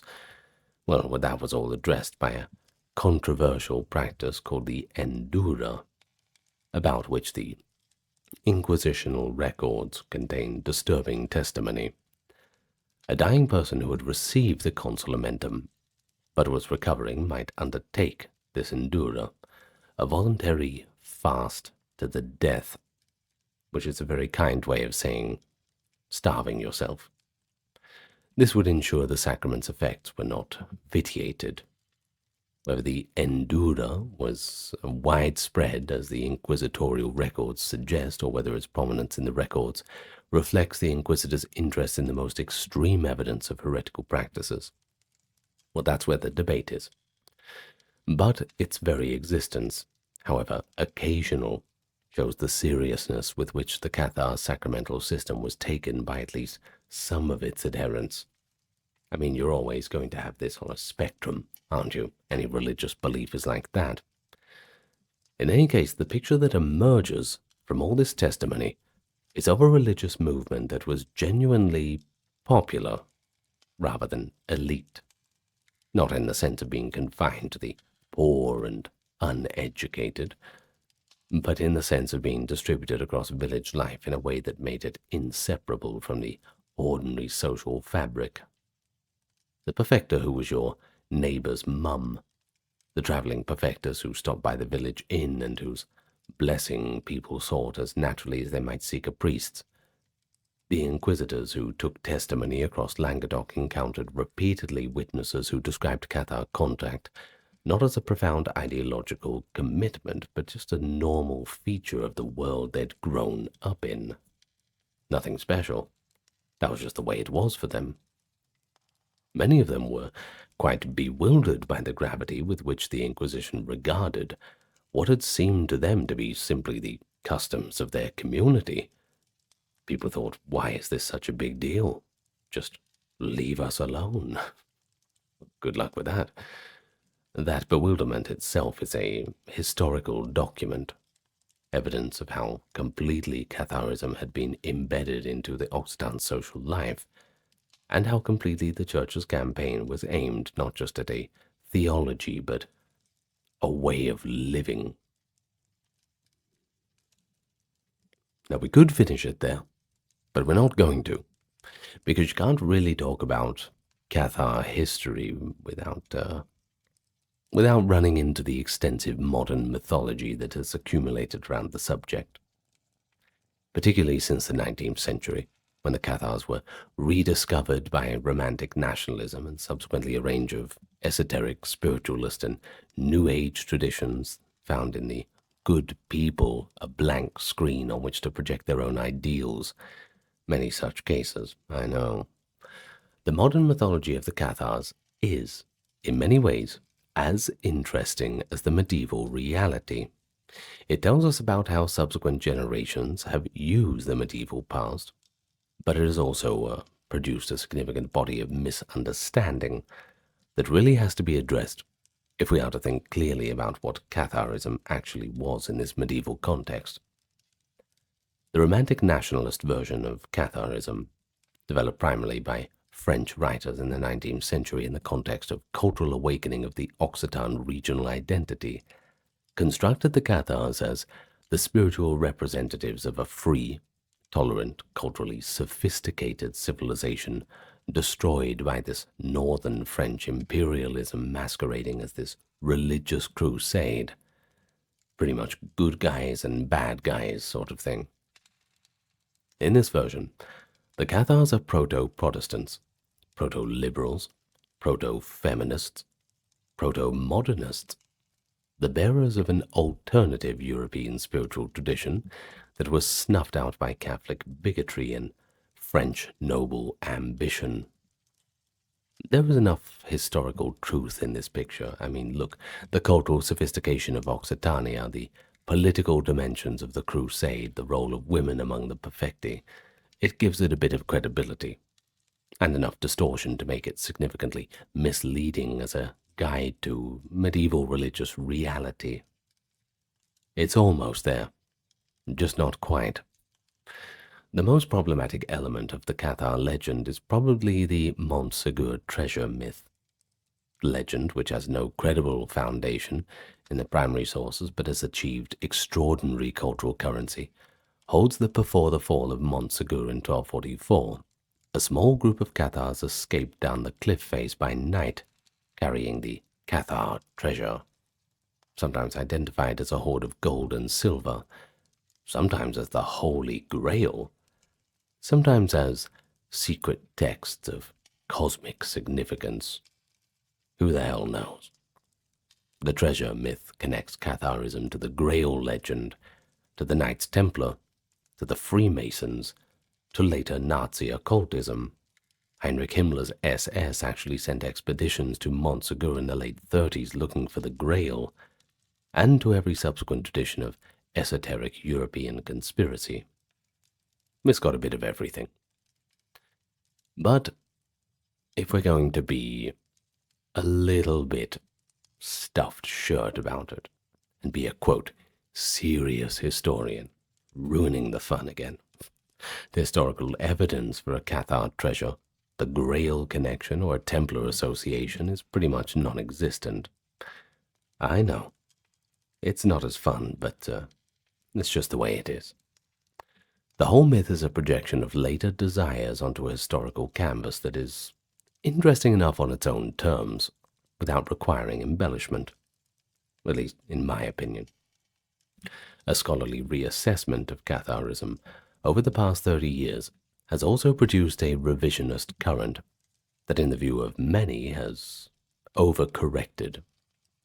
Now, Mark Pegg wrote a book on it in 2001, and his subsequent work on the topic argues that there was no organized, self-conscious religion called Catharism, and that that label was a construction of the Inquisitors, imposing on a much more diffuse and various set of religious deviations. It's been influential, but a little bit controversial. It's a few good ideas, but it's missing a few things. Most historians of the period accept that Peg has usefully complicated the picture of a unified and organizationally coherent Cathar church that earlier scholarship sometimes assumed, and that the movement was considerably more varied and inconsistently observed, rather than the term religion might imply. But the complete dissolution of Catharism into an inquisitorial construction goes further than the evidence supports. There were genuinely committed perfecti who held consistent theological positions. They received formal initiation through the consolamentum, organized into regional structures, and maintained connections with co-religionists across a wide geographic area. There was a Catharism, even if it was less uniform than the legend suggests. It was certainly there. It is the middle of the 6th century, and the Eastern Roman Empire is struck by a catastrophe, so serious that everyone thought it was the end of the world. The bustling cities of the Byzantine world, from the golden capital of Constantinople to the villages along the Nile, were suddenly hushed by an invisible killer. In 542, during the reign of Emperor Justinian, a terrifying plague swept across the Mediterranean. Later known, of course, as the Plague of Justinian, it was the first recorded outbreak of bubonic plague in history. Of course, this invisible enemy brought everything to a standstill. Chroniclers at the time describe haunting scenes, streets filled with uncollected corpses, panicked prayers echoing in churches, and the sick abandoned in their homes. Now, I don't blame you if when you hear the word bubonic plague, you think of the 14th century. Of course, that is the most quintessential of plague outbreaks, the Black Death. But long before that, the Byzantine world had their own problems.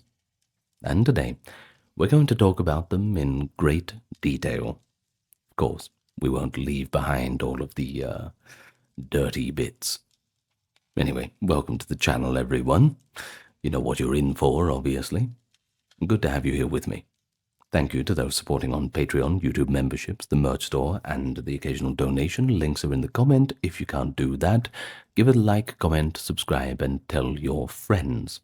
Anyway, with that being all said and done, you're probably sick of hearing it. See what I did there? Plague thing, you know. Anyway, let's begin.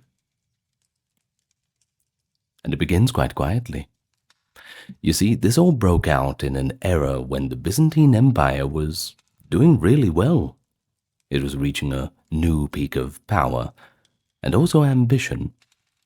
Emperor Justinian I had been waging wars to reclaim the provinces of the old Roman Empire, and also embarking on grand building projects. How grand? Well, the Hagia Sophia is pretty damn grand.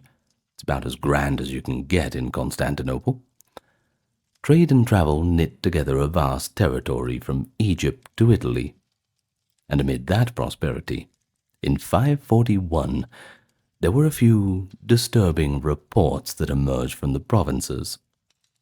A strange sickness had appeared in Egypt, along the coast of the Nile Delta. According to the historian Procopius, the plague, quote, started from the Egyptians who dwell in Pelusium. Now, if you're not familiar with your 6th century Byzantine geography, that's basically a port that's at the northeastern edge of Egypt.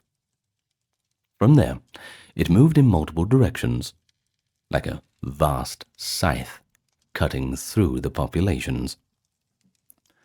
And so by the following year of 542, the disease finally reached Constantinople, the grand capital of the empire. The transportation networks of the time, think of merchant ships, grain barges, military marches, they all became unwitting vessels of infection. Modern scientific research, of course, has enlightened us. The identification of the culprit as Yersinia pestis, the bacterium that causes bubonic plague, likely carried by fleas on black rats that infested ships and granaries. But people of the 6th century had no concept of germs. They could only observe its relentless advance from one region to another. And just imagine that hopelessness. An invisible killer. You got no idea what to do to fight it.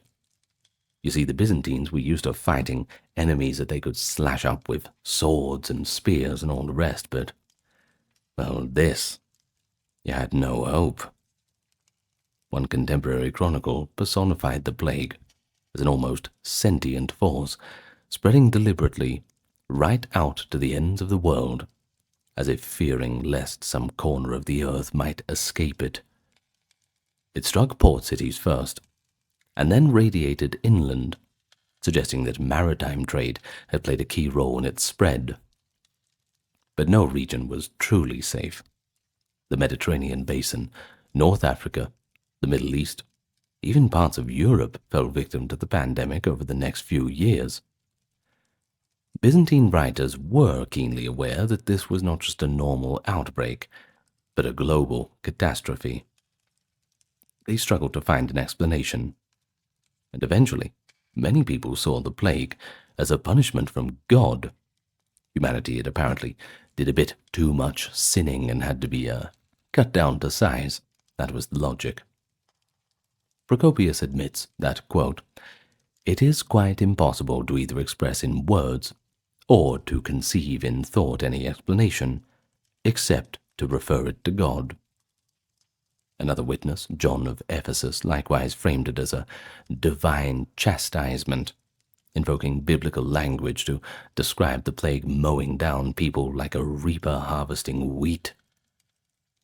While there was a sense that no natural cause could account for a disaster so vast, a situation so helpless, the plague respected no borders, no social distinctions. It struck in winter and summer alike, both in the countryside and the cities. No one was safe.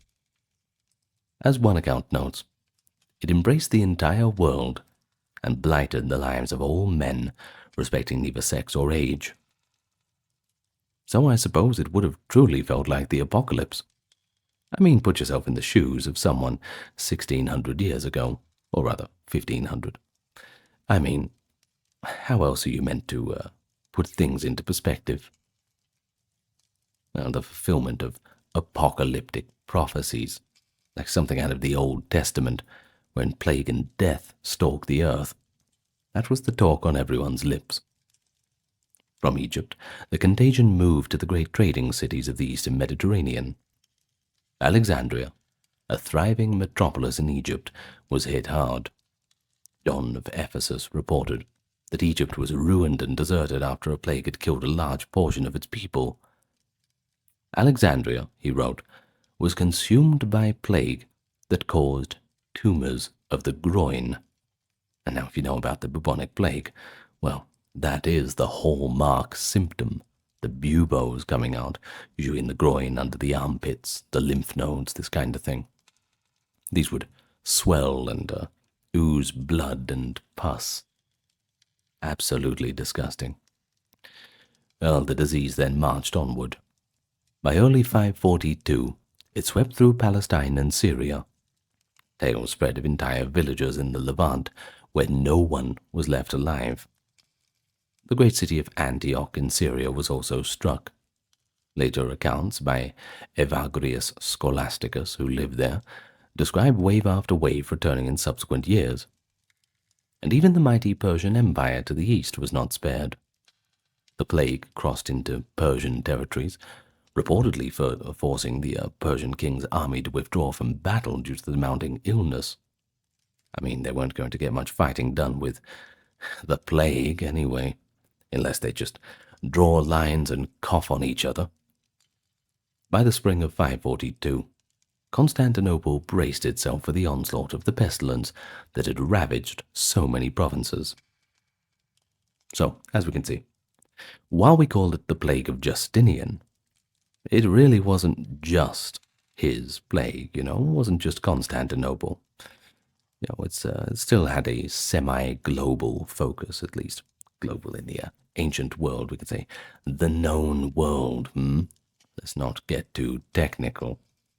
Anyway, moving on. When the plague finally reached Constantinople in spring of 542, it struck the heart of the empire with a devastating force.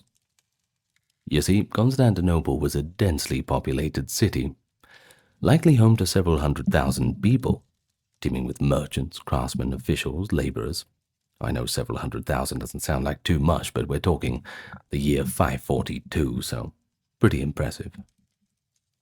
It was the pride of, what remained of the Roman world, a city of marble monuments, bustling markets.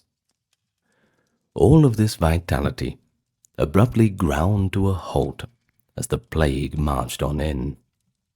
According to Procopius, and yes, we are going to be referring to Procopius quite a lot, who was in Constantinople at the time, daily life in the city was utterly transformed. At first, the increase in deaths was gradual. People tried to continue their routines and, act like everything was normal. But soon, the toll rose exponentially. In the early phase, each household struggled to bury its own dead privately. Families carried bodies out to cemeteries or tombs, sometimes stealthily inserting their dead into tombs belonging to others, which is a bit naughty. Shouldn't do that. Very quickly, however, the number of deaths overwhelmed the normal system of burials. Confusion and disorder everywhere became complete. Houses full of the sick were abandoned. Slaves and masters alike perished, leaving homes without any living occupants.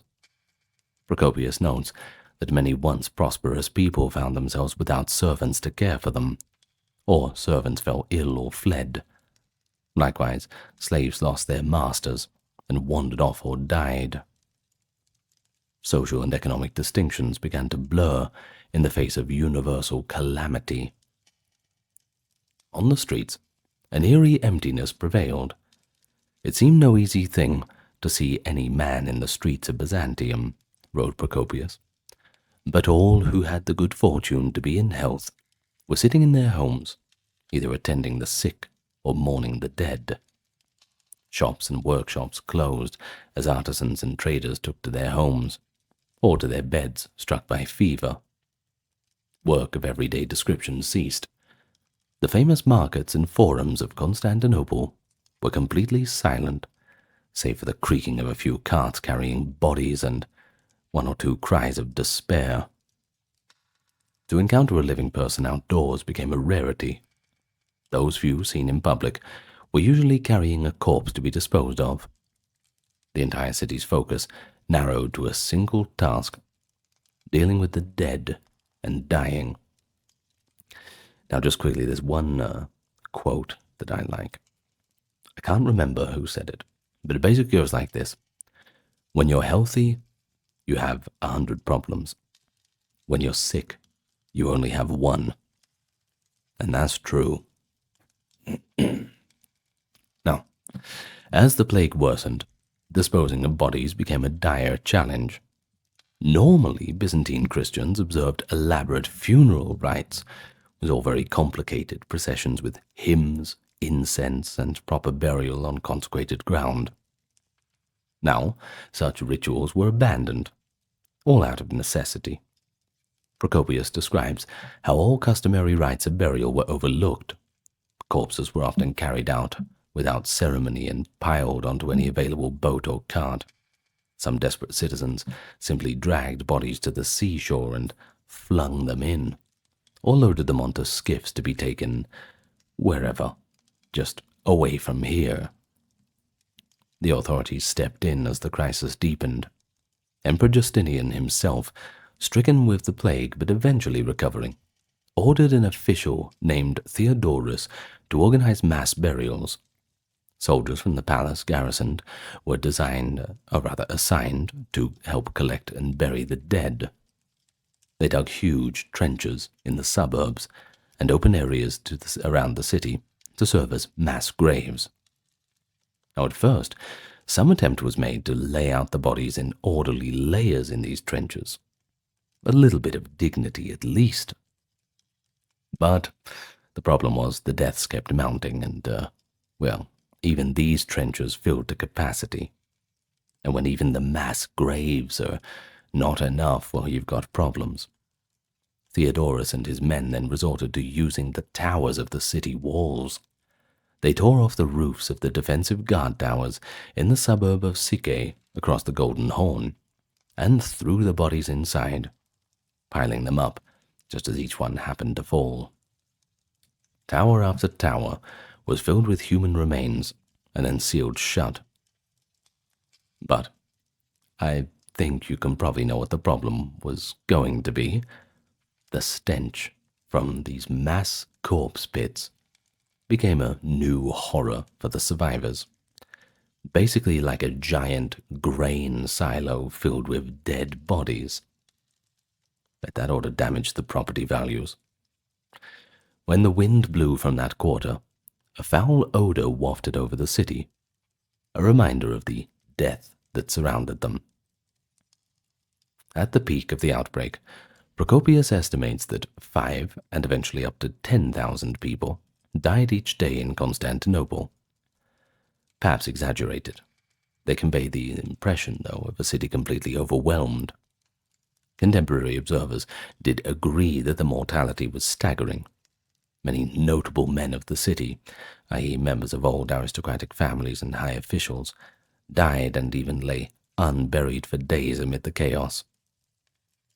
There were simply not enough healthy people, or hours in the day to inter all the corpses promptly. Bodies accumulated in houses and streets, which only magnified the panic, and of course the further spread of the disease. Amid this catastrophe, fear permeated the population. People were afraid to visit the sick. They didn't even want to go outside. A noteworthy psychological effect was the proliferation of strange apparitions in the public imagination. Procopius recounts that many in Constantinople claimed to see phantoms or demons in human shape roaming the streets at night, touching people, and thereby infecting them. Terrified residents, believing these specters were harbingers of death, refused to answer their doors even when friends or relatives knocked, for fear that the caller might be one of these demon figures in disguise.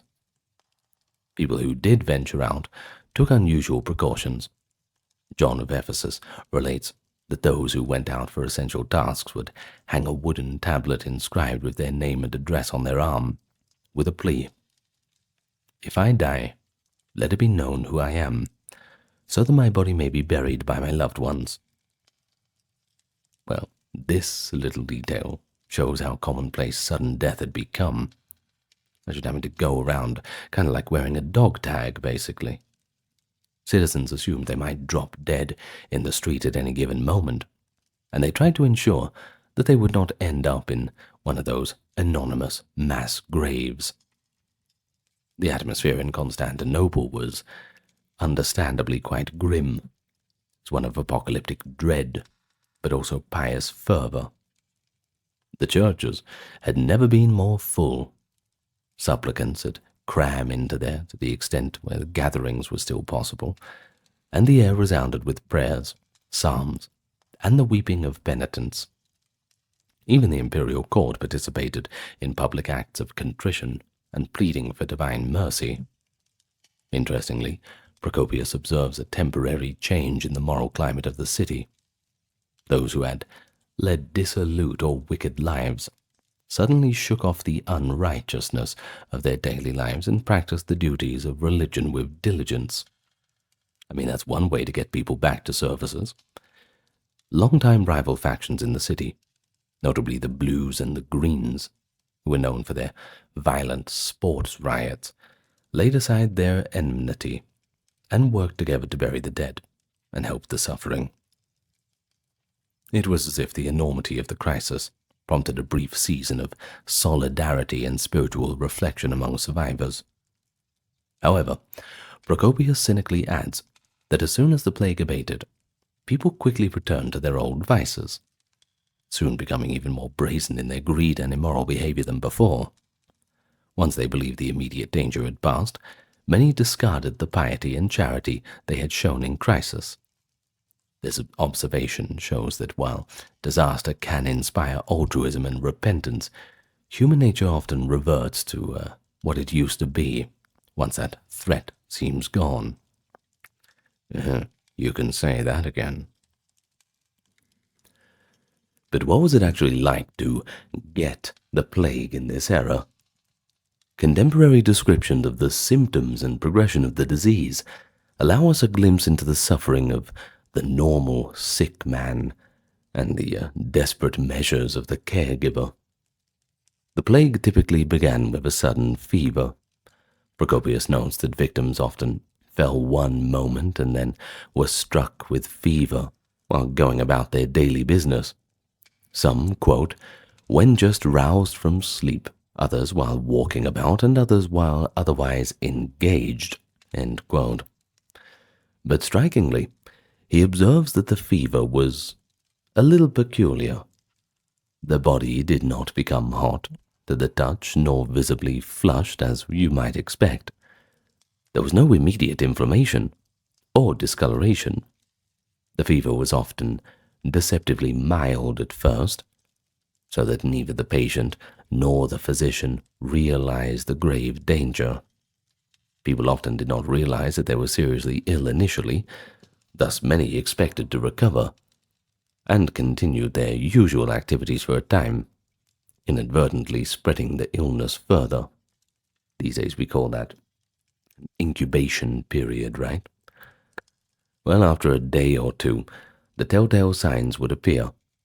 A bubonic swelling. Once you get that, you pretty much know you're done for. These painful, swollen lymph nodes, known as buboes, typically developed in the groin, but could also appear in the armpits, the thighs, or around the neck and ears.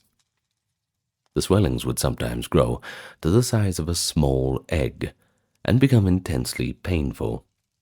Virtually all first-hand accounts mention these buboes. It's pretty obvious what it is when this comes up. In fact, in Frankish Europe, the disease was soon dubbed inguinal plague because of the lumps in the groin. This is also called the inguinal region. The appearance of a bubo was generally an ominous sign. I mean, it's certainly not good. Most patients with these swellings would die within a few days, which is no laughing matter. We should laugh, especially if the bubo did not rupture or drain. Sometimes that was what they'd do. They'd lance the bubo, get all that, I hate saying the word pus. It's such a terrible word, isn't it? But, well, that is the term. They'd have to lance it to drain all of the pus out. Sorry, it's just gross, I know. But not all the victims would experience the disease in exactly the same way. I mean, think about it. Everyone's body is different, right? Evagrius Scholasticus, a Syrian chronicler who survived multiple waves of it, described the plague as a complication of diseases, manifesting in different forms. In many cases, it was the classic bubonic type, with fevers and glandular swellings. In some other cases, the infection seemed to attack the lungs or head. Victims' eyes would turn bloodshot, their faces would swell up, and the illness descended into the throat, causing labored breathing and often a quick death. Now, you might have caught it, but this sounds a bit more like pneumonic plague, where the bacterium spreads to the lungs, just like as pneumonia does, and becomes highly contagious person to person. In still other cases, Evagrius noted a flux of the bowels, sudden violent gastrointestinal symptoms, possibly an effect of severe sepsis or a different infection riding on the plague's havoc. Many sufferers experienced delirium. Procopius recounts that some patients became wildly agitated and unable to sleep, falling into hallucinations that men were coming upon them to destroy them. These delirious victims would leap up and attempt to flee, or they'd lash out at their caregivers, or even run naked out into the streets, completely out of their minds. That would have been a sight to behold. While those tasked with tending to such patients had an awful time restraining them. Procopius says caregivers were in a state of constant exhaustion and danger. Well, that's no different to modern-day healthcare workers who get a very, very rough time of dealing with their customers, I can tell you that. Thank you to any healthcare workers out there listening. I get it. Anyway, some delirious individuals tried to throw themselves into water. A number ran straight for the sea, perhaps driven by raging thirst or mania to cool the fever. Others, if near a well or cistern, tried to jump in, which is obviously going to ruin the well for everybody, isn't it? But it was not always thirst. Many seemed almost compelled by madness, as if the disease was driving them to complete self-destruction. On the opposite extreme, other plague victims fell into a heavy coma-like stupor. They became lethargic. They'd hardly move or speak. They'd lie abed as if they were asleep, but just not quite there. In this state, some refused all food and drink. Caregivers had to force sustenance into them if they could. Otherwise, the patients would just waste away. There were cases where whole families in a house were in stupor, and no one could help the other, leading to death by dehydration and starvation rather than the actual infection itself.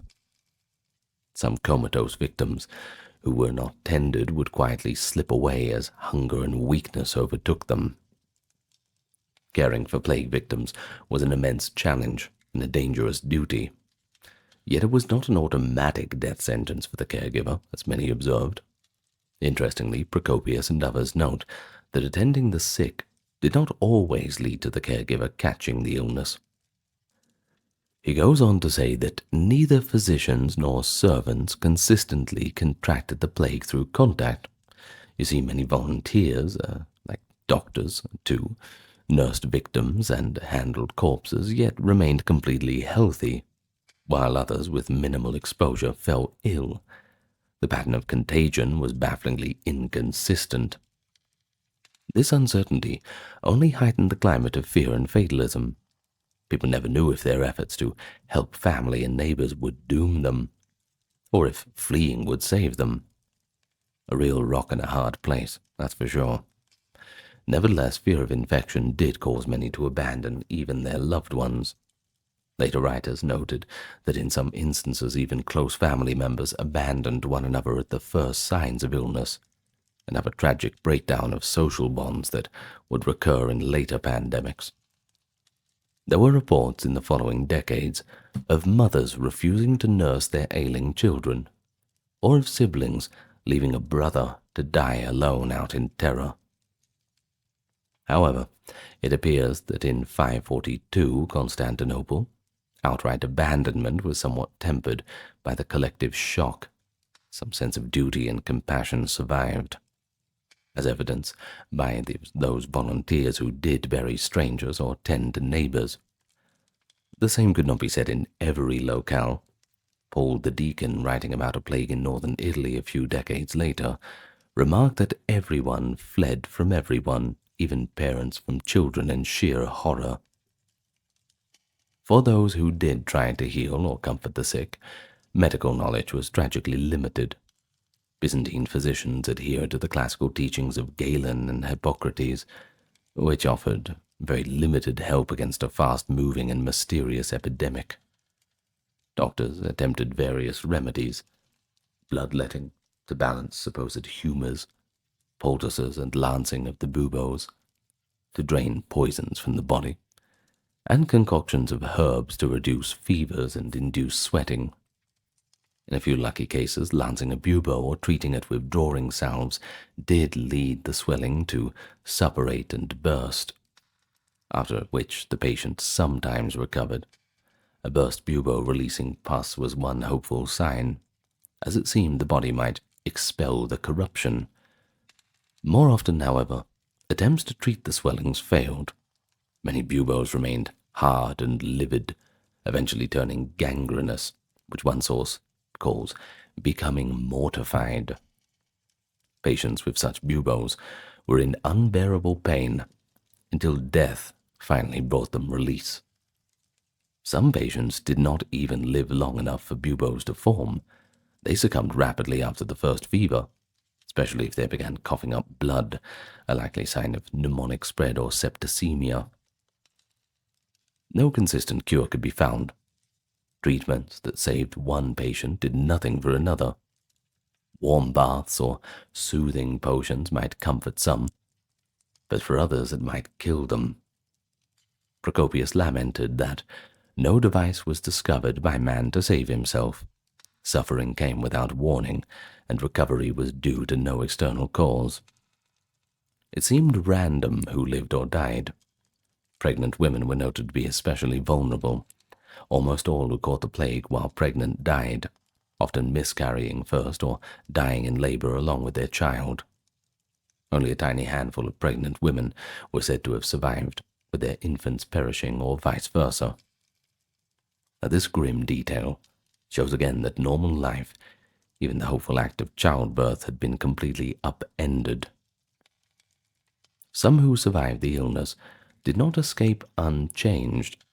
Procopius remarks that a few survivors were left with lasting ailments. In some, a withered limb, such as a shrunken thigh where the bubo had been. In others, damage to the tongue or brain, leaving them with slurred or incoherent speech for the rest of their lives. But such cases were relatively rare against the number who died. For most victims, the end came swiftly. One moment a person might be chatting with friends, the next he felt a headache and exhaustion, and within a day a bubo might swell up painfully.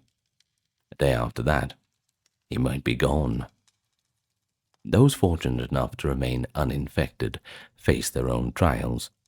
The emotional anguish of watching loved ones die and the constant uncertainty of how long their luck would hold, not to mention the survivor's guilt complex you develop after that.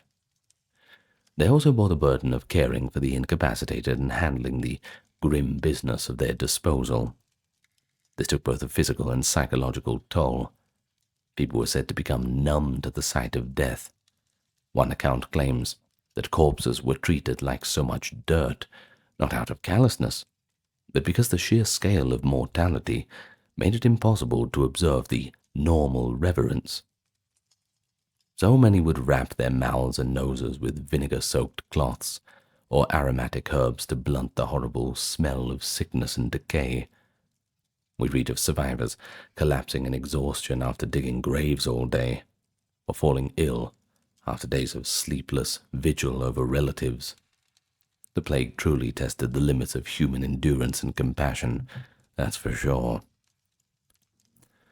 So as the plague raged on and on, the normal routines of society and the economy completely broke down.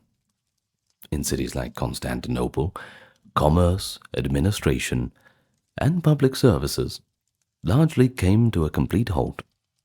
Procopius vividly notes that in a capital city, normally abounding in all good things, soon even bread became scarce, and that was the yeast of their problems. The bakeries fell silent when bakers took ill or fled, and grain shipments from Egypt were interrupted. Starvation began to threaten even before existing food stores ran out, because the distribution networks had crumbled. Well, the city had been a hub of plenty once, now saw people scrounging around for basic sustenance. Some of the sick likely died faster simply because, well, there was no food or water for them. The machinery of government was also hamstrung. Courts and offices closed during the worst months. Laws and taxes mattered little when officials themselves were bedridden or dead. I suppose there's a silver lining to everything, isn't there? Justinian's ambitious legal reforms and building projects were put on hold. The emperor's focus shifted to crisis management, ordering burials, maintaining some grain supply, excuse me, and after the fact, dealing with the social and economic fallout. One reported policy from this time was particularly harsh. The government, desperate for revenue, made surviving taxpayers liable for the tax debts of their dead neighbors. Now that meant that if someone's neighbor died owing taxes, the survivor had to pay their neighbor's taxes in addition to their own. It's pretty unfair, right? Such a rule, mentioned bitterly by Procopius in his secret writings, shows another grim reality for survivors. Not only did they endure trauma and loss, but they were squeezed to make up for the dead in the imperial coffers. Law enforcement and public safety also deteriorated. With so many watchmen, magistrates, and even criminals dead or incapacitated, the city's usual order gave way to an eerie lawlessness. In theory, this could have led to a spike in crime or looting, but in practice there was very little left to steal, and what was there had very little value anyway. John of Ephesus provides an anecdote about opportunists and the apparent futility of greed in such times. He recounts a story of a once wealthy city where only a few survivors remained amid heaps of treasure. These men gathered up gold and valuables from empty homes, only to fall victim to the plague themselves before they could make any use of it. Well, the lesson was clear. In such times, worldly riches offered no protection nor benefit. You can't take it with you, can't you? Indeed, throughout the empire, houses of the rich stood wide open and unguarded. But few dared to enter, and those who did found little reward before the illness struck them down. Gold and silver piled up unclaimed, because, as one observer remarked, those who once coveted them were now all corpses. Religious and civic leaders did what they could to impose meaning and order within the chaos. Churches became centers of refuge and solace for many. Priests and bishops led continuous prayers, litanies, and special processions in the streets when gatherings were still feasible. Have to implore God's mercy somehow, don't we? There was a surge in penitential practices. People donned sackcloth, smeared themselves with ashes, and begged forgiveness for their sins, believing that the plague was divine punishment. In some cities, the clergy organized rotations of fasting and almsgiving, urging the healthy to care for the sick and distribute bread to those in need. At the same time, despair and superstition took hold in some quarters. For example, John of Ephesus relates that in one plague-stricken city, demons deceived the inhabitants into worshipping a pagan idol in hopes of protection. This desperate apostasy was swiftly punished. According to the account, the idol was miraculously destroyed and the entire populace of the city died by the evening. Such tales warned that turning from God to superstition only invited more disaster. But I suppose at this point, you may as well try anything, right? While this is a highly moralized anecdote, and of course colored in the only in Christian terms, of course. I mean, a couple hundred years earlier, they were all worshipping pagan idols, weren't they? It still reflects genuine behaviors, though. Some terrified people did resort to the old ways, the charms, the amulets, or revivals of the old pagan rites. After all, the conventional prayers seemed to not be doing anything. Others might blame various minority groups or foreigners for angering the divine or poisoning the air. Though notably, our sources from the 6th century don't report large-scale persecutions during this plague.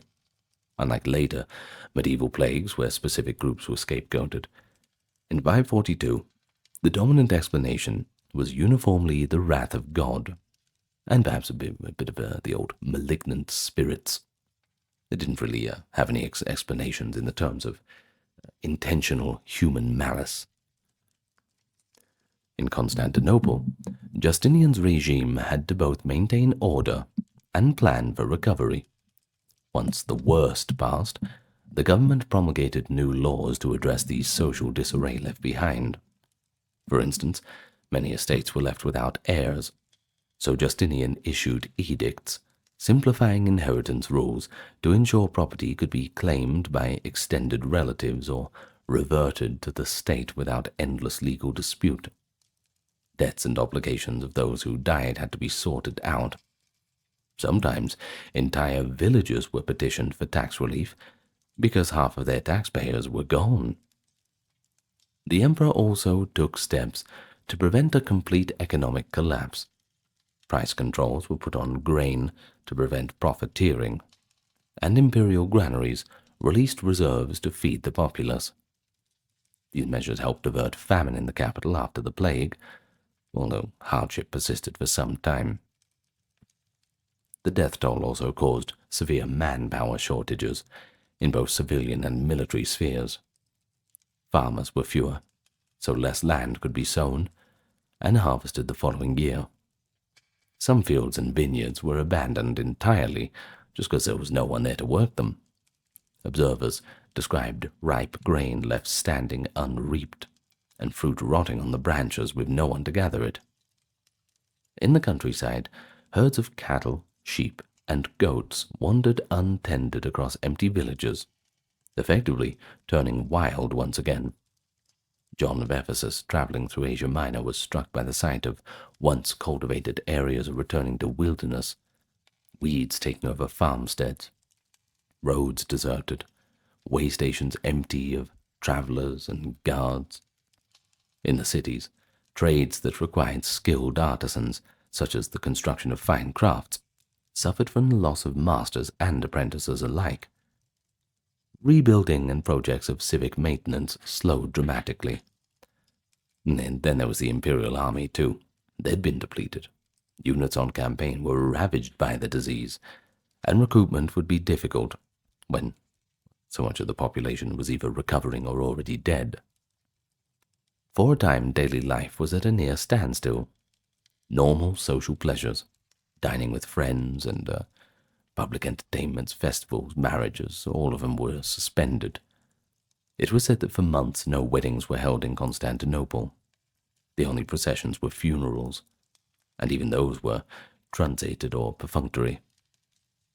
Schools and universities closed their doors as teachers and students fell ill or simply stayed home in fear.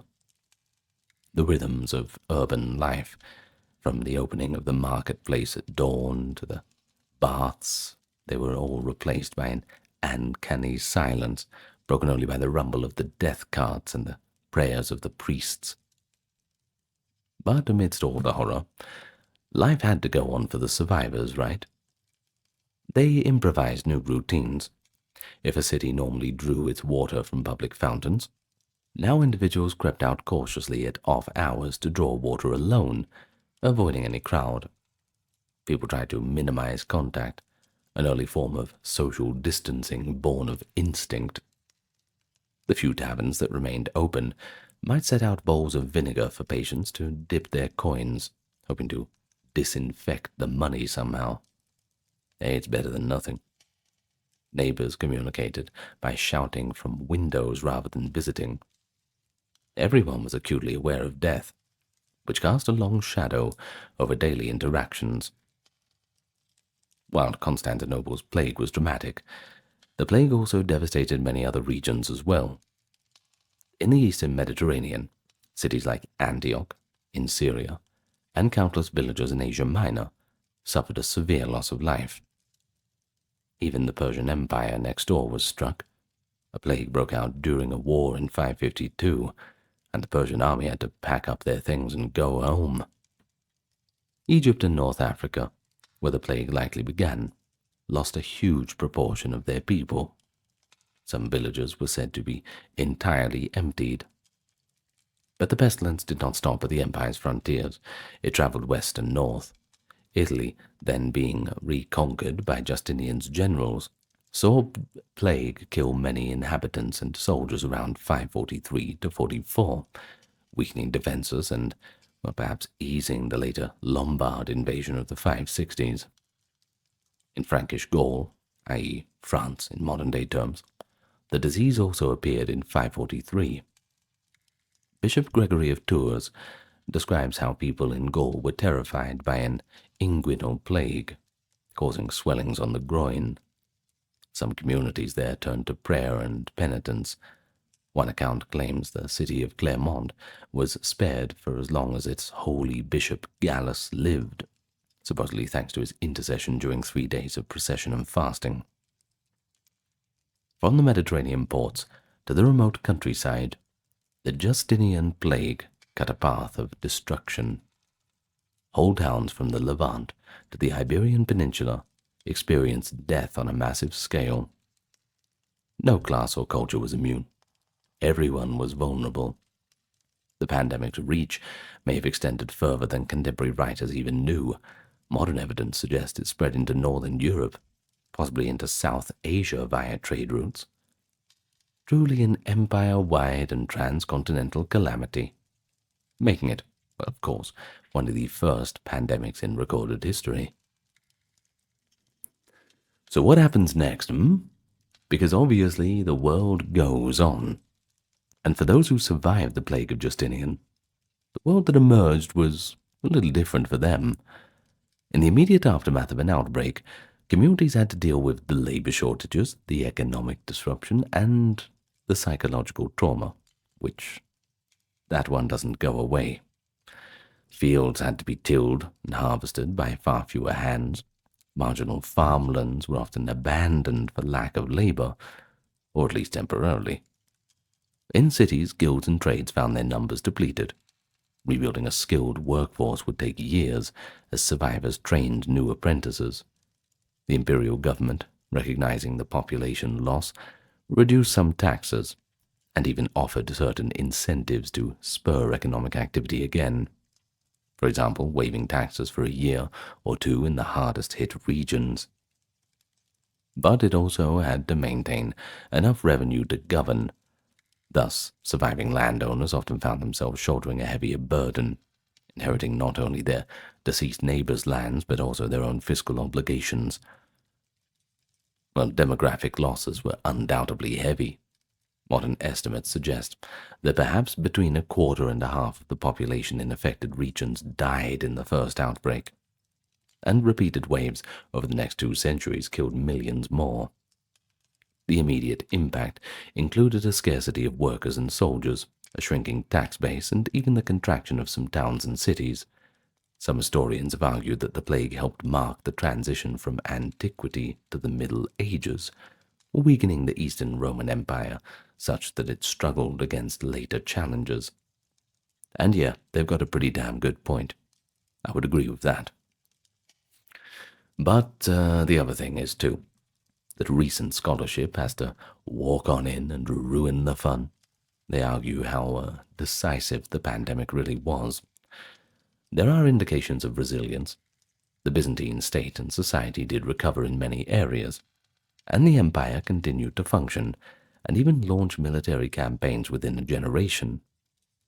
While the plague was undeniably devastating, it did not cause the outright collapse of Byzantine civilization.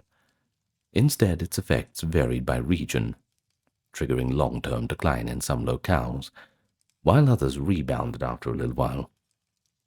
The truth likely lies in between the extremes. The Justinian plague was a grave blow that altered the course of history, but it was just one among several factors that shaped the fate of the late ancient world. From the standpoint of the people who lived through it, though, such academic debates would be a moot point. They experienced the plague as an existential crisis and personal nightmare. Nearly everyone lost family members, friends, or colleagues. The generation that came of age after 542 was a generation of survivors, haunted by memories of piled corpses, mass graves, and terrifying nights of fever. This collective trauma likely changed attitudes towards life and death. Some survivors became intensely religious, even ascetic, feeling that God's grace had spared them alone. Churches and monasteries did see increased donations and devotees, as people gave thanks for survival or sought to commemorate the dead. At the same time, a sense of fatalism pervaded society. Having seen how swiftly fortunes could turn and how death could strike anyone, many adopted the maxim of eat, drink, and be merry, for tomorrow we may die. Procopius's observation of moral laxity returning with a vengeance after the plague hints at this carpe diem mentality. In the long run, the plague's recurrence, it appeared in waves roughly every 10 to 15 years through the 7th century, meant that the 540s generation never fully escaped its shadow. Evagrius poignantly notes that the plague carried off his wife, daughter, grandchildren, and many others over repeated outbreaks. Such repeated sorrow must have eroded the fabric of many extended families and communities. Orphan children had to be raised by distant relatives or the church. Many estates and businesses passed through multiple hands in a short time due to successive deaths, causing uncertainty in ownership and continuity. Yet, remarkably, Byzantine society did not collapse. By the late 540s and 50s, as the initial epidemic waned, we hear of life getting back to normal. Constantinople buzzed again with commerce and imperial pomp. Justinian was able to continue his reign and even complete the rebuilding of the Hagia Sophia, which had been ongoing since before the plague. The empire managed to fend off Persia and even conquer new territories. Though these gains would be short-lived. It's a story for another time, perhaps. This speaks to a resilience and adaptability. Survivors had to pick up the pieces and move forward. They had no other choice. The living owe it to the dead to carry on, as the old saying goes. One area where the plague arguably had a significant historical effect was in Italy.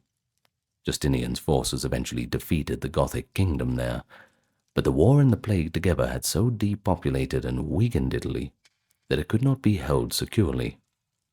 So within a few years, new barbarian invaders, the Lombards, overran much of the peninsula. The synergy of war and plague thus undid some of Justinian's ambitions, contributing to the fragmentation of Italy into smaller realms and the further decline of the ancient urban life in the west. In the Eastern Empire, the demographic and economic toll of the plague may have undercut the empire's ability to resist subsequent challenges. A few decades later, the 610s and 620s, the Byzantines faced a massive Persian invasion, and then the rapid expansion of Arab Muslim armies, struggles in which a larger population and a stronger economy might have made a difference. Some scholars, indeed, see the Justinianic plague as a turning point that ended the last hopes of reuniting the Roman Mediterranean and ushered in the early medieval world of smaller and weaker states. However, you've got to acknowledge that the Roman Empire of the East did survive and adapt, ruling for centuries more, as we now call the Byzantine Empire, the Eastern Roman Empire. The plague did not break the spirit of civilization. New social and economic patterns emerged. For instance, with fewer peasants, landlords sometimes had to offer better terms to keep tenants on the land, perhaps giving surviving commoners a bit more leverage. Wages for labor might have risen slightly due to scarcity of workers, improving conditions for some lower-class survivors too. In some locales, immigrants from unaffected areas or barbarian settlers were invited to repopulate villages. All in all, life found its own way to continue. It always does. Academically, I think you can analyze the Justinianic plague's role in ending antiquity or shaping medieval society.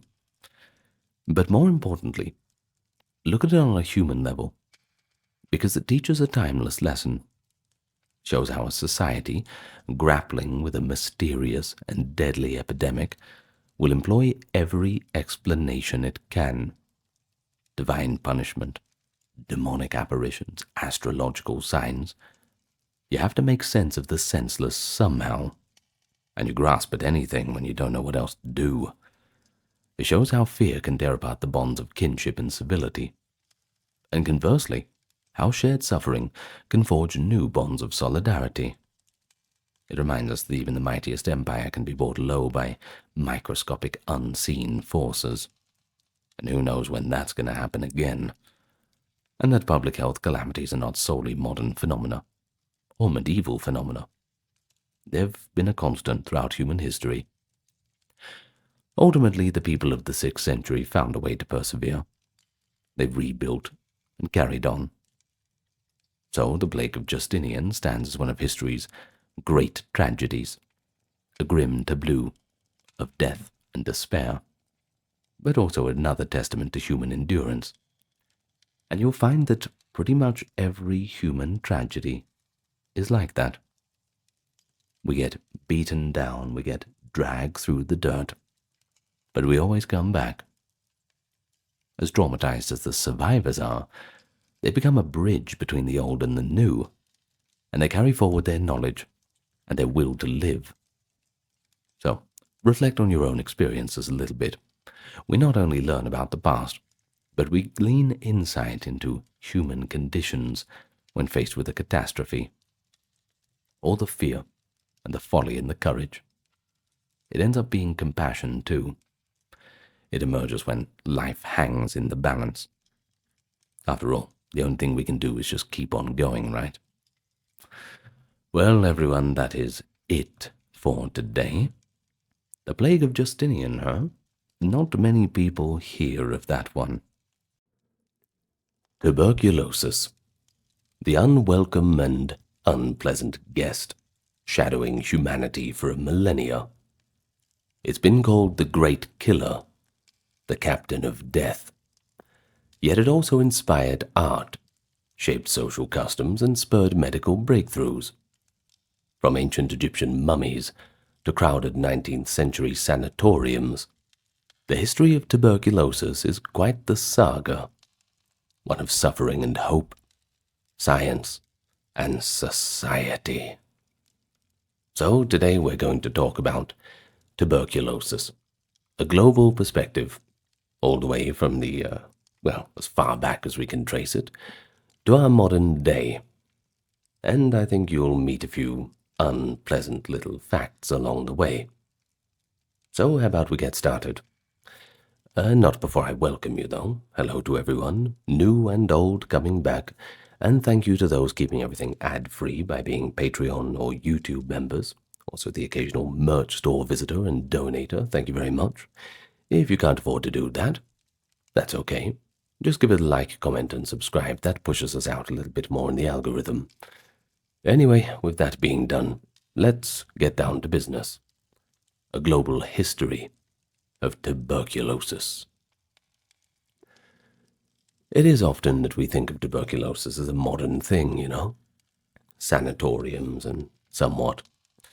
But it is perhaps as old as civilization itself. Paleopathologists have uncovered evidence of tuberculosis in human remains dating back thousands of years. In Egyptian mummies from around 2400 BCE, the bone decay of the spine known as Pott's disease is clearly visible. That's a form of spinal tuberculosis. And ancient people, they recognized the disease as well. In fact, there was a remarkable discovery found the bones off the coast of Israel of a young mother and child from a Neolithic 9,000 years ago, both bearing molecular evidence of tuberculosis infection.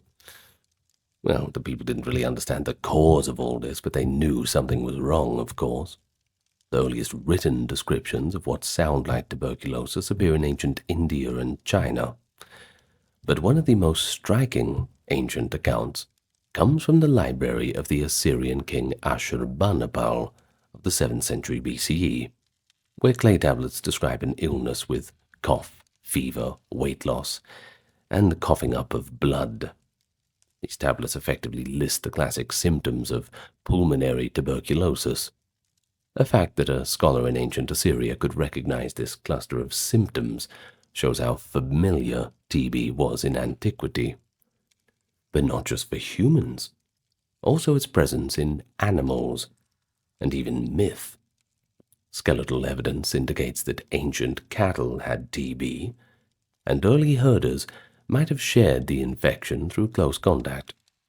Some scholars theorize that human tuberculosis might have initially jumped from animals, perhaps cattle or other domesticated animals, to people in prehistoric times. However, genetic studies of the TB bacterium do suggest the opposite. The human form of TB is very old and may have spread to animals later. Either way, by the time of the earlier civilizations, it was firmly entrenched. And speaking of which, in ancient Greece, the disease was known as phthisis, from a Greek word meaning wasting or consumption.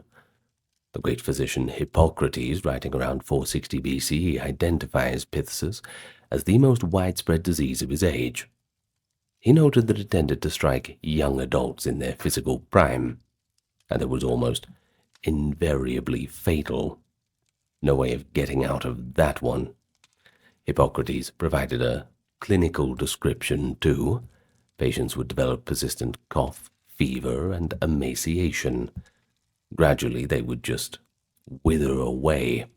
So hopeless was the prognosis that Hippocrates advised his medical students not to treat patients in the advanced stages of phthisis, lest the inevitable failure damage the doctor's reputation.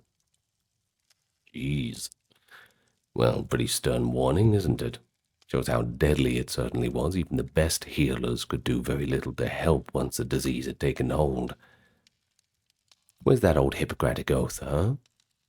Anyway, Greek and Roman medical writers after Hippocrates continued to describe the disease. Aretaeus of Cappadocia, a physician in the 2nd century CE, wrote a particularly vivid account of the disease.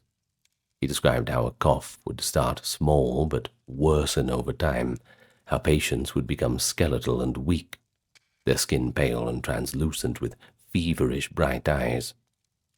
He also noted that swellings of the lymph nodes would occur, what we now recognize as tuberculosis lymphadenitis, or a scrofula, in other words. Now, interestingly, some ancient observers even realized the disease could pass from person to person. The Greek historian Thucydides noted during the Plague of Athens in 430 BCE that those who tended the sick often got sick themselves, although the plague was likely something else, not tuberculosis, but you get what I mean. You see where they're getting at, patterns emerge. Of course, we're all in the infancy of a medical study back in those days. Even in our current day, well, we still got a long way to go. Now, for tuberculosis specifically, we have hints of contagiousness being suspected. The Roman writer Marcus Varro in the 1st century BC warned about tiny invisible creatures that float in the air and enter the body to cause disease, an astonishingly early intuition of germ theory. Now, he did not tie this directly to tuberculosis, but it does show that some minds were getting towards the truth of it slowly but surely. Now, moving into the medieval era, tuberculosis remained a constant scourge, though it often went by different names. We've already heard that term, consumption.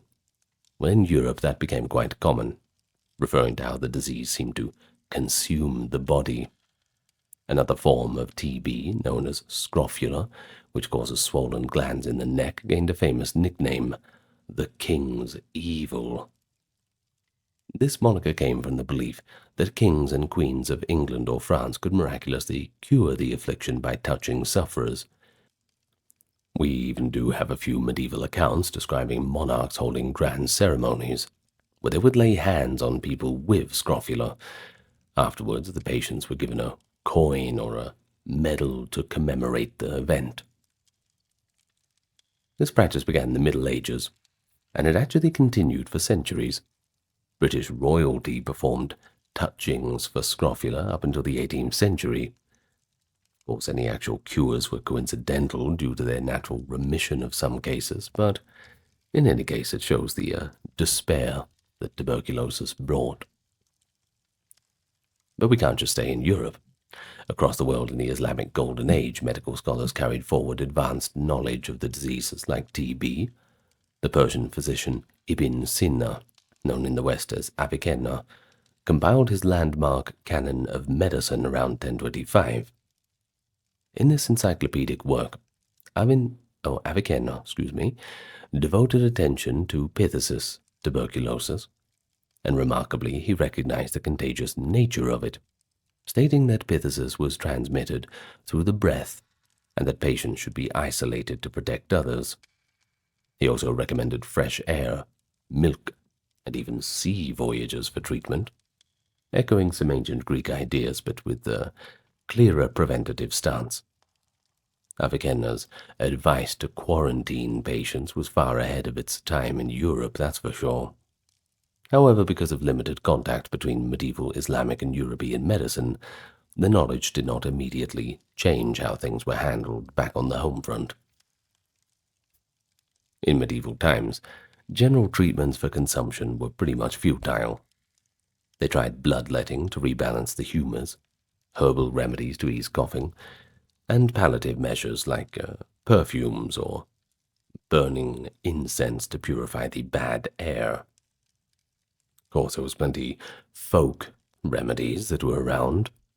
Patients would drink potions of herbs or inhale smoke from medicinal plants, which I can hardly imagine would do much for the cough. In some European folklore, a cure for consumption was to eat the meat of a turtle dove, or to drink a concoction of fox lungs boiled in wine. How they came to that conclusion, we don't know, but needless to say, these had no real effect on the bacteria that was ravaging the lungs. So TB just continued its steady harvest of lives through the Middle Ages. It didn't cause dramatic epidemics that made headlines in chronicles like the plague or smallpox did, but it was more like a background killer, always present, picking off people one by one. In any case, by the end of the medieval period, it was deeply entrenched in every continent of the Old World. And as we shall see next, it was poised to explode even further with the social changes of the early modern era. The Renaissance and early modern period, 1600s to 1700s, saw leaps in scientific thinking and medicine, and tuberculosis was examined with new eyes.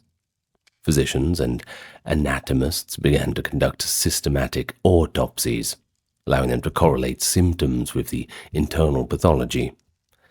The first real milestone came in 1679, when the Dutch physician Franciscus Sylvius, very cool name if you ask me, very cool, sounds like a Harry Potter professor, Franciscus Sylvius.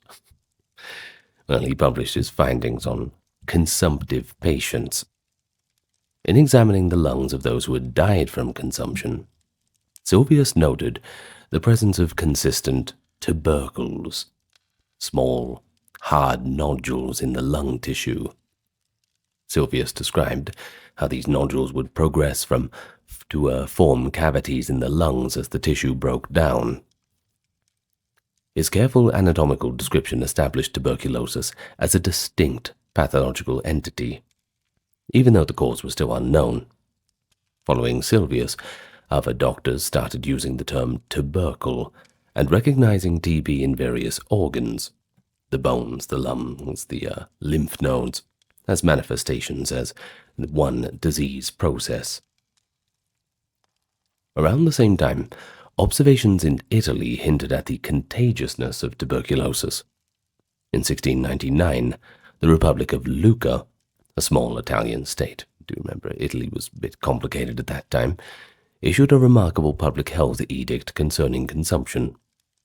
It declared that items belonging to people who died of consumption should be burned or disinfected, and that the deceased's name and illness be reported to authorities. The decree stated that human health should no longer be endangered by objects remaining after the death of a consumptive. Well, that implies that officials recognized something infectious lingered on in the clothes or furniture of TB victims. Essentially, it was an early attempt at contact tracing and disinfection for tuberculosis, over a century before germ theories. Another one of the most visionary early thinkers on TB was an English physician named Benjamin Martin. In 1720, Dr. Martin published a little book called A New Theory of Consumption. In this work, he hypothesized the consumption could be caused by, quote, wonderfully minute living creatures, and that once inhaled into the lungs, they would settle there and begin to grow, causing lesions and ulcers of the disease.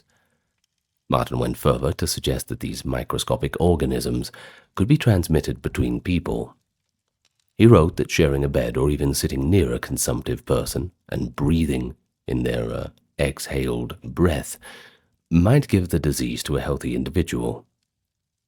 Now, this was a startlingly accurate guess, essentially anticipating the discovery of the tuberculosis bacterium by over 150 years. Where's his Nobel Prize, huh? Martin admitted that casual encounters were pretty unlikely to transmit it, but prolonged close contact could. Now, his work did not immediately change medical practice. It was largely ignored at the time, seen as a bit of quackery. But with hindsight, excuse me. Sorry, it must be tuberculosis getting into me. With hindsight, we recognize Martin as a prophetic figure who grasped germ theory long before it became mainstream. Well, despite all these insights, practical treatment in the 1700s had advanced quite little. I mean, small baby steps, but, things have to take their course, don't they? Without any true cure, physicians and patients tried all manner of approaches. People were often advised to seek a change of climate to cure consumption. This era saw the beginning of a trend: health tourism for tuberculosis. Afflicted individuals who could afford it traveled to milder, sunnier climates, or to mountain resorts, hoping that fresh air would restore their lungs. For example, English patients might go to the south of France or to Italy to escape the damp winters. Some doctors recommended sea voyages. The salt air and moderate exercise of sailing were thought to be beneficial. I mean, I'm sure it wouldn't hurt. Others sent patients to take the waters at spas or mineral springs. A common prescription was actually drinking raw milk, sometimes from donkeys or goats, as a strengthening tonic. In the American colonies, a cure involved riding horseback daily, or living outdoors as much as possible. These regimes sometimes helped alleviate symptoms in early or mild cases, likely because rest and nutrition gave the body a chance to wall off the infection. But for advanced disease, nothing in the 18th century could halt the progress of tuberculosis. Just in medical terms, we did not have the arsenal for that yet. By late 1700s, tuberculosis was firmly established in the Americas as well, often spread through growing trade and population movements. The Atlantic slave trade, European colonization, and urbanization all contributed to the reach of tuberculosis. Indigenous populations in the Americas and Pacific Islands, who had no previous exposure to tuberculosis, suffered terribly when they encountered it. Their mortality rates were extremely high, as they had no immunity. Tuberculosis truly became a global disease in this period, sparing no corner of the world. As the 18th century turned to the 19th, consumption was not only a common illness, it was becoming the defining disease of the age, especially in Europe. The stage was set for what would later be called the White Plague, to reach epidemic proportions. So before we get into that, it's worth noting one more little development in 1816, when a young French doctor named René Laennec invented the stethoscope, revolutionizing chest examinations. By 1819, Laennec published a treatise on disease of the chest, in which he described the lung sounds and post-mortem findings of tuberculosis with great precision. He coined the term miliary tuberculosis for the innumerable tiny lesions that resembled millet seeds in the lungs. Lonac's work, and his name of the clusters of lesions as tubercles, helped solidify the concept that various forms of consumption, whether in the lungs, glands, or elsewhere, were manifestations of the same disease. In the mid-19th century, Johann Lucas Schonlein, a German professor, introduced the formal term tuberculosis around 1834 to describe the disease, replacing the old vague labels like consumption, which is why you don't really see this term in medical literature after that time. Thus, just before the microbiological breakthrough would occur, TB had been recognized as a specific disease entity with improved diagnostic methods and a growing, albeit still imperfect, understanding of how it spread. And so tuberculosis cast its dark net over humanity in the 19th century. This era saw a dramatic surge in cases and deaths, so much that it was called the White Plague and the Great White Death. Industrialization was sweeping through Europe and North America, bringing mass urbanization, crowded tenements, pollution and poverty. Perfect places for TB to thrive. In the cramped, damp slums of London, Paris, or New York around the mid-1800s, tuberculosis found the ideal conditions to pass from person to person. The statistics were staggering. By some estimates, 1 in 4 deaths in Europe during the 1800s were due to tuberculosis. In the great cities, the toll was even higher. For example, around 1850, consumption was roughly responsible for about 20% of all adult deaths in London. In Paris, at certain points, it may have been a cause closer to 30% of the deaths. But it struck rich and poor alike. Of course, poverty made it far more vulnerable if you were in that situation. The urban poor lived in squalid conditions. Damp cellars or airless garrets, with inadequate nutrition and very little sunlight. Tuberculosis bacteria spread through the air when sufferers coughed, and in these crowded dwellings, many breathed the same air. Entire families would contract it one after another, giving the illusion that TB was a hereditary curse that ran in bloodlines. The fear was palpable. In communities where several family members died in succession, people sometimes groped for a supernatural explanation.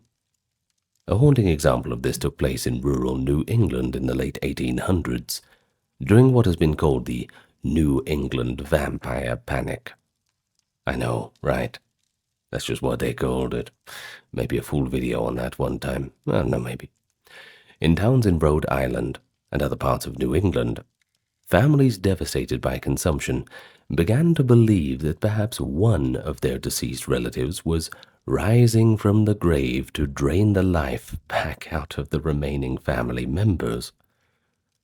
Well, this wasn't literally a widespread belief, but in a handful of well-documented cases, desperate people exhumed the bodies of those who had died of TB to check for signs of vampirism. The most famous case is that of Mercy Brown of Exeter, Rhode Island. Mercy died of consumption in 1892 at the age of 19, after her mother and sister had already succumbed some years prior. When Mercy's brother also fell ill, townsfolk convinced the father that perhaps an undead Mercy was consuming him from beyond the grave. They exhumed her body in the cold of early spring, finding her surprisingly well preserved, likely due to the winter conditions delaying composition. They took it as evidence of vampirism, and in a gruesome ritual, Mercy's heart was cut out and burned to ashes, and the ashes were then mixed into a tonic for her sick brother to drink as a supposed cure. And guess what? He got better. No, I'm just kidding. Of course he didn't. He died anyway a few months later. No folk magic could stop tuberculosis. Just seeing if you're paying attention. Well, this macabre episode shows the panic and helplessness inflicted upon communities before TB's nature was understood. People were willing to, well, accept even these explanations out of a gothic horror novel when conventional medicine had nothing else to offer. But it wasn't all panic and despair. Paradoxically, the Victorian era also imbued tuberculosis with a kind of cultural fascination. This was an age when TB became romanticized in literature and art, even as it killed millions. The notion of the delicate consumptive took root. It was observed that TB often produced a certain aesthetic in its victims, weight loss giving a slim and even elegant silhouette, pale skin that highlighted gentle veins, flushed cheeks to give an illusion of vibrancy.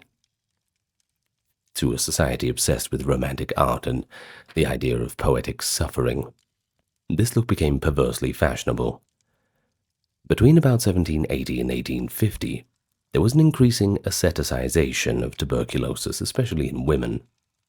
The condition of being doomed by consumption, yet looking somewhat ethereal and lovely, was seen as a mark of spiritual purity and sensitivity. Women who were completely healthy even tried to emulate the consumptive look by using makeup to pale their skin and redden their cheeks and lips, and by wearing corsets to achieve the thin waist associated with, well, wasting away. Bizarre trends, sometimes called consumptive chic. Prominent poets and writers themselves suffered from TB too, adding to the cultural mystique of it all. The Romantic poet John Keats, for example, died of tuberculosis in 1821, at the ripe old age of 25. He had nursed his own brother through the illness, who died in 1818, and then contracted it himself. Keats' letters from his final years are full of references to his fevers and hemorrhages. He knew he was doom, and he wrote achingly, poignantly about his posthumous existence. His poetry, with its intense sensitivity to beauty and mortality, seems to many to be influenced by his illness. I mean, that's kind of hard to ignore, right? Another literary genius, Emily Bronte, the author of Wuthering Heights, died of tuberculosis in 1848 at the age of 30. Emily Bronte's own novels and poems have an eerie awareness of early death and the spiritual unrest of the dying, which readers linked later to her experience with consumption. And the list goes on. You've got the pianist and composer Frédéric Chopin. He expired of TB in 1849. Robert Louis Stevenson, the novelist. He spent his years traveling to healthful climates, but ultimately he died in 1894. Anton Chekhov, the Russian playwright, suffered from chronic tuberculosis of the lungs and would joke darkly about it, till it killed him in 1904, when it wasn't so funny anymore. Tuberculosis was so entwined with artistry that some even thought it conferred some sort of creative intensity, a notion later termed the tuberculosis genius myth. Of course, that's all a romantic illusion. For every famous consumptive who wrote masterpieces, there were millions of ordinary people whose slow deaths were anything but glamorous. So what was it actually like to live with tuberculosis in the 19th century? The experience varied widely by social class, but certain threads were common. Typically, TB started quite insidiously. Perhaps a young man or woman in their late teens or 20s found themselves feeling a bit more fatigued than usual, losing weight despite eating, developing a persistent cough. Well, at first one might attribute it to a stubborn cold or stress. But when the cough refused to go away, and night sweats began to drench the sheets, that's when the real alarm bells began to ring. A dreaded moment was often the first hemoptysis, the coughing up of blood. Even a few streaks of blood in sputum would send a chill of terror, because everybody knew that was the hallmark of TB. Families would often try to hide a member's illness for as long as possible due to the stigma and fear of the isolation.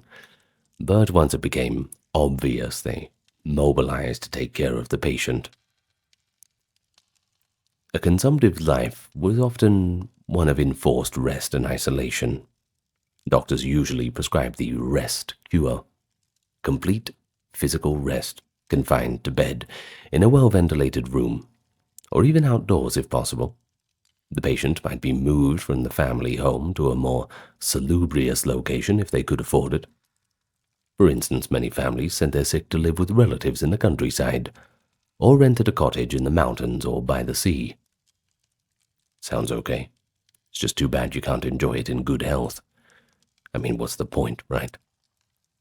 In middle-class homes, a special sick room would be arranged, often upstairs where it was airy. They would keep windows open, even in winter, as fresh air was considered crucial. Sometimes the patient would be bundled in blankets next to an open window, gasping cold, clean air, based on the theory that stale air of indoor spaces promoted diseases, which was kind of true. Yeah, they're getting there.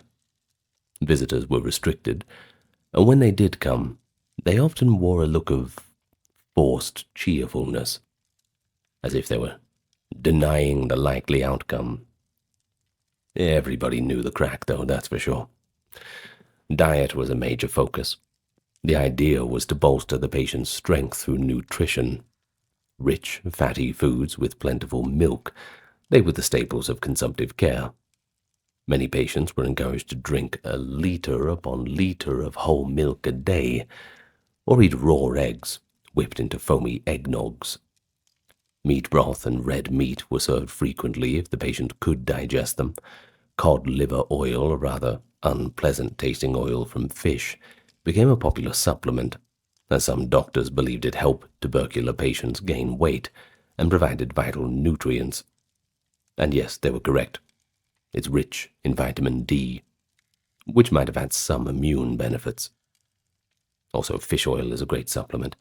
Everyone should be taking fish oil or krill oil, by the way. Get onto it. Not sponsored, I'm just saying. Well, these treatments show that lacking a true cure, care was basically supportive, palliative in the worst parts. Tried to keep the person as strong and well-nourished as possible, and maybe they'd have a chance. Not much of a chance, but just maybe a little bit of one. The psychological aspect of being a consumptive was heavy. People knew that consumption was often a slow death sentence. Patients struggled with alternating hope and despair. Many kept diaries, or wrote letters that laid bare these emotions. They would latch on to any slight improvement, one day with less cough or a better appetite. Anything to view as a sign of recovery. Families, too, would celebrate small victories like a slight weight gain or a peaceful night's sleep.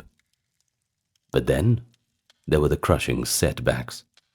A bad hemorrhage, a new fever spike, or simply the patient noticing they could no longer walk up the stairs without breathlessness where they once could. The gradual decline was agonizing for all involved.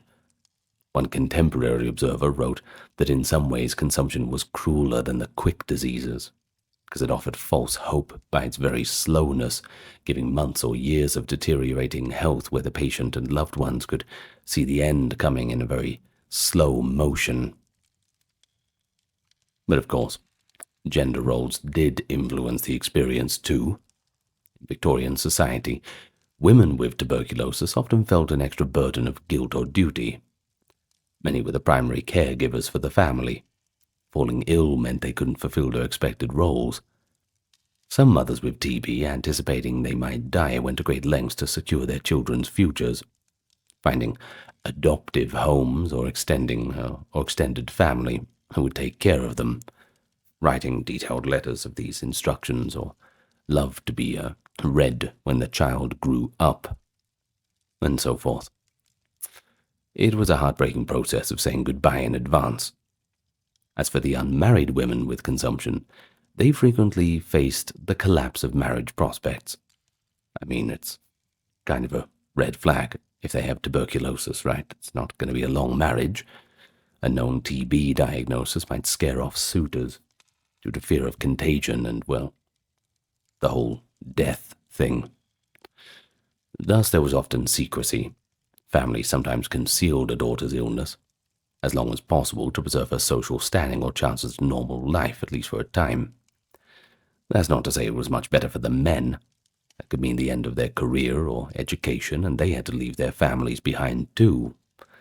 Many male patients left school or jobs and went on travels to recuperate. In doing so, they sometimes forged new identities.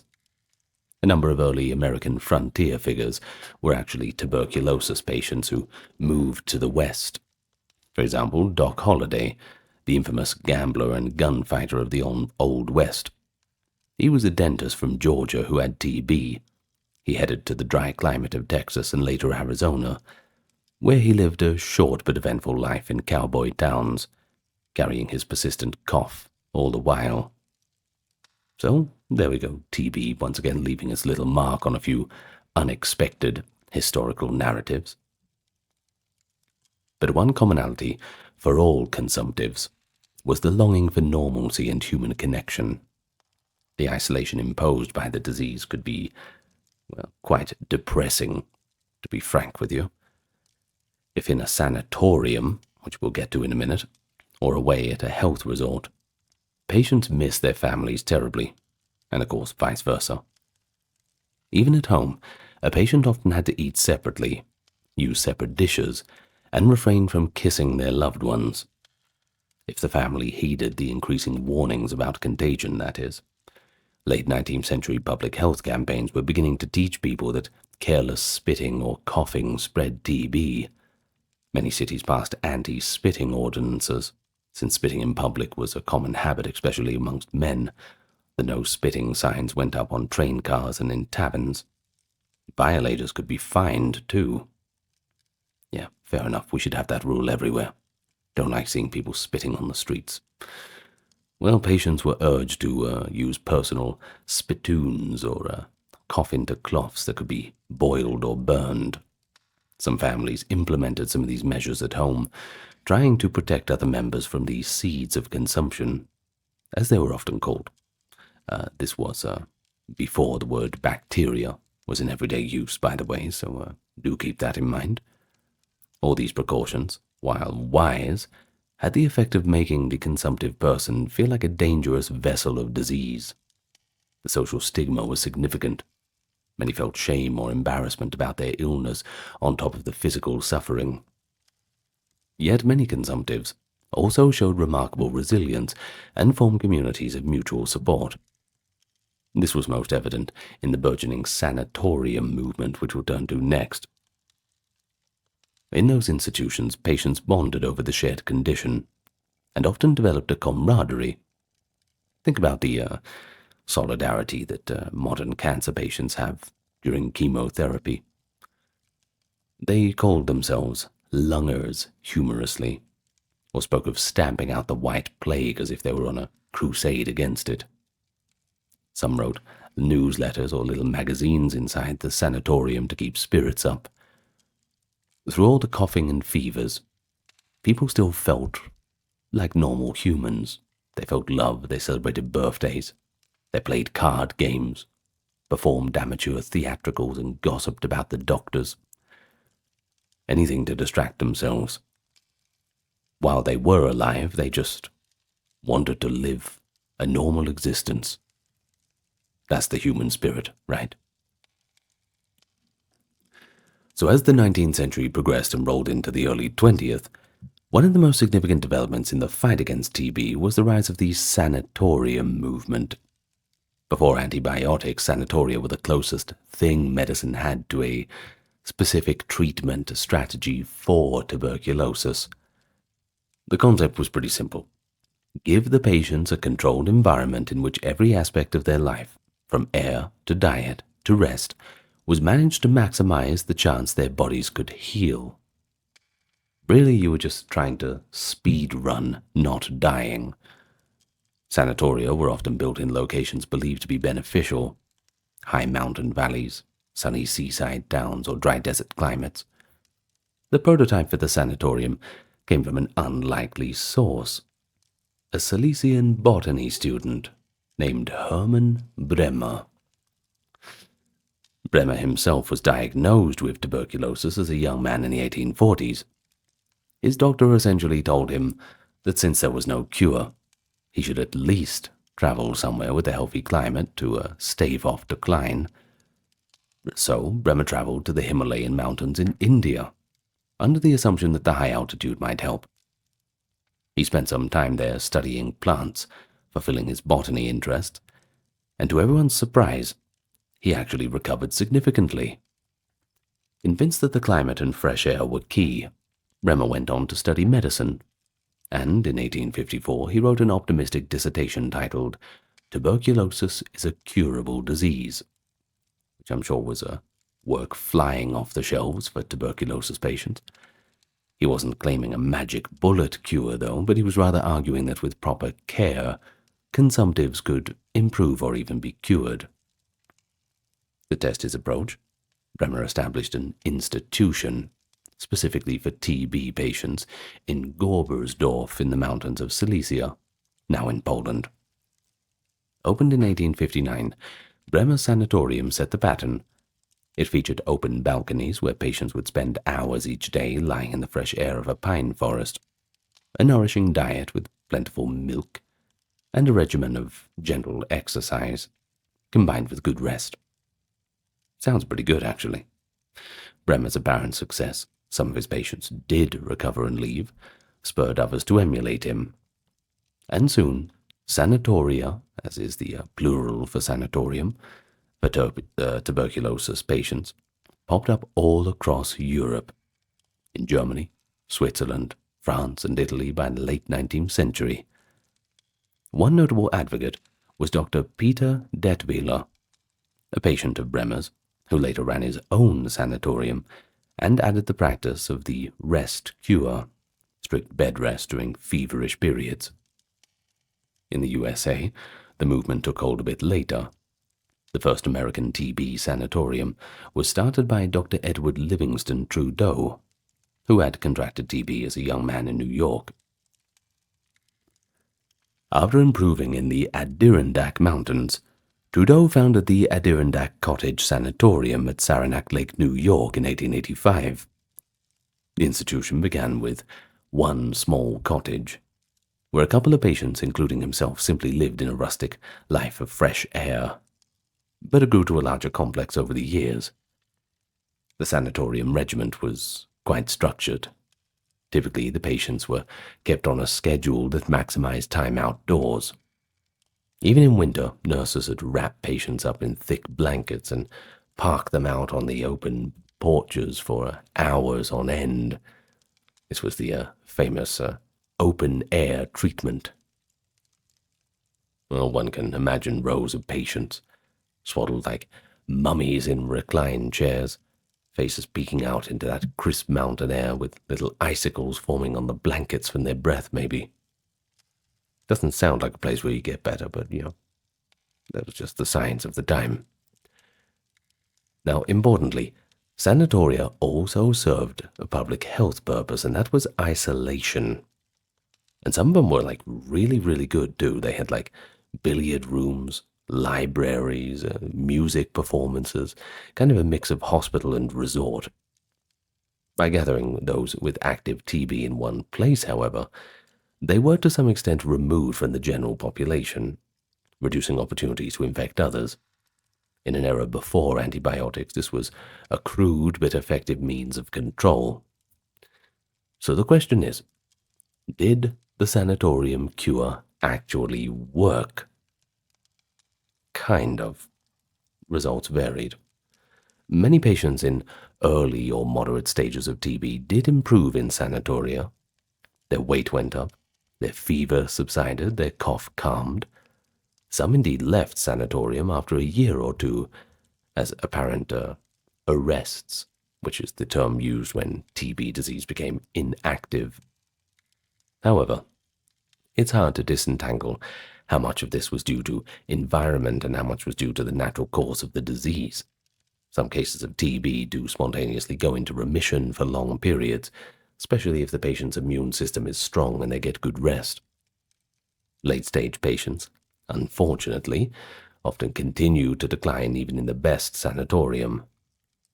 For them, these places became comfortable havens to die in, just palliative care rather than places of recovery.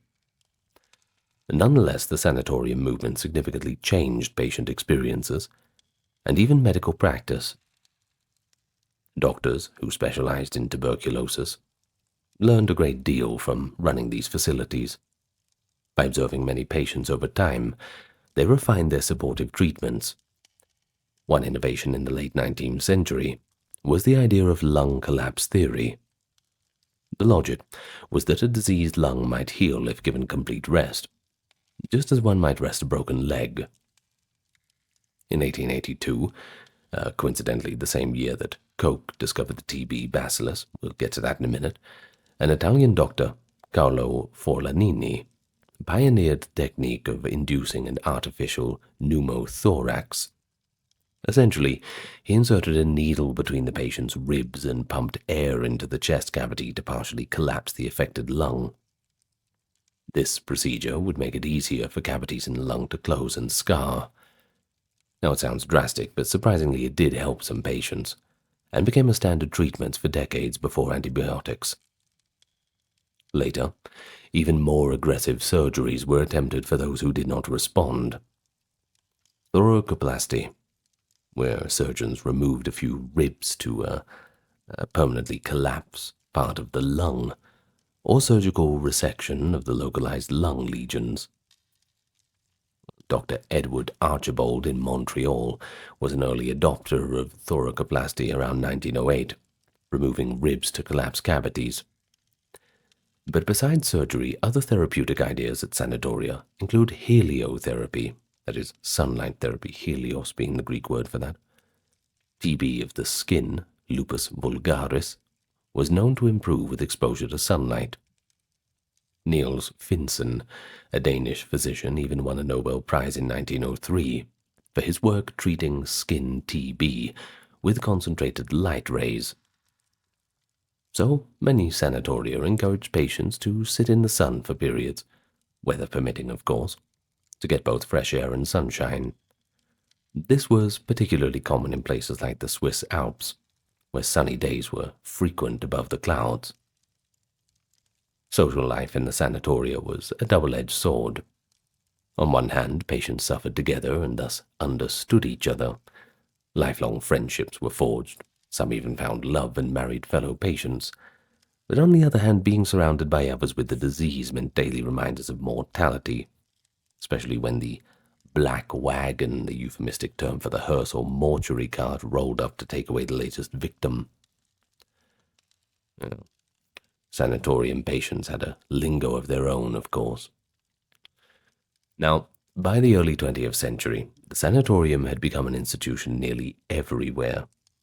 In Japan, Russia, Australia, TB hospitals were built on mountain tops or outside of cities to treat segregate patients. It represents an era of optimism, even without a true cure. And indeed, in several countries, TB mortality began to gradually decline around the turn of the century, even before antibiotics or vaccines were introduced. But this decline is attributed to many things: better living conditions from social reforms, the natural ebb of an epidemic, and the possible impact of sanatoria and public health measures, like, for example, pasteurizing milk to prevent bovine TB, and educating people on avoiding infection. By 1914, while TB was still rampant, the worst seemed to have passed in much of Western Europe and the US, with mortality rates slowly dipping year by year. Yet tuberculosis was far from defeated. What really clinched the downward trend was the breakthroughs of the late 19th and early 20th centuries, which we will turn to next. March 24th, 1882. An audience of scientists and doctors gather in the lecture hall of the Berlin Physiological Society. There, Dr. Robert Koch presented what would become one of the most famous papers in medical history, The Etiology of Tuberculosis. Now, Koch calmly demonstrated he had isolated the specific germ that causes TB, a tiny rod-shaped bacterium visible under the microscope with a special staining technique he had developed. He showed these tissue samples from animals and humans with the bacteria, and described how he grew the organism in pure culture, on coagulated blood serum outside the body. But most dramatically, he explained that by injecting these cultured microbes into healthy animals like guinea pigs, he could reproduce tuberculosis in them. Koch's findings proved to be irrefutable that TB was an infectious disease caused by a single microorganism. This discovery certainly set the medical world on fire. Finally, the invisible enemy had been given a face, or at least a name and a form. Mycobacterium tuberculosis, that's what they called it. The press quickly picked up the story, and Koch became a significant hero overnight. But why so revolutionary? Well, for one, it settled the long debate about hereditary versus contagion in TB. Koch's work showed TB did not spontaneously generate in people. It was caught from others, and this sparked public health measures to curb transmission. Governments began funding campaigns to educate the populace. People were taught to cover their mouths when coughing, to disinfect living spaces of consumptives, and, crucially, to stop the practice of indiscriminate spitting. Those pamphlets started going around with slogans like "consumption is contagious, prevent it," and "do not spit on the floor, it spreads disease." Koch's discovery also ushered in the golden age of bacteriology. Within a decade or two, scientists discovered the germs behind many other diseases: cholera, diphtheria, plague, etc. But TB was arguably the crown jewel, because that was just their biggest problem at the time. Koch's methods established the famous Koch's postulates, criteria to prove an organism causes a disease, forming a foundation for the new field of microbiology. The immediate practical effect was an explosion of research into diagnostics and cures. By 1890, Koch attempted a cure himself. He announced a substance called tuberculin, a glycerin extract of the TB bacilli, which he hoped would treat tuberculosis. It failed spectacularly. Patients injected with it often got violently ill, and it did not eradicate the disease. But, well, it was worth a try. The initial overblown hopes led to disillusionment and even scandal. Some even accused Koch of hyping up an unproven remedy. However, tuberculin later found use as a diagnostic tool. Years later, doctors would use tuberculin in skin tests to identify if somebody had been infected with TB, based on whether their skin reacted to the injection, a major way to detect latent TB infection. Another key scientific contribution of Koch's era was recognizing that not all TB was the same. In 1882 to 1884, other researchers, building on Koch, identified the bovine form of the TB bacillus, Macrobacterium bovis, which affects cattle and can jump to humans via infected milk, causing TB especially in children, often manifesting as scrofular or abdominal TB. A man called Theobald Smith in the US and Koch himself both did work on differentiating the human and bovine types of the bacillus by the 1890s. This led to one of the first public health victories against TB, and that was the pasteurization of milk. Pioneered by Louis Pasteur, for bacteria in general, pasteurization, that is, heating milk to kill germs, was adopted widely in the early 20th century, and drastically reduced transmission of bovine TB to humans. Incidence of scrofula in children plummeted once milk was routinely pasteurized. The detection of TB also improved with technology. In 1895, Wilhelm Röntgen discovered X-rays. Almost immediately, doctors realized they had a new way to see inside the chest of living patients. By the early 1900s, chest X-rays had become a common tool to spot the shadows and cavitations indicative of TB in the lungs. By the early 20th century, all these scientific and public health advances began to pay off. In many Western countries, TB mortality rates that had peaked around 1800 to 1850 were slowly declining by 1900. But still, it remained the single leading cause of death in most places. Thus, the fight was far from over, and attention turned to the idea of vaccines and immunity. If we could immunize people against TB, perhaps we could prevent it, just like smallpox, which was being successfully fought at the time with vaccination. But enter two French scientists, Albert Calmette and Camille Guérin. Starting around 1908, Calmette and Guérin worked on a vaccine by trying to weaken the bovine TB bacillus. After years of effort, passing the bacteria through dozens of cultures, they created a stable weakened strain that did not cause disease in laboratory animals, but did stimulate an immune response. Looks like they're on to something. In 1921, this vaccine, named BCG, the Bacille Calmette-Guérin, after its creators, was first used in humans. The initial trial were promising. Infants vaccinated with BCG seemed largely protected from TB. A major early test came in the 1920s in France, when newborns were given BCG, and, well, it was observed that they had lower TB rates than unvaccinated ones. However, there was a tragedy in 1930 in Lübeck, Germany, that set back acceptance quite a bit. Due to a laboratory error, some batches of BCG were contaminated with live, virulent TB, and over 70 children died after being vaccinated.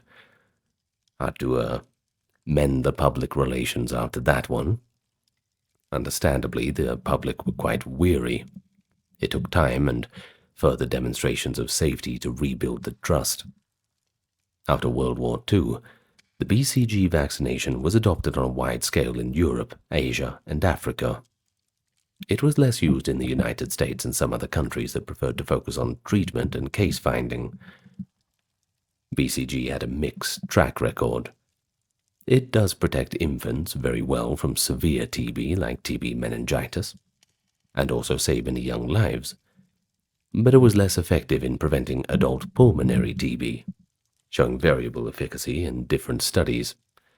Nonetheless, it's the only TB vaccine we have to this day, and hundreds of millions of people have received it. While vaccines aim to prevent TB, the Holy Grail remained a cure for those already sick. Through the 1910s and 1930s, sanatoria and surgery were the main options, but scientists continued to search for chemotherapy or drug treatment for TB. Early attempts included various plant extracts, dyes, even metals like gold, but none had a real impact. The TB bacillus proved incredibly stubborn to kill inside the human body. It had a waxy cell wall that resisted common antibiotics, and it could hide in body tissues beyond the reach of the drugs. Many felt if a cure was to come, it would come from the burgeoning field of soil microbiology, the search for natural antibiotics produced by microbes. Sure enough, in the 40s, salvation arrived in the form of antibiotics. In 1943, Selman Waxman, a microbiologist at Rutgers University, and his team discovered a compound from a soil bacterium that was powerfully effective against TB bacteria in the lab and in animals. This antibiotic was named streptomycin. The first human trials took place in 44 to 45, and the results were nothing short of miraculous for the time. Patients who were deathly ill with TB showed improvement. Their fevers subsided, their bacteria counts dropped. It all looks pretty good. And these were even with those ones with a TB meningitis, which previously always proved fatal. Well, now they had a pretty good chance. In November 1944, a critically ill TB patient in the Mayo Clinic in the US received streptomycin as something of a last resort. He began to recover. Doctors were stunned. It was as if, after centuries of darkness, a light had suddenly been turned on. However, streptomycin alone was not a magic bullet. The TB bacillus had a tendency to develop resistance to single drugs. Indeed, after some months on streptomycin, many patients would relapse with a resistant strain. But the principle was established. TB could be attacked and held at bay with chemicals. Researchers scrambled to find additional drugs to combine with streptomycin to outwit the resistance. The late 40s and 50s saw a rapid succession of anti-TB drugs. Next came para-amino-salicylic acid. That was first used around 1949, which, given with streptomycin, helped prevent the emergence of resistance. Then came isoniazid in 1952, a highly potent and cheap drug that became the backbone of TB therapy. Isoniazid was a game-changer. Doctors described it as a near miracle because it could cure TB patients in a matter of months, when used properly. Additional drugs like pyrazinamide and ethambutol followed in the 50s and early 60s, each adding a little bit of a weapon to the arsenal. By combining 3 or 4 of these medications, physicians found they could kill virtually all TB bacteria in a patient and greatly reduce the chances of any surviving bugs becoming drug-resistant. The advent of effective chemotherapy truly turned the tide. TB wards that had been filled with chronically ill patients now saw people recovering and going home well. The once overflowing sanatoria began to empty out, or were repurposed for other diseases or turned into general hospitals. In the 60s, the closure of sanatoriums became common across the developed world, something unimaginable a few decades earlier.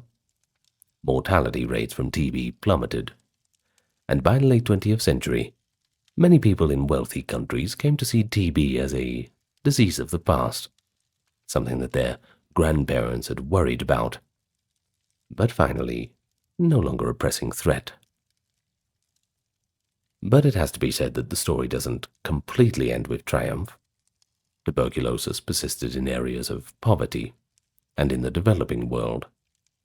So as one chapter of the TB saga closed, another began, with the new challenges that would remind that humanity had not quite gotten rid of TB yet, and depending on the time and the place, it could very easily come roaring back. So while the history of TB is not completely ended, our video is. I hope you enjoyed our time together. I had fun. I'm glad we don't have to deal with these things anymore. Hopefully we can wipe cancer off the list next. Maybe someone in 50 years' time will be making a video about how we conquered cancer. We finally cured it. I heard a little while back that they were still working on it. They made a few breakthroughs, but well. Darkness, fire, eternal punishment. That's hell. Yet the idea of hell is a little bit different, depending on who you ask, and it's far older and more varied than the familiar medieval paintings of that fire and brimstone. Almost since the dawn of civilization, cultures across the world have imagined this horrible and shadowy realm of the dead. In ancient epics and sacred texts from every corner of our world, we find pretty vivid descriptions of what awaits the wicked, and sometimes even the good after death. Underworld visions that differ wildly. Some are cold and desolate, others are torturous and fiery, and a few quite boring. But they all serve a similar purpose: to show humanity what lies beyond, and they reflect our attempt to grapple with mortality and morality. What happens to evildoers beyond the grave? And how can the chaos of injustice and life be corrected in some unseen world? Today, I'm taking you to hell, and you might be surprised about what you encounter. We're going to go from the earliest times to a little bit more recognizable.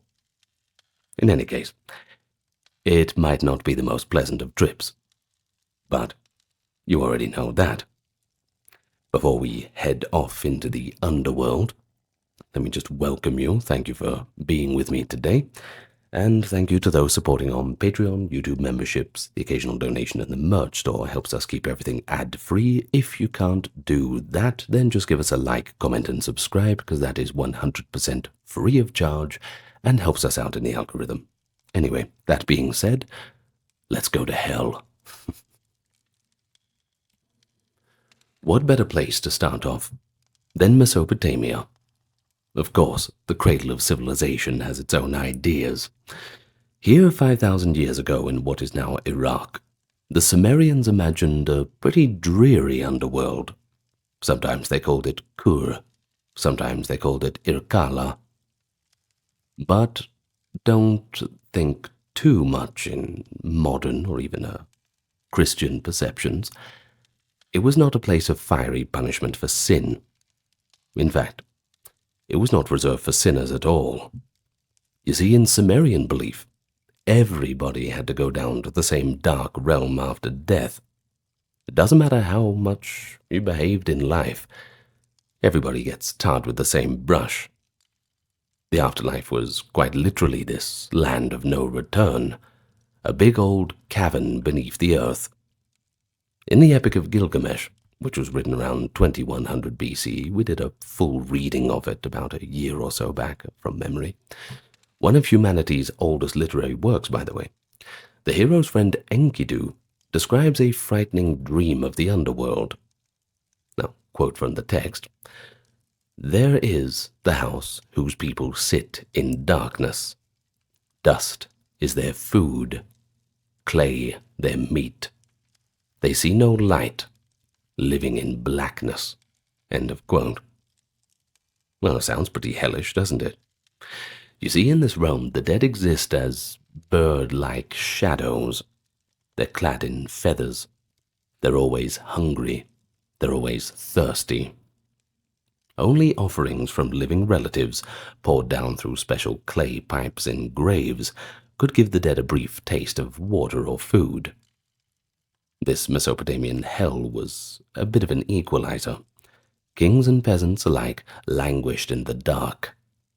No gods inflicted tortures based on moral failings. One's earthly deeds didn't determine your fate in Irkala. The Sumerians seemed to find the afterlife grim enough. They didn't need to add any additional torments to it. A person's burial did matter, however. That was the important part. Proper rituals and a decent burial could ensure a slightly better lot among the dead, while those without funerary honors, well, they were going to have a bit more of a hard time. They would suffer more acutely from neglect and hunger. Yet even the fortunate dead were destined for a miserable, shadowy life.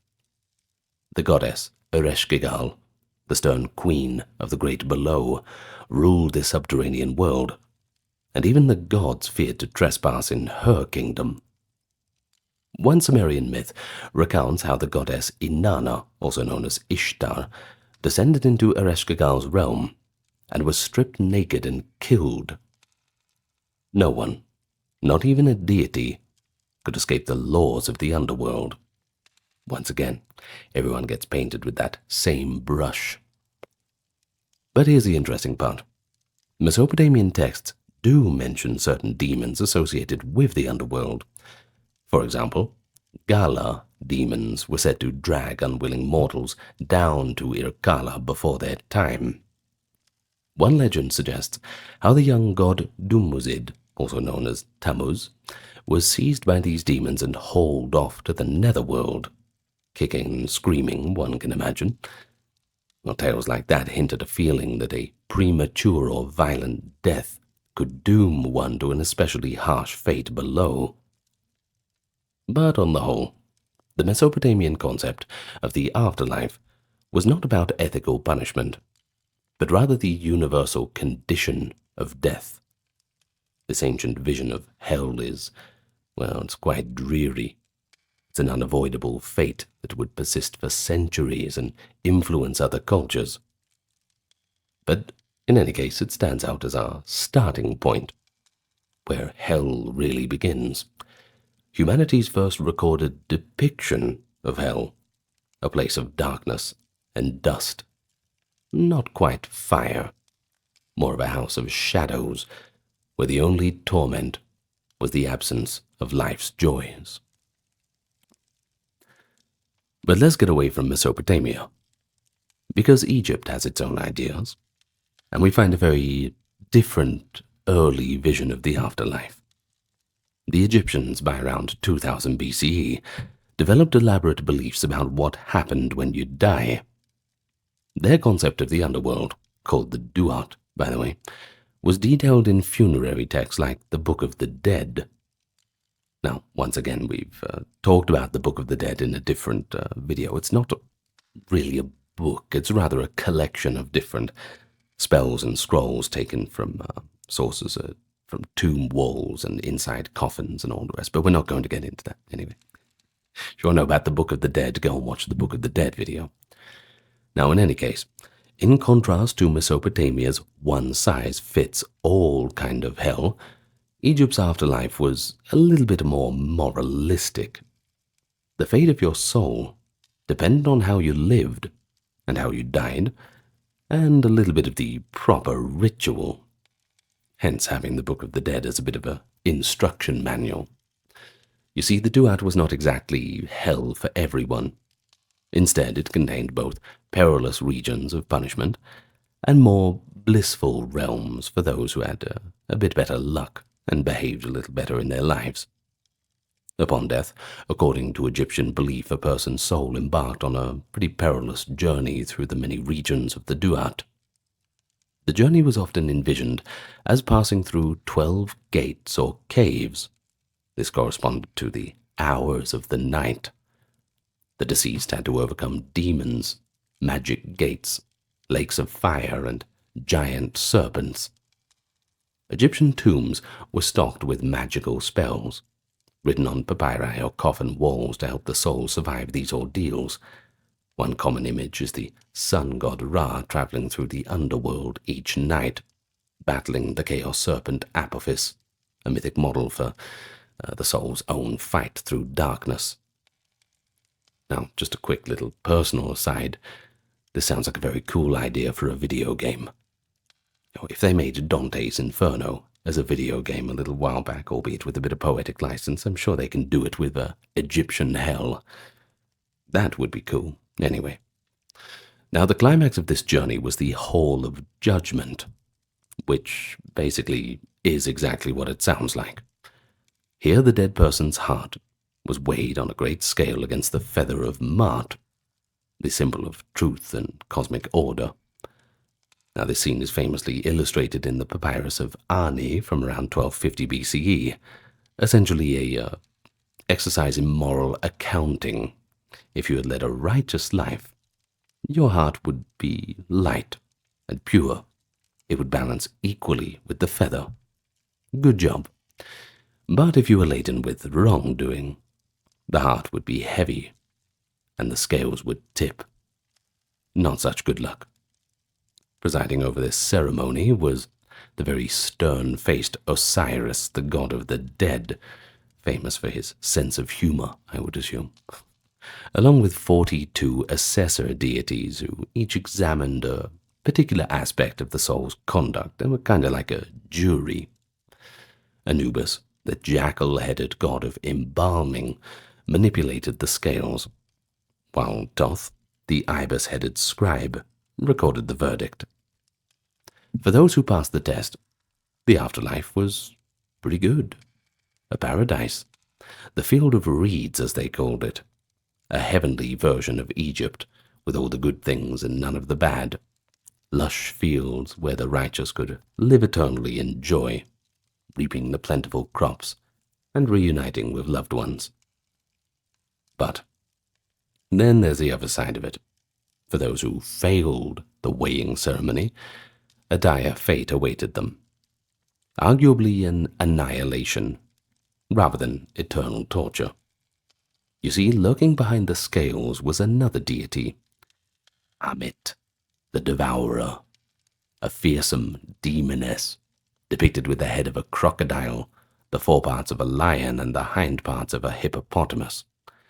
Now, by the way, just a quick aside, a hippopotamus is actually the most dangerous animal in Africa, by the way.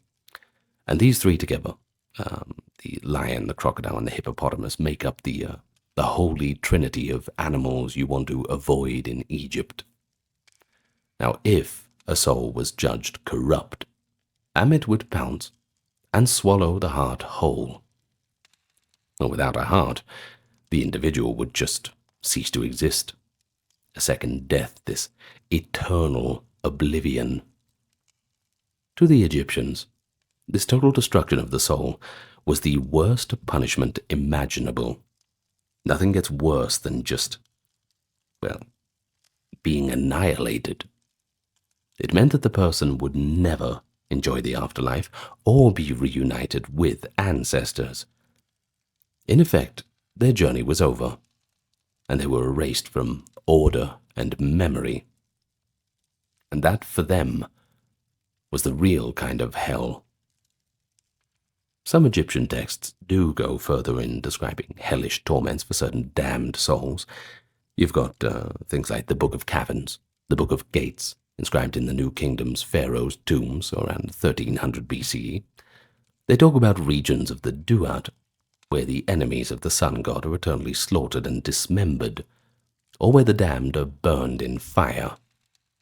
Now that sounds a little bit more like a hellish torment, rather than just this click of the fingers and you're gone, turned to dust. There were fiery pits, lakes of flame, and even executioners with knives, scenes strikingly similar to later images of hell, that's for sure. Notably, these torments were often reserved for those who had offended the gods or undermined the cosmic order. You're talking traitors and blasphemers. For example, one text describes rebel souls being decapitated and tossed into the pits of fire by the underworld guardians. These did not coalesce into a single doctrine of hell, though, as in later religions, but they show that the Egyptians did conceive of the afterlife as a bit of a judicial process. The soul could not be rewarded, tested, or rather could be, rewarded, tested, or eliminated based on the truth and justice, its concept of Ma'at. So, basically we can say that ancient Egypt contributed two key concepts to the global idea of hell. First of all, it's a pretty important one. We have this moral judgment after death. And of course, the notion of post-mortem punishment, even if the worst punishment was indeed non-existence. Well, Egyptian religion thus marks a shift from the all-encompassing gloom of Sumer to a little bit more of a hopeful and ethical view. I mean, the Sumerian hell, it just doesn't sound that good, right? Doesn't really give you any any sort of impetus to act properly in your life before death, right?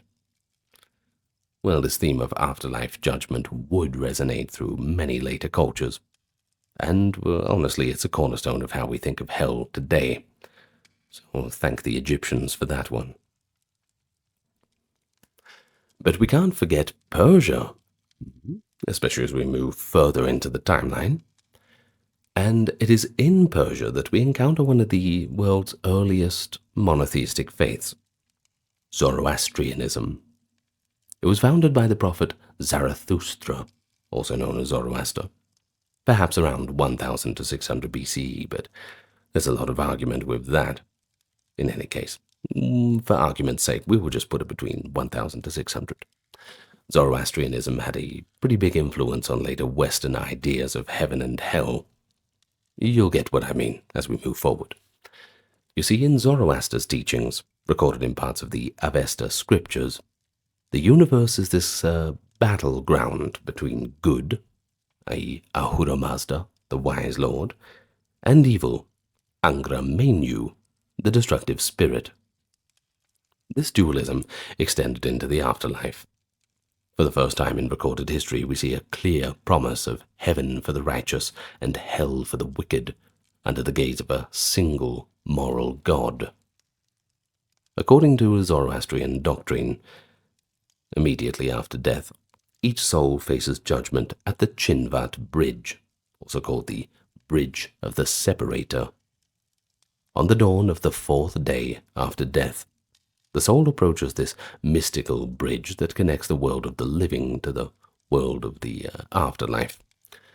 There, a celestial tribunal weighs the person's good deeds against their bad deeds. The soul encounters Diana, a maiden who personifies its own conscience. To the virtuous soul, Diana appears as a beautiful maiden who guides them. To the wicked soul, she's a hideous old hag who frightens and condemns. As the soul attempts to cross the Chinvat Bridge, the bridge itself magically responds to the person's moral state. It's kind of like that one in Indiana Jones, you know. You have to have faith. If you're not of pure heart, you fall through. That kind of thing. Bit more complicated than Indiana Jones, but you get the point. Now, for an evil person, the bridge would narrow to a razor's edge, a mere thread over an abyss, causing the soul to lose balance. Below yawns the gaping mouth of hell, and lurking demons eagerly await to seize the falling soul, no doubt licking their lips and rubbing their hands together. Zoroastrian texts describe hell, called the House of Lies, or the worst existence, as a dreadful place beneath the earth, filled with darkness, smoke, and a noxious odor. Unlike the Egyptian emphasis on fiery punishment, Zoroastrian hell is often described as an icy cold realm, or a deep pit where evil souls suffer from a total absence of light and goodness. One later Pahlavi text, the Book of Arda Viraf, gives a tour of hell with specific punishments tailored to sins, a concept that will become common in many religions, by the way. For instance, liars had their tongues gnawed by demons, and the corrupt were forced to eat foul substances in the darkness. Need we say more? However, an important aspect of Zoroastrian belief is that hell suffering was not necessarily eternal. There is an expectation of a future last judgment and resurrection. At the end of time, according to Zoroastrian eschatology, all souls will be purified. A river of molten metal will flow across the world, but the righteous will feel it as warm milk, while the wicked will be burned clean of sin. Ultimately, even the inhabitants of hell may be redeemed in this final purging, and Angra Mainyu, the bad guy, will be defeated. So in this sense, Zoroastrianism introduced the powerful idea of hell as a temporary purgation, leading to a restored and perfect world. Historically, these Persian ideas greatly influenced Jewish thought during the Persian Empire's rule over Babylon and Judea from the 6th to the 4th century BCE. Concepts like judgment after death, a heaven versus hell dichotomy, and an end-time resurrection with a final justice were new or greatly expanded in Judaism after contact with Zoroastrianism. Thus, Zoroastrian Persia can be seen as a crucial bridge, quite literally given the Chinvat metaphor, between the ancient pagan underworld and concepts later highly moralized hells of the major Western religions. Persia's legacy is a hell of moral consequence, a dark fate that one earns by one's own actions, overseen by a just but stern God, who will at the end of days set everything all right again. Now, even as Zoroastrians were envisioning their moral hell, the civilizations of ancient India were developing their own complex ideas about the afterlife. In South Asia, the concept of hell took on unique forms shaped by the doctrines of karma, that is, the law of cause and effect and reincarnation. Rather than a final one-way trip to heaven or hell, Indian religions generally viewed hells as temporary way stations, where souls could be purified of sins before rebirth. A little bit of a simplistic way of looking at it, but that's at least how I've seen it. Well, nonetheless, the imagery of these hells became extraordinarily vivid, and at times quite gruesome, offering some of the most detailed, travel guides to the underworld found in any religious literature. Let's look at the early Vedic and Hindu views.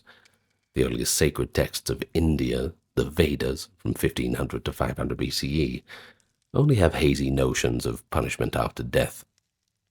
In Vedic belief, virtuous people, especially those who perform the proper sacrifices, hope to ascend to Svarga, a heaven ruled by Indra, while others might wander as ghosts. A vague realm called Naraka, or simply the Dark Pit, is mentioned as a place for the extremely wicked or those who have violated the cosmic order, known as Rita, but the details are pretty sparse. Now, it is in later Hindu literature, particularly the law books called the Dharmasastras and the Puranas, the mythic compendiums compiled in the last centuries BC and early centuries CE, that we fully get this fleshed-out description of hell, or rather, hells. The Manusmriti, the laws of Manu, the 2nd century BCE, for example, list 21 different hells by name, assigning various types of sinners to each. Subsequent texts expanded the catalogue. Many sources speak of 28 different hells, each with a descriptive name and a fitting punishment. In these Hindu conceptions, Yama, the god of death and lord of justice, presides over the underworld, often called Yama Loka. When a person dies, Hindu tradition says that the Yamadutas, Yama's messengers, fetch the soul and bring it to the court. There, every deed is weighed in detail. Yama then assigns the soul to a suitable realm. Virtuous souls might go to heaven or be reborn in a more fortunate existence. But sinners are dispatched to one or more of the narakas, the hells, to suffer the appropriate consequence. These hells are not eternal destinations, though. They're more like cosmic prisons or purgatories, where souls endure torment for as long as their accumulated bad karma requires. Once the debt of sin is paid through suffering, the soul is released back into the cycle of rebirth, samsara, perhaps to try for a better life next time. The Hindu Puranas revel in describing the imaginative torments of Naraka.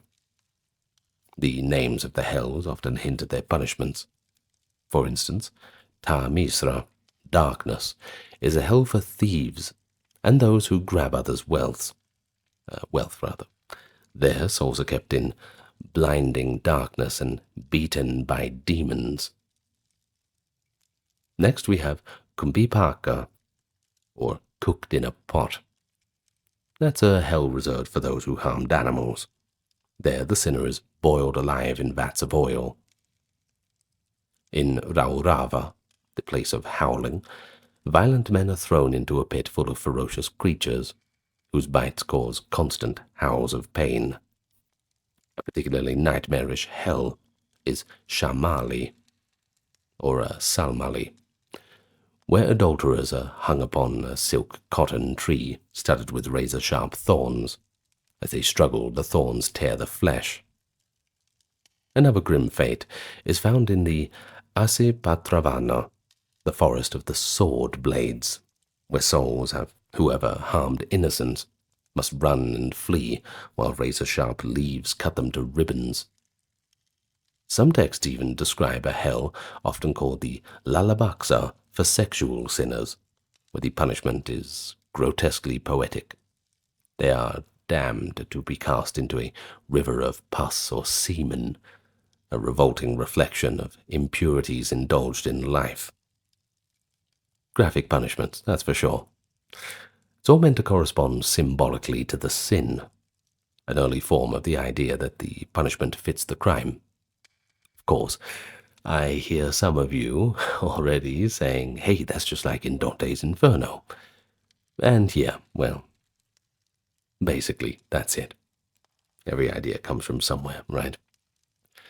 Well, despite these frightening descriptions, Hindu philosophy generally sees Naraka as a more rehabilitative place, or at least impermanent. It is one station in the soul's journey. In fact, some Hindu schools, such as certain Vedanta philosophies, downplay hell quite a bit, focusing instead on achieving liberation, moksha, that is, to escape all rebirth. Interestingly, not all Hindu thinkers accepted the idea of eternal damnation. The influential theologian, gonna have trouble with this name, Madhvacharya, excuse me for taking that slow, from the 13th century CE, was a rare example of one who argued that, particularly incorrigible souls could be redeemed or rather condemned to everlasting darkness. He called these tamo yogyas. But it's important to say, this is an outlier view.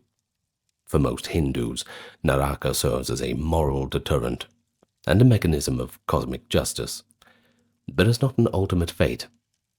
The door of hell eventually opens, and the soul gets another chance. Next, let's have a look at Buddhist and Jain hells. Of course, Indian religions are quite numerous, right? In the 6th and 5th centuries BCE, new religious movements in India added their own perspectives. Buddhism and Jainism, contemporaries of each other by the way, both accepted the basic framework of karma, rebirth, and multiple hells. But they had a few twists with their teachings. You see, Buddhism teaches that the existence itself is a cycle of suffering and rebirth, samsara, and the goal is to attain enlightenment, nirvana, and escape this cycle. But for those still caught in ignorance and bad actions, Naraka awaits as one of those possible rebirth destinations. Buddhist cosmology typically enumerates several major hells which are divided into hot and cold types. A common scheme is the 8 hot hells and the 8 cold hells, often with additional neighboring hells for specific torments. These hell realms are not governed by a god in the way of, like Yama judging in Hindu law, although interestingly, Buddhism did absorb the figure of Yama as a sort of warden or judge in popular tradition. You'll find him in some Buddhist texts as King Yama, who lectures the sinners on their misdeeds. Instead, a being's own karma naturally causes rebirth. It's all automatic. You'll get sent to the appropriate place, and that's going to be hell if your actions were gravely unwholesome. The 8 hot hells in Buddhism escalate from relatively milder to absolutely horrific. The first and least severe is Sanjiva, reviving hell, where beings fight and beat each other to death, only to be magically revived and suffer the violence over and over again. As one goes deeper, the suffering intensifies. Kala Sutra, the black thread hell, has demons slicing beings with burning saws along marked lines. Raurava, same name as in the Hindu text meaning screaming hell, and Maharaurava, the great screaming, involves endless agony from being trapped in burning substances or devoured by fiery beasts. The 7th is Padma, lotus hell, where the ground is hot iron, that makes the feet blister like lotus buds. But it gets worse. The worst is the eighth hell, the infamous Wiki, often translated as unremitting hell, a place of ceaseless and unrelenting pain, commonly envisioned as a vast pit of incessant fire where the torments have no intervals, hence unremitting. The cold hells, on the other hand, are realms of extreme ice and frigid misery. For example, Arbuda, the blistering hell, where the intense cold raises blisters on the skin, and Nirarbuda, where the blisters burst into frozen cracks. In deeper cold hells, people's teeth shatter so hard that their jaws shatter, or they emit cries that freeze in the air. These detailed panoramas of pain were not meant as literal geographies. The Buddha often treated them as reflections of the mind's suffering. But in popular Buddhist culture, they were certainly taken quite seriously as real places, and certainly somewhere that you'd desperately want to avoid. But here's a crucial point. Buddhist hells, once again, are not eternal. Now, they certainly last a very long time, aeons upon aeons in some descriptions, but they are still impermanent, parts of the cycle of rebirth. A being suffers until the negative karma that led them there is exhausted, and then they die out of hell, and may be reborn in some other realm, perhaps back on earth, or even in a heavenly realm if they've purged all of their bad karma, learned their lesson, so to speak. This temporariness makes Buddhist hell closer to a purgatory in function, though the scale of time and pain in some narakas is so immense to feel effectively endless to its inhabitants. In Buddhist moral teaching, the prospect of naraka serves as a warning to inspire ethical conduct and spiritual practice. The Devadatta Sutta, a discourse on the Buddha, vividly describes the 5 divine messengers, signs in life that one should avoid, or rather warn a person to correct their ways, and then paints the gruesome fate of the sinner who ignores them. Upon death, the wardens of hell drag him before King Yama, and then haul him into hell, where he is made to suffer a catalogue of horrors. What do you expect? Well, you might be flayed alive, you might be cut apart with saws, thrown into boiling cauldrons, forced to climb spiked iron mountains. They're pretty creative. Each torture is certainly described in graphic detail, only to be followed by the next, a sequence of agonies that awaits the undesirables of the world. And through such teachings, Buddhism aimed to startle followers into reflection on the consequences of their unwholesome actions. Jainism, another ancient Indian religion, traditionally founded by Mahavira in the 6th century BCE, presents perhaps the most structured cosmology of all. The Jains believe in a universe with multiple levels of heavens above and hells below, all part of an eternal cosmic cycle, one that has no beginning and no end. They enumerate 7 tiers of hell, each lower than the last, located in the depths of the earth. Jain hells, like those of Buddhism, are temporary abodes where the souls, or jivas, suffer due to their accumulation of bad karma, especially from violence, since non-violence, or ahimsa, is Jainism's paramount virtue. The lowest hell in Jain cosmology is a place of such intense darkness and cold that it is called the Mahatamisra, the Great Darkness. Souls here and in the other hells endure torments from demonic beings, called Bhavanpati demigods, or from the very environment itself, the fire, the frost, the rocks. But here's a unique aspect. In Jain thought, there is no supreme deity or judge to send all souls to hell. It's all an automated system, an inexorable working out of karma. a soul weighed by cruel deeds simply just sinks down to the appropriate hell after death, drawn by the heaviness of its karmic matter, much as the physical object sinks in water, this kind of thing. It will remain there until the specific negative karma is dissipated, then eventually be reborn elsewhere, give them another chance to escape the cycle of death and rebirth. Well, the pedagogical purpose is pretty clear. It's meant to inspire people to live more harmlessly, truthfully, and austerely, lest they burden themselves with the kind of karma that would literally send them to hell. Nobody wants to go there, right? All right, so here we are at the classical world in a more Western sense. While India and Persia were shaping their own ideas of karma and judgment, the ancient Greeks certainly had some ideas of their own.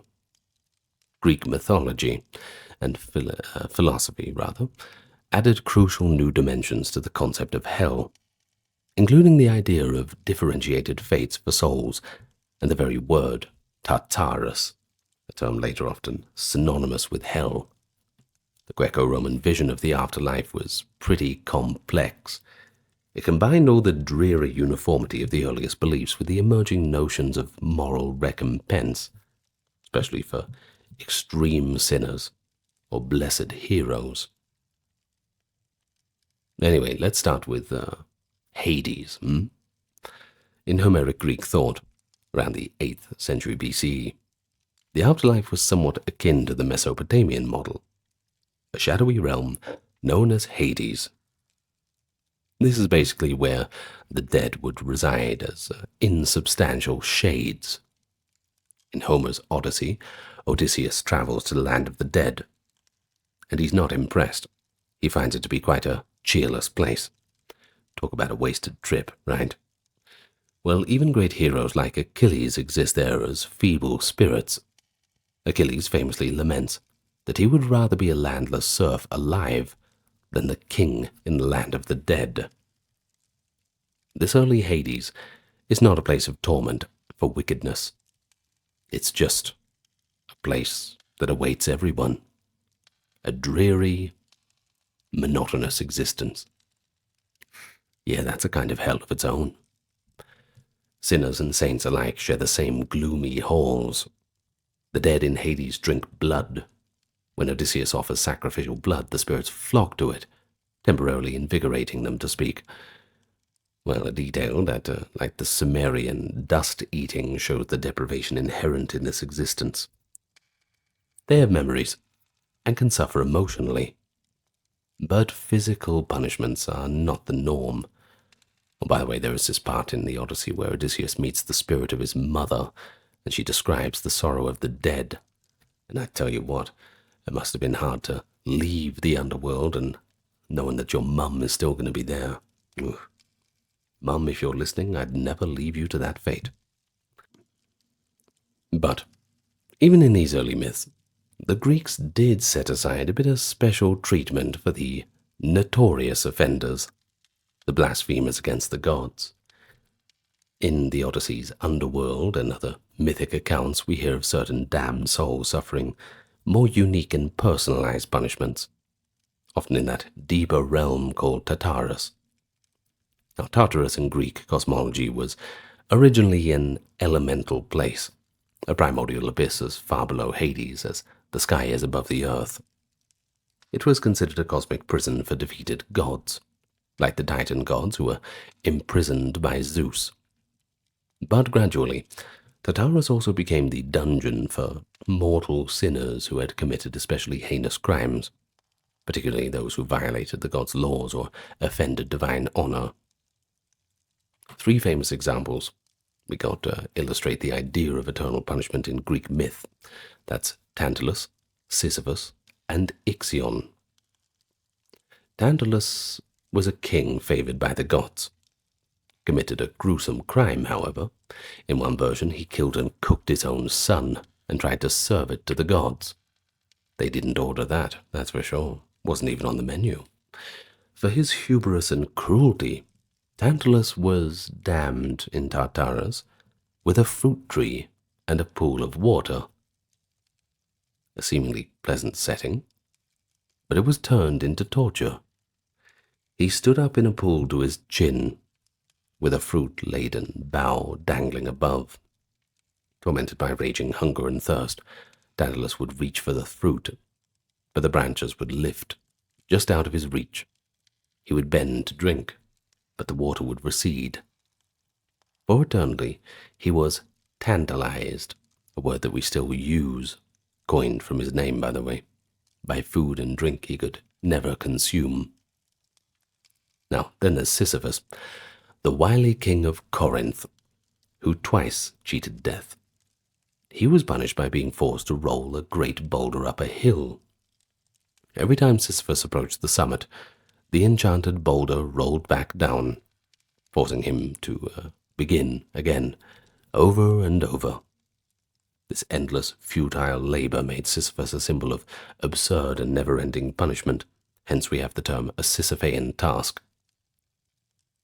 Ixion, who dared to attempt to seduce Zeus's wife Hera, was bound to a fiery wheel spinning through the air for eternity. Well, the worst she can say is no, right? Oh dear. And we can add Tityos as well, a giant who assaulted the goddess Leto. He was chained and subjected to an eagle eternally eating his liver, a torment later echoed in the myth of Prometheus. Now these tales establish a prototype of hellish punishment as custom-fitted poetic justice for egregious sinners. It was understood, however, that such fates were extremely rare, reserved for those who had committed crimes against the gods or violated fundamental taboos. The average person in Homeric times did not expect individualized torture after death, only the half-life of Hades. By the 4th centuries BCE, Greek ideas of the afterlife had begun to shift under the influence of philosophical thought and a few of the mystery religions. Thinkers like Pindar and Plato started to suggest that the soul's fate could depend on ethical conduct. The Orphic Mysteries, an ancient religious movement, perhaps a topic for another time, taught of a dual destiny. Pure souls could ascend to a heavenly existence or be reborn into better lives, while the impure would sink into lower forms or suffer purgation in the subterranean realms. These mystery cults introduced concepts of reincarnation and multi-stage afterlives, somewhat akin to Indian ideas, interestingly enough. Now, the philosopher Plato, in several dialogues, presented influential myths about judgment after death. In Plato's Gorgias and Phaedo, for example, he describes souls being judged by divine judges, like the demigod Rhadamanthus, and sent either to the Isles of the Blessed or to Tartarus, with an intermediate state for those who would still be reformed by a bit of temporary punishment.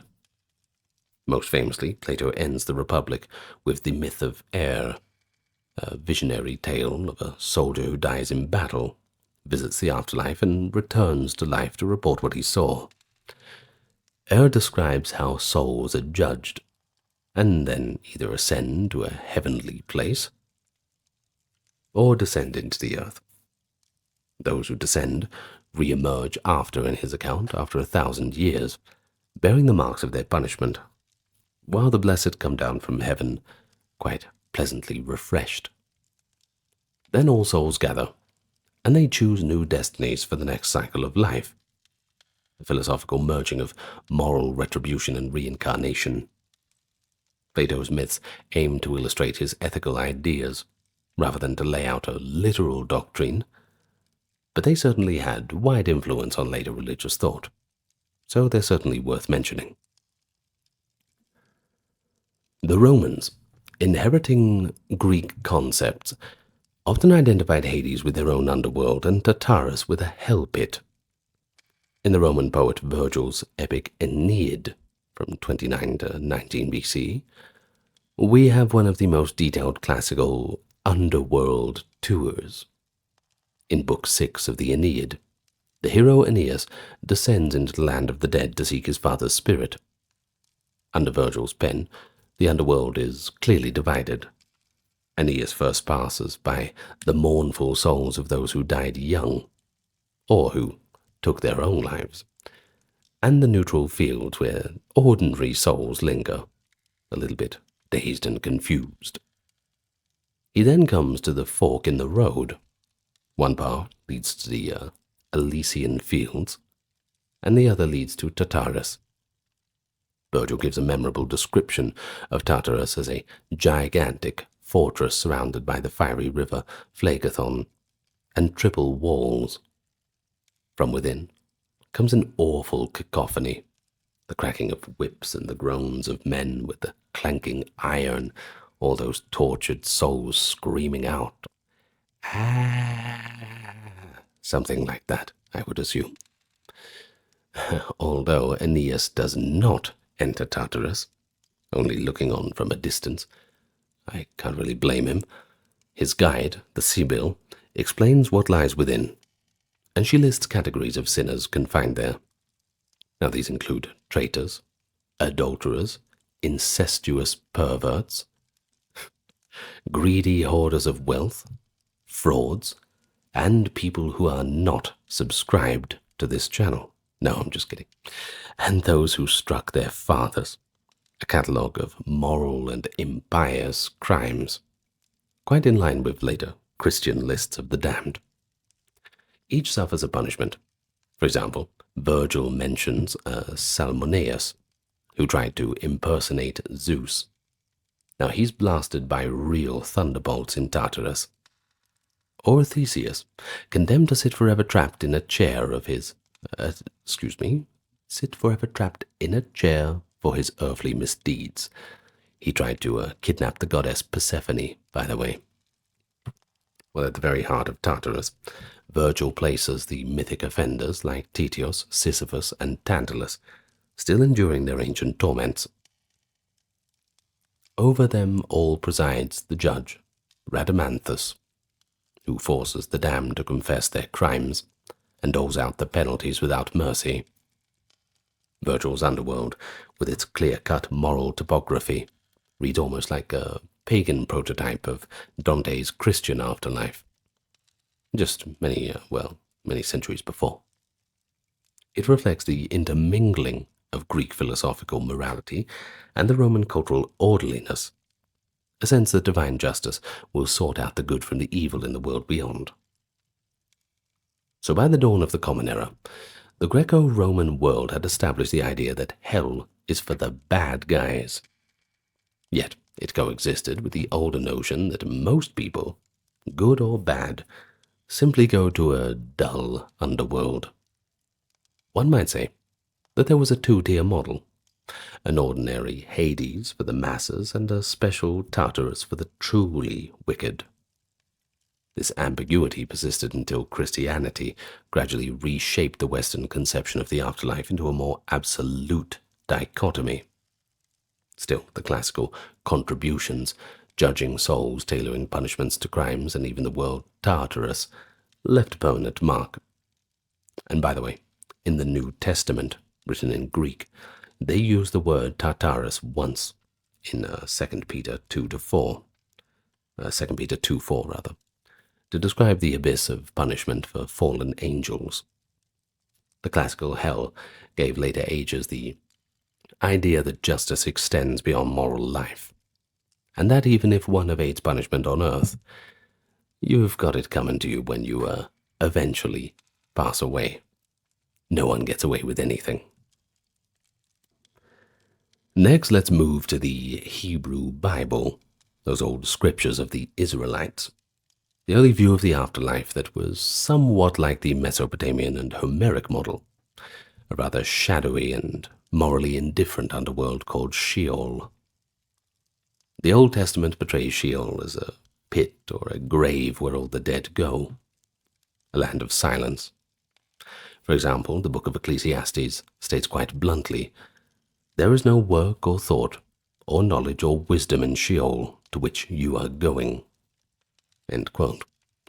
Righteous or wicked made little difference. King David expected to go to Sheol, and so did the wicked King Ahab. It was a gloomy fate, but not one of fiery torment.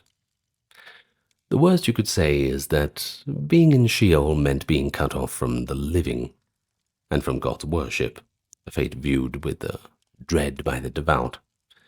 The lack of a strong heaven or hell dichotomy in the early Israelite religion meant that moral justice was expected in life through blessings or curses by God in the world, rather than after death.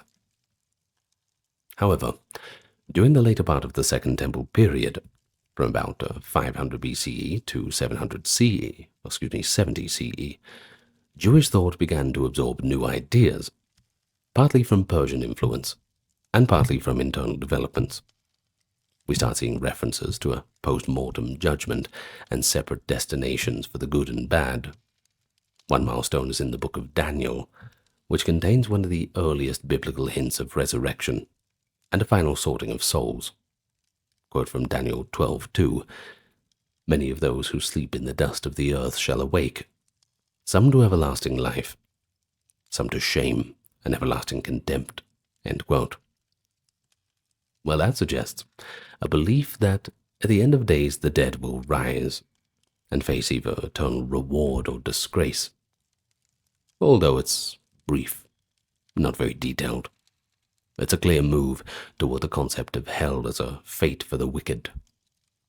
Outside the Hebrew Bible, in Jewish apocryphal writings of that era, the concept of hell, often called Gehenna or Gehinnom, took on quite a vivid form.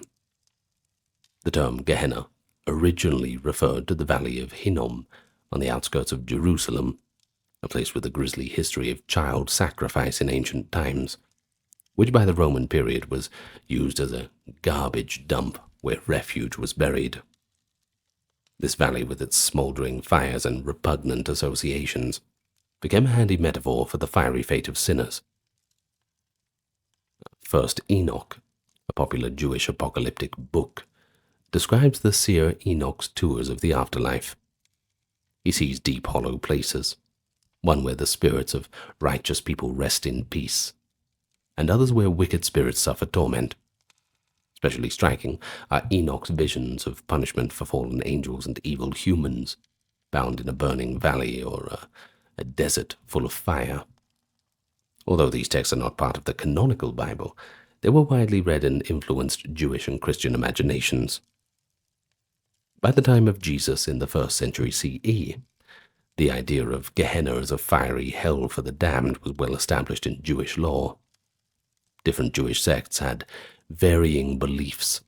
For instance, the Sadducees denied an afterlife altogether, while the Pharisees affirmed resurrection and judgment.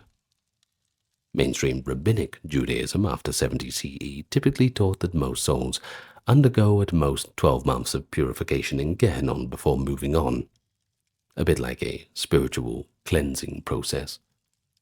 But the truly incorrigible sinners, and that is very few, might be annihilated or exist there longer. The Talmud and later rabbinic writings portray Gehenna as a fearsome place of punishment, but one that ultimately serves to purify the soul. An oft-cited rabbinic maxim says, "The punishment of the wicked in Gehenna is 12 months. After that, the soul either ascends to a state of rest or, if utterly wicked, is erased." Thus, classical Judaism generally rejects the notion of eternal hellfire for the average sinner. Mercy and divine justice, tempered by rehabilitation, are more emphasized. Nonetheless, the imagery of, fire and anguish in Gehenna is often identical to later Christian hell. The ethical purpose is similar too. It shows God's justice and the urgency to live a righteous life. We see here a transitional stage. By the 1st century CE, the Jews had moved from a murky, undifferentiated Sheol to a more defined belief in judgment after death, reward for virtue and punishment for wickedness. These concepts would flow directly into Christianity and later Islam as those religions emerged from the same cultural matrix. In short, Judaism introduced hell in the sense that we understand it today, a tool of divine justice, even if in Jewish theology that punishment was not eternal. The valley of Hinnom's burning trash became the enduring symbol of divine wrath on wrongdoing, a symbolic backdrop that Jesus himself would invoke in his teachings and reforms. So with the rise of Christianity in the 1st century, the concept of hell took on a central theological role and a starker definition as an eternal state. Jesus of Nazareth often spoke of Gehenna in the Gospels, warning people to avoid this fate of unquenchable fire. For instance, he said it's better to lose an eye or a limb than to be thrown, quote, into Gehenna, where the worm does not die and the fire is not quenched. Such language, drawn partly from Isaiah 66:24 and the old traditions, painted hell as both fiery and repulsive, a place of destruction and disgust. Unlike in Rabbinic Judaism, where hell was usually temporary, early Christianity came to teach that the damned would endure eternal torment. This was linked to the belief in the immortality of the soul and the last judgment. At the end of time, the dead would be raised and judged by Christ. So is it really eternal? I don't know. Maybe for the wicked it is, of course. They would have their eternal damnation, but the righteous would receive eternal life, so be good, basically. The New Testament, especially in Matthew's Gospel and the book of Revelation, contains some of the Bible's most potent imagery of hell. Jesus speaks of a coming judgment when he will say to the accursed, quote, "Depart from me into the eternal fire, prepared for the devil and his angels." Matthew 25:41. Here we see hell characterized as eternal fire, and notably as a punishment originally meant for Satan and other fallen angels, implying that human beings who ally themselves with evil are going to meet the same fate. The book of Revelations from the 1st century CE adds the dramatic vision of the lake of fire that burns with sulfur from Revelations 20:10, where the devil, the beast, and all those not in the book of life are thrown and tormented day and night forever and ever. In Revelation 14:11, the damned have, quote, "no rest, day or night, and the smoke of their torment goes up forever." As Christianity spread and developed in its theology in the first few centuries, Church Fathers elaborated on hell in sermons and treatises. They emphasized that hell's primary feature was separation from God, a loss of all goodness and light, often described metaphorically as outer darkness, where, quote, "there will be weeping and gnashing of teeth," a phrase used frequently in the Gospel of Matthew. Alongside darkness, however, early Christian writers insisted on the reality of material torment, fire and sometimes freezing, echoing previous traditions. Tertullian, in the 2nd century, rather morbidly relished the thought that in heaven the saved would witness the agonies of the damned below as a testament of God's justice. I mean, talk about entertainment, right? Good Lord.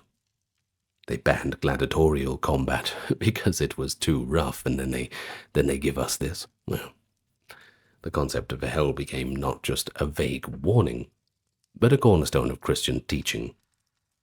But hold your horses, because not all Christian thinkers agreed on the nature of hell. A significant theological debate concerned whether hell's torments were literally physical fire or something a bit more spiritual, maybe remorse, alienation from God, etc. The Eastern tradition often spoke of hell's fire as a symbol of the soul's own pain at encountering God's holiness unprepared. Moreover, a minority view espoused by figures like Origen of Alexandria in the 3rd century, and later by some sects, was that hell might not be forever. That ultimately, in God's infinite mercy, all creatures, even Satan, could be reconciled and saved in the end. That is the doctrine of apocatastasis. Oh my God, third time lucky. I'm going to get it. Apocatastasis. Good Lord, excuse me for any Greek listeners. Now, Origen interpreted references to eternal fire as purifying, corrective fire. But this view was eventually deemed unorthodox by the institutional church. The mainstream Christian position solidified by the medieval period was that hell is eternal for the unrepentant. Once a soul is damned at the last judgment, there's just no way out. This finality was a powerful incentive to seek salvation during one's lifetime. Throughout the Middle Ages in Europe, hell loomed large in the popular imagination. Medieval art and literature painted extraordinarily graphic pictures of hell's torments, arguably more detailed than any theologian's dry text. Doom paintings on the church walls showed demons torturing souls and devils carrying the damned in their claws. Morality plays personified vices being dragged to hell.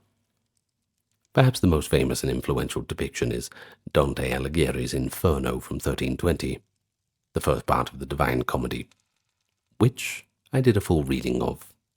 It took 14 hours, which it was its own kind of hell, but we got through it. If you want to go listen to that, it's just search it up. Anyway, Dante, guided by the poet Virgil, journeys through the 9 circles of hell, witnessing a vast catalogue of poetic punishments. Each circle corresponds to a category of sin: lust, gluttony, greed, anger, heresy, violence, fraud, treachery.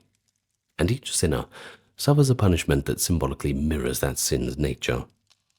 For example, fortune-tellers in life have their heads twisted backwards in hell, forever looking behind.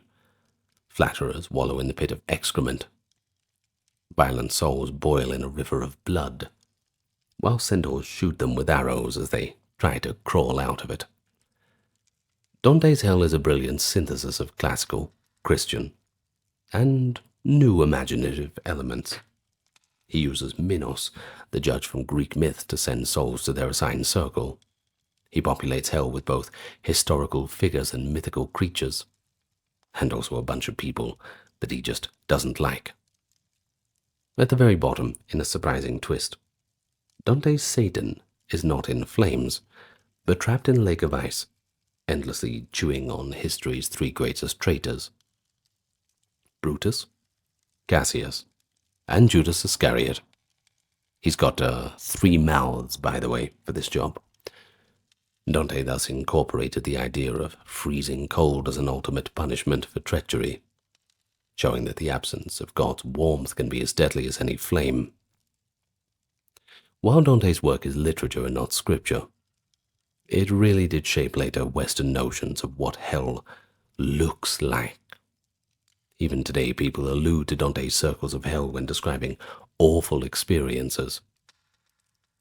Now, in Christian thought, hell served not only as a threat, but as a reassurance that justice would be served. Many medieval sermons emphasized how the mighty and cruel seem to prosper on earth, but they'd get what's coming to them after death. The concept of the devil ruling over hell also became popular, though not strictly biblical. Still, folklore and art often showed Satan as the master tormentor. By scaring the faithful with the devil's snare and hell's agonies, preachers aimed to turn people away from sin. Generally, it was as effective as you could imagine. So by the end of the Middle Ages, Christian doctrine about hell was firmly codified: an eternal, unescapable state of definitive self-exclusion from God, characterized by whatever metaphor would drive the point home. Only the exact nature of suffering was left to a nuanced debate, and later some Christian denominations would soften or question the eternity of hell. For instance, some modern theologians and groups consider annihilation, the total destruction of the soul, as the fate for the wicked. rather than a perpetual torment. But historically, the traditional view predominated, and it profoundly influenced cultures wherever Christianity spread, from Europe to the Americas, Africa, and beyond. Indeed, the word hell in English comes from the Old Norse word hell, which you just gotta drop a L off the end.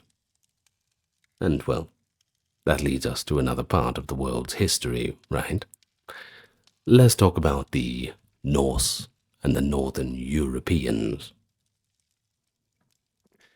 In the pre-Christian religions of Northern Europe, the afterlife had its own twists. The Norse, in particular, believed in a realm called Hel, sometimes called Helheim, which was both a goddess's name and her domain. This is the direct linguistic source of the English word hell, but the North Hell was not a fiery pit.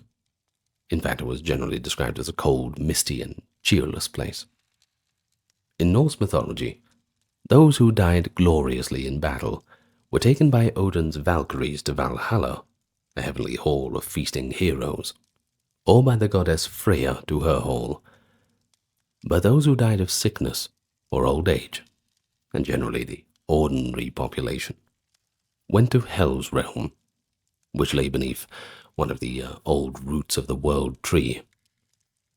Now, Hel, the goddess, is depicted in lore as a fearsome figure, her face and body half living, half blue-black decayed. This underworld is not particularly a site of punishment, just a more somber continuation of existence, almost like the early Greek and Mesopotamian ones. However, Norse mythology does not single out certain truly vile individuals for a more horrifying fate in the afterlife. The Voluspa, a Norse prophetic poem, describes a place in Hel's realm called Nastrund, the shore of corpses. There stands a dreadful hall woven from serpents, their venom dripping from the ceiling. The poem says, quote, "There, on Nastrond, the evil dead wade through heavy streams. Murderers, oath-breakers, and adulterers writhe in torment, while the dragon Nidhogr sucks the blood from their bodies." End quote. Well, this scene shows that the Norse had a concept of moral hell for the worst sins according to their code, namely oath-breaking, which is a pretty big deal in Norse honor culture, and then murder and adultery, which are also quite big deals. In that venom-soaked hole, perjurers and killers endure a ghastly punishment, as snake's poison flows, and a great dragon chews on the dead. A chilling image, literally chilling, as the overall climate of hell is quite cold. The idea of a dragon or serpent tormentor, Nidhogr, chewing on the corpses, it parallels other Indo-European myths of serpents eating the dead or demons devouring souls. Another aspect of Norse eschatology is the eventual fate of Hell's inhabitants. In the cataclysm of Ragnarok, the end of the world, the legions of Hell will burst forth to fight against the gods in a final battle. Afterwards, the cosmos is renewed, and a few gods and humans survive to live in this new paradise. This implies that Hell's realm as part of the old world is not eternal. It will be emptied at Ragnarok. Presumably its denizens will perish or will be freed when the world is remade. So even here we see a notion that Hell is not everlasting, just part of a cyclical cosmic drama. Of course, this all changed when Christianity came to the north. The old Hell was eventually fused with the Christian Hell in popular imagination. The word remained the same, but now we just had the fire and the demons added by the Christian influence. Yet, the echoes of the cold, dreary Hell lingered in folklore. Interestingly, even in Christian Europe, the idea of an icy Hell occasionally appears. We see it in Dante's deepest circle for traitors.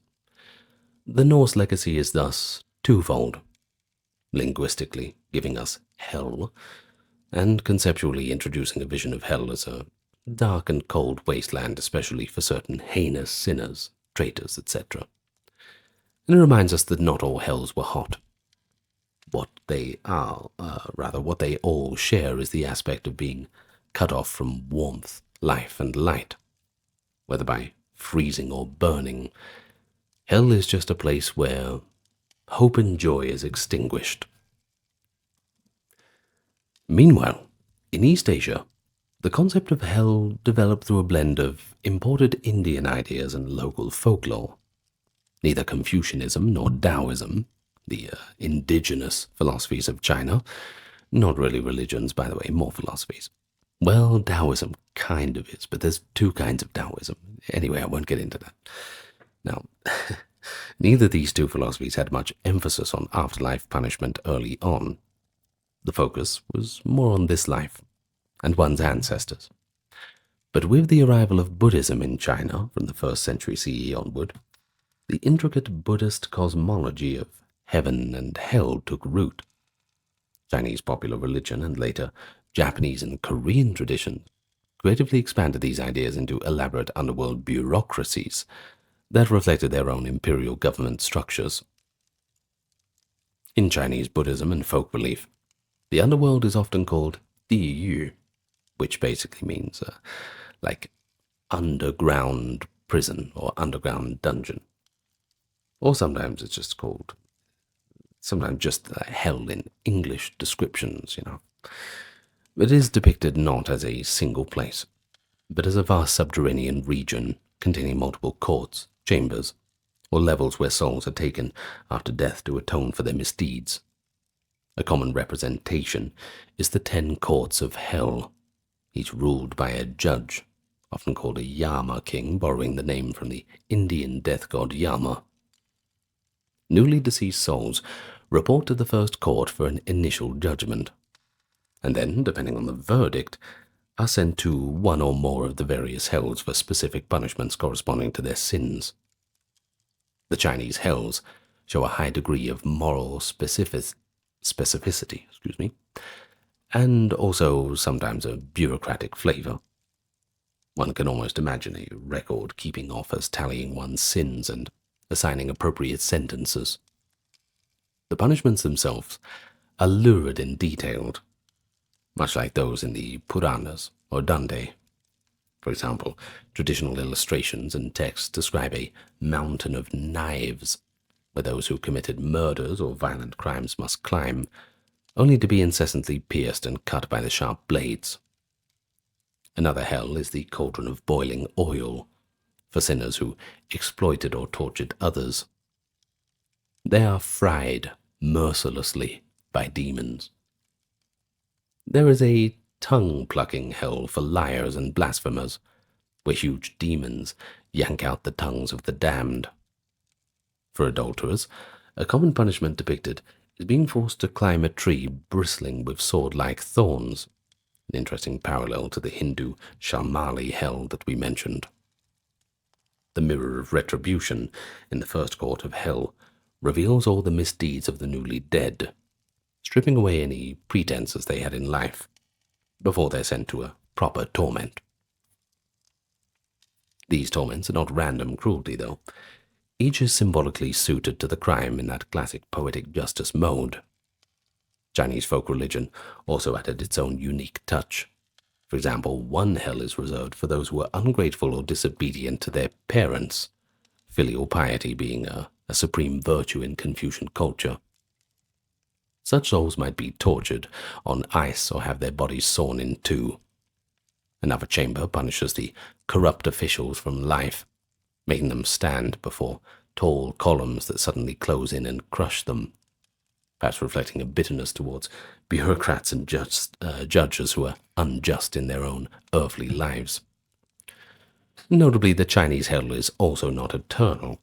After serving their sentences in various courts, souls move on, often to drink the broth of oblivion, cooked by the goddess Meng Po, in the pavilion of forgetfulness.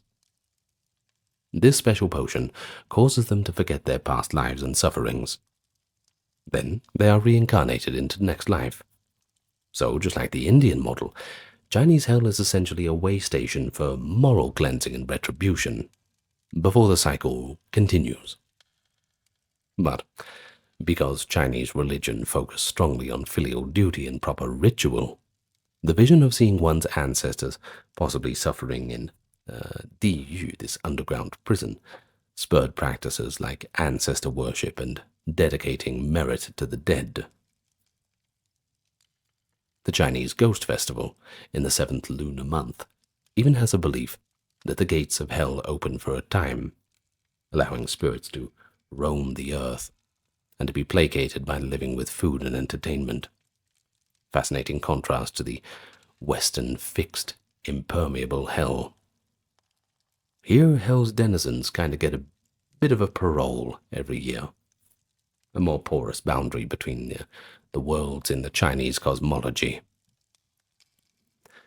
Now, in Japan, the hell concept, which they call jigoku, which basically means the same thing as a diyu, was largely imported by Buddhism from China and Korea. Japanese depictions of hell, such as those in the Ojoyoshu, the 10th century or later scroll paintings, are quite similar. The realms of hot and cold hells, the judges, and the torments like the mountains of needles and rivers of fire. Japanese folklore also added a bit of local flavor. For instance, the vision of the blood lake hell for women who died in childbirth, a reflection of certain local beliefs about impurity. Not very fair, but, it is what it is, I'm afraid.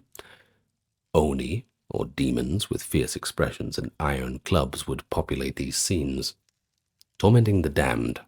One known story is that of the monk Mu Lian, from Chinese Buddhist lore, who travels to hell to save his mother who was suffering for her sins.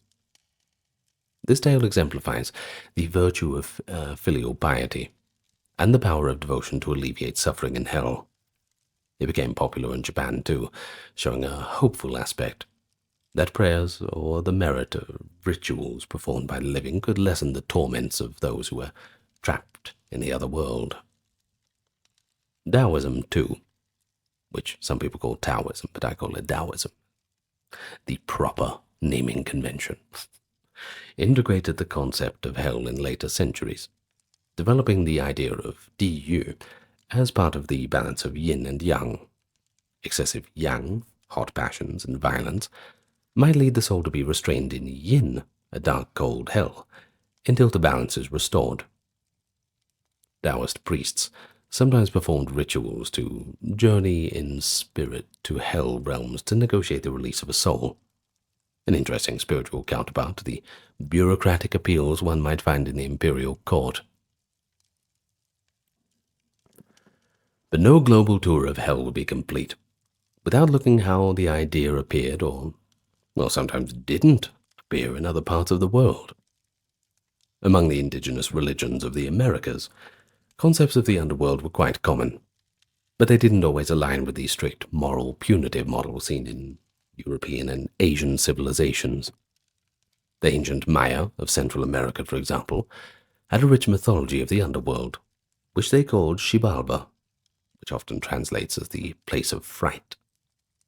In the Popol Vuh, the great mythology of the Quiche Maya, recorded in the 16th century from oral tradition, Xibalba is depicted as a vast subterranean city ruled by death gods, with names like One Death and Seven Death, along with a cadre of demon lords such as Blood Gatherer, Pus Master, and the Bone Scepter. Okay. The Popol Vuh recounts how the hero twins, two brave demigods, descend to Xibalba and must survive a series of deadly trials set by the lords of that realm, including ordeals in the House of Darkness, the House of Cold, and the House of Jaguars, which is filled with jaguars, and the House of Bats, which, guess what, is filled with demonic bats.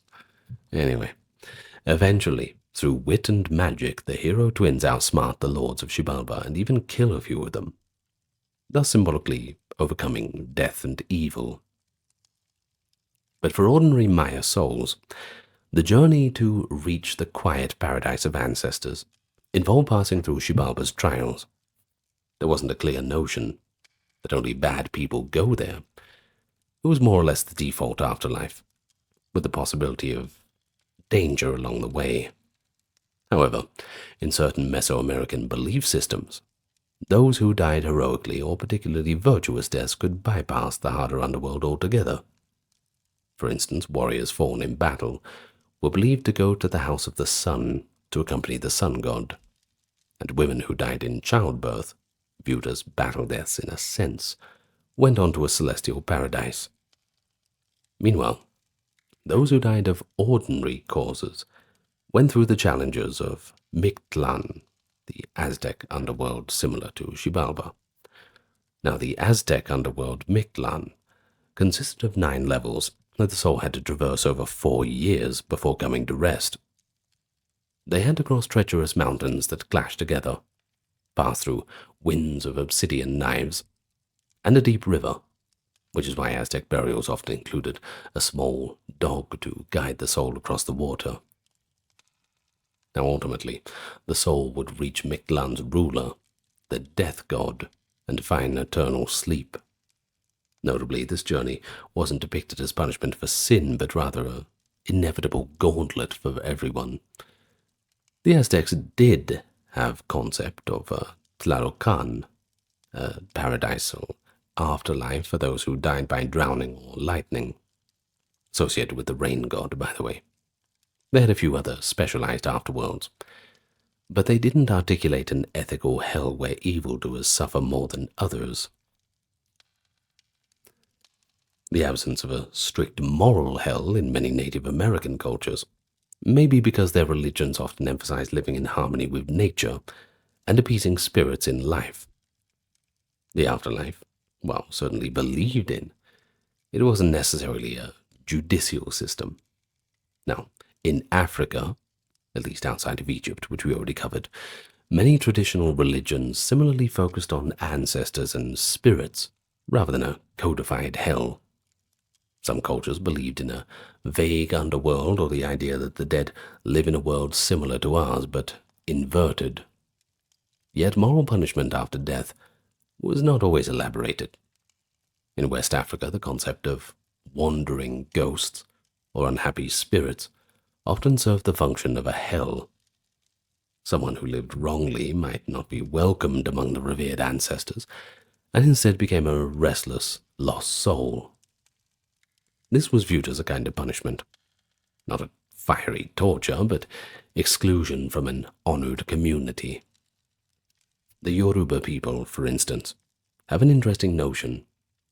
Exceptionally wicked people, beyond the hope of ancestral exception, were said to go to Orun Apadi, translated as the heaven of broken potsherds.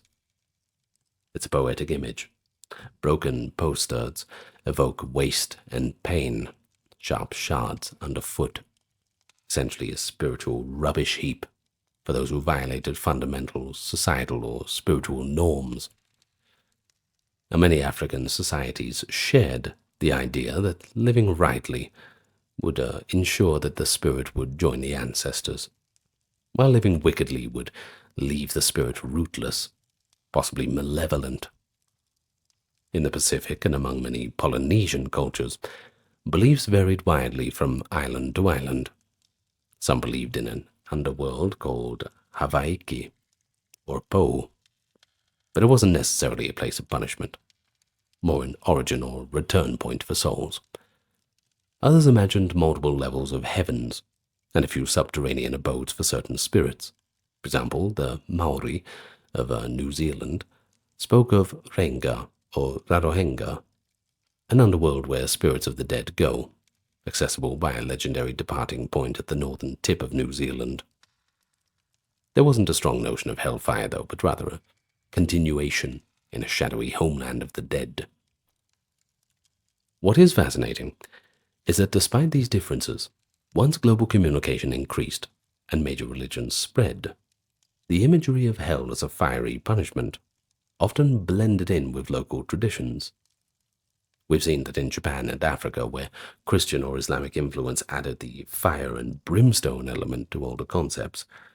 For example, along the Swahili coast in East Africa, after Islam took hold, the local word for the spirit world, kuzimu, came to be understood as hell, and interestingly described as extreme cold, perhaps a memory of some older concept mixing with Quranic ideas. The Quran describes hell predominantly as fire, but also mentions bitter cold and darkness as part of their torment. Tuscany. It is perhaps one of the most beautiful places in the world.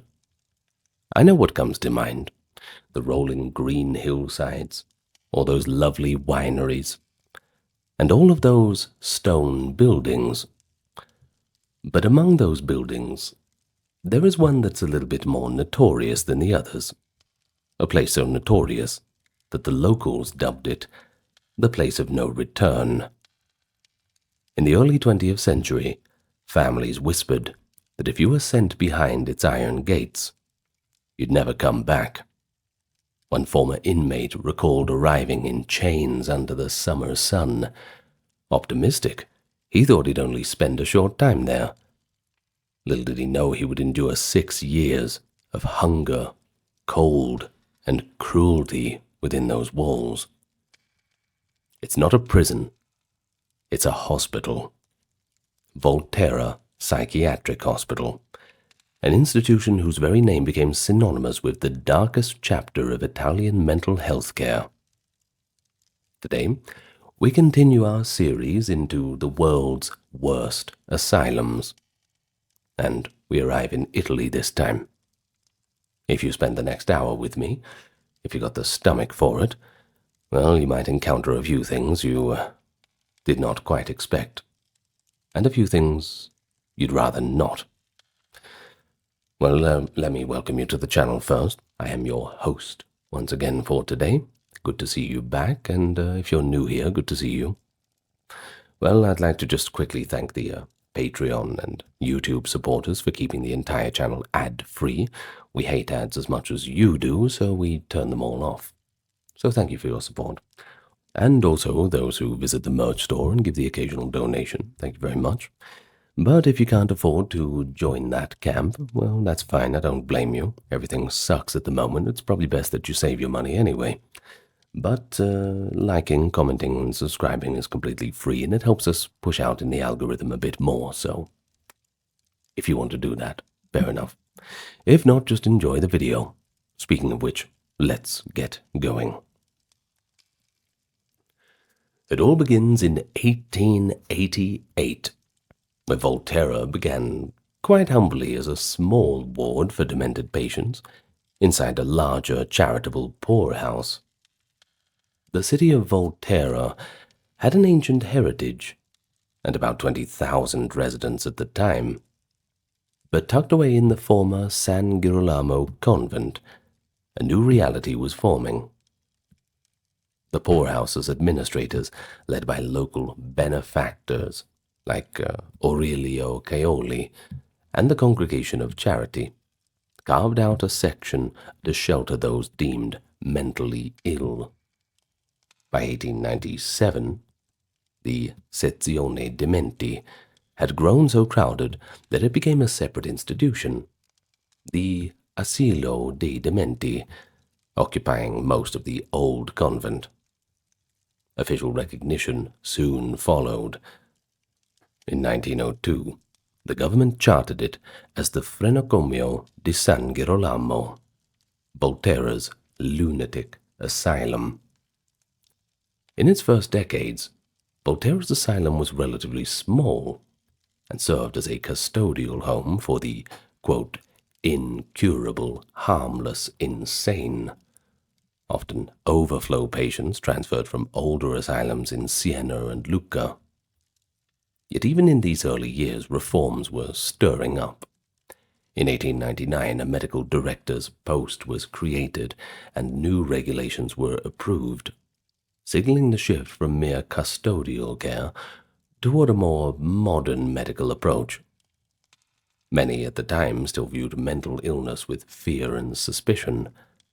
The asylum was essentially a repository for the unwanted, not only the truly mentally ill, but also vagrants, epileptics, and all those little characters who didn't quite fit into the social norms.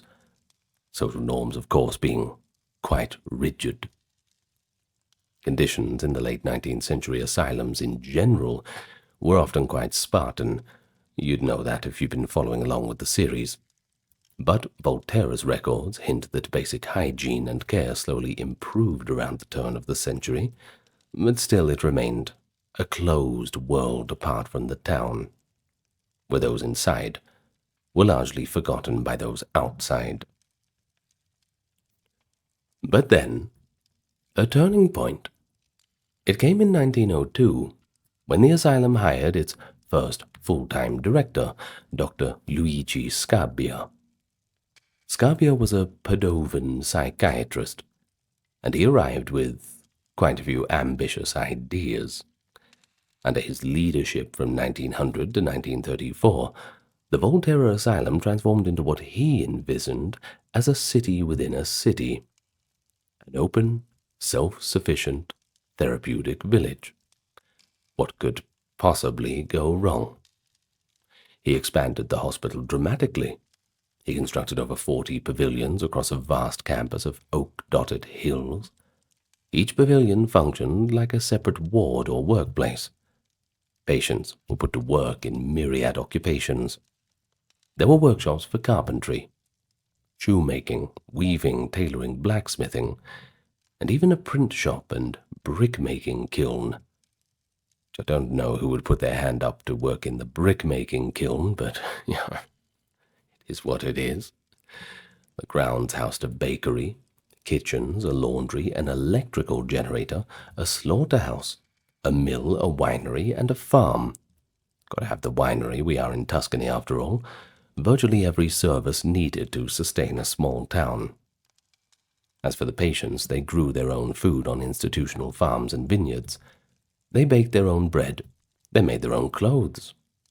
Scabbia firmly believed in work therapy as a way to give patients purpose and possibly prepare them for a life outside. Maybe. We'll see. At a time when many European asylums were squalid warehouses, Scabbia's approach was pretty progressive. He embraced the open-door policy, allowing certain wards to remain unlocked, and giving patients supervised freedom of movement on the grounds. Restraints like straitjackets were used sparingly under his rule, and he even promoted family foster care, in which some long-term patients could be placed with local families as a form of rehabilitation. Recreational and cultural activities were introduced. Patients formed a music band, and dances or theatrical performances were occasionally organized, reflecting Scabbia's humane impulse to bring a bit of normalcy to asylum life. Well, the asylum's population expanded under Scabbia's tenure. By the 1920s, new buildings sprung up to accommodate the influx of patients, and they came from all over Italy. Notably, Scabbia saw the construction of distinctive ward pavilions named after famous doctors. Many of those names, Charcot, Crepelin, Ramazzini, etc., still adorn the crumbling buildings today. He even established a unique internal currency in 1933 for use inside the hospital. Printed vouchers that patients could earn and spend in the asylum's little shops. This was meant to foster a sense of normal economic activity and reward work participation. In an extraordinary project, patients were also involved in archaeological excavations on the asylum grounds. During the 1920s, they helped unearth the ruins of Volterra's ancient Roman theatre. Now, such endeavors, they all sound pretty good, right? They all were hailed as examples of productive therapy, turning the asylum outward to engage with the local community. But, despite these enlightened ideas, Volterra was no paradise. Progressive as Scabia's philosophy was, it remained a total institution. Patients were still confined for years, some of them decades. Some former patients recalled that daily life, though structured, was strictly regimented. And underlying the therapeutic village ideal was a paternalistic assumption that the mentally alienated would live out their days in this contained world, largely segregated from society. And indeed, very few patients ever actually achieved reintegration, despite Scabia's stated goal of preparing them for a return to society. Volterra gained a reputation as a place that no one entered and left. Well, as a place that one entered but seldom left, you know what I mean. Of course, we've already mentioned the nickname, the place of no return. Seems like something out of a Dante Alighieri poem, "Abandon all hope, ye who enter here." But still, it doesn't sound too bad, doesn't it? Scabia himself died in 1934. In a telling gesture of devotion, he chose to be buried in the asylum's own cemetery among the patients he cared for. And by then, the Volterra Hospital had grown to be among the largest in Italy. Official figures show 4,557 patients in residence by 1939. Now that's an astounding number for a single facility. The ideal of the self-contained therapeutic community was realized, but it existed uneasily along the harsher realities that would soon become more pronounced. You would have thought that the foundation set by Scabia would continue, that the good days would last forever. But if you know anything about the 30s in Europe, you would know that things are about to change. The lofty village would soon take on more features of a prison as external forces and new leadership moved on in to change the hospital's character.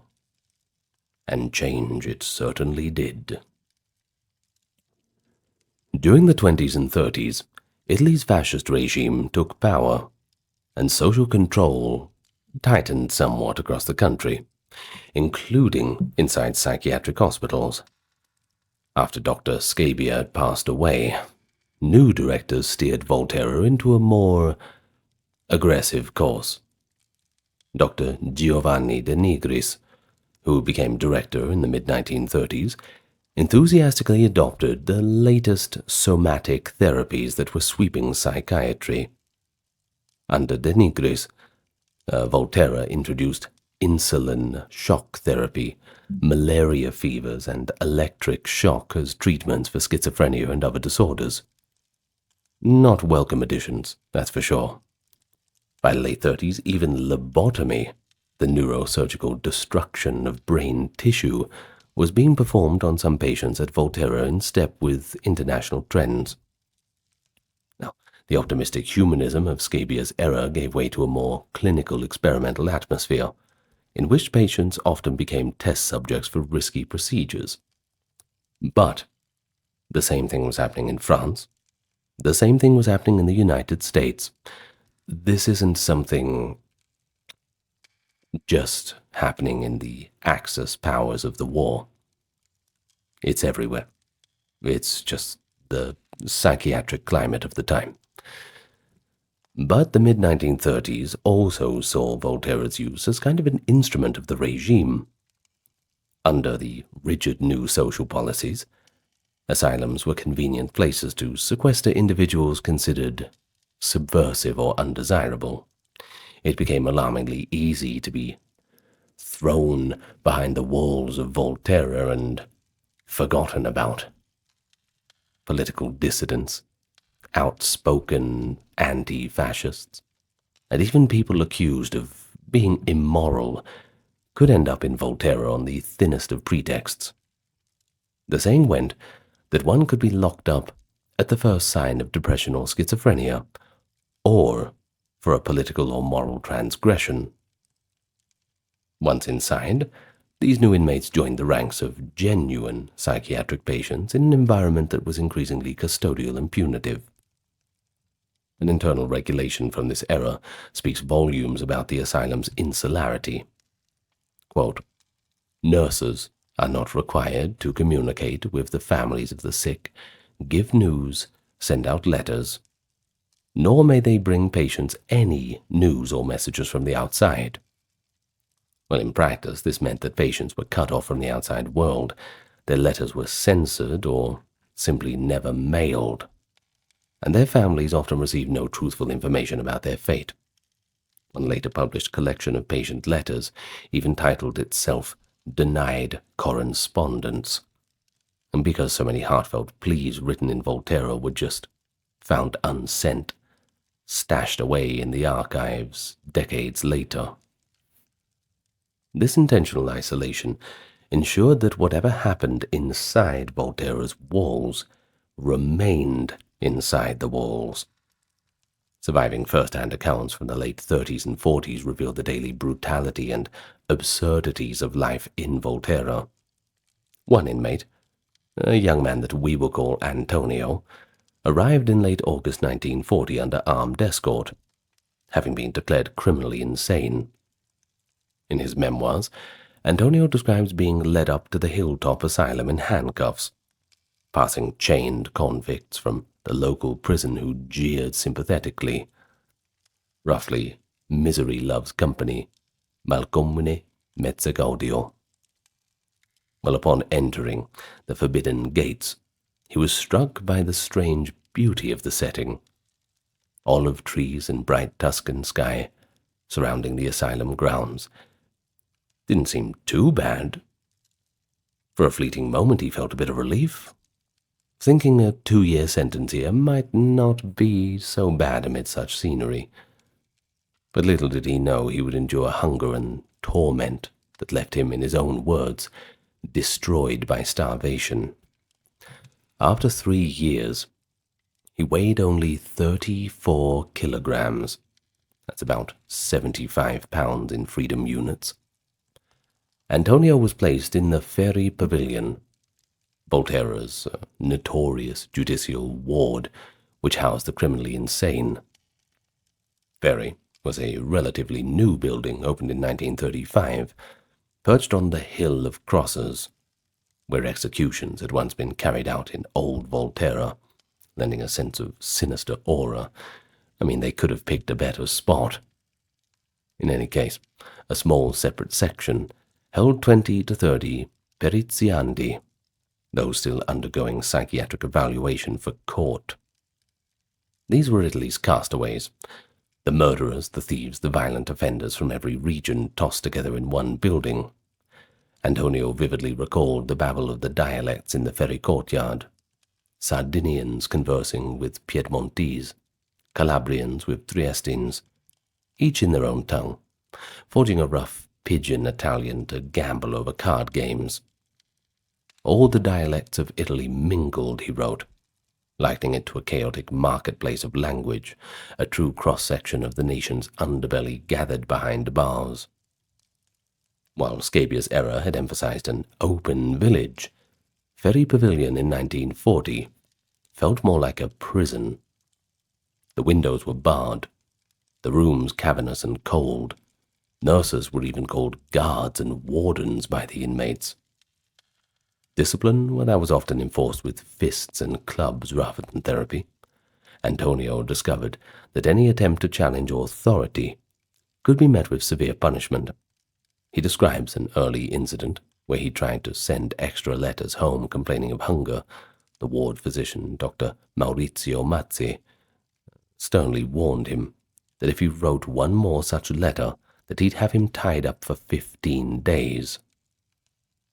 Inmates learned to hold their tongues and follow orders, or they would face the dreaded isolation rooms and straitjackets. Yet there were acts of resistance. Antonio recounts one bold attempt to force the director to hear his grievances. In April 1941, he escaped the asylum in broad daylight. Slipping out during work duty, he scaled a low wall and sneaked through a gap in the hedges. eventually making his way into Volterra town and the station. Heart-pounding, he turned himself in, not seeking freedom but hoping the police would alert the director so he could finally state his case about his conditions. And the gambit did work, kind of, insofar as it got the asylum's attention, but not its sympathy. As soon as he returned to Ferry, Antonio was beaten mercilessly. He was strapped to a bed with a straitjacket and leather belts, and then a staff member stormed in and pummeled him for a full quarter-hour. They made no exception in my case, he notes dryly. The unwritten custom was that every escapee got a beating upon recapture. He remained bound in isolation for over a week. In the end, the director still refused to speak with him. The only acknowledgement Antonio got was seeing the director peer at the patients through a window on a later round. On that occasion, Dr. Umberto Satesci, who became director in 1940, took one whiff of the unwashed inmates and reportedly remarked with disgust, "Let's move on. My nose is suffering," as he hurried away. The director of Volterra evidently could not bear even the smell of his charges. Now, such stories like this show the profound contempt and neglect that had seeped into the asylum's culture by the late 30s. The staff, from physicians down to orderlies, wielded near absolute power over the inmates. One internal rule even instructed orderlies to address patients by their admission numbers instead of names. Now, that's pretty dehumanizing, isn't it?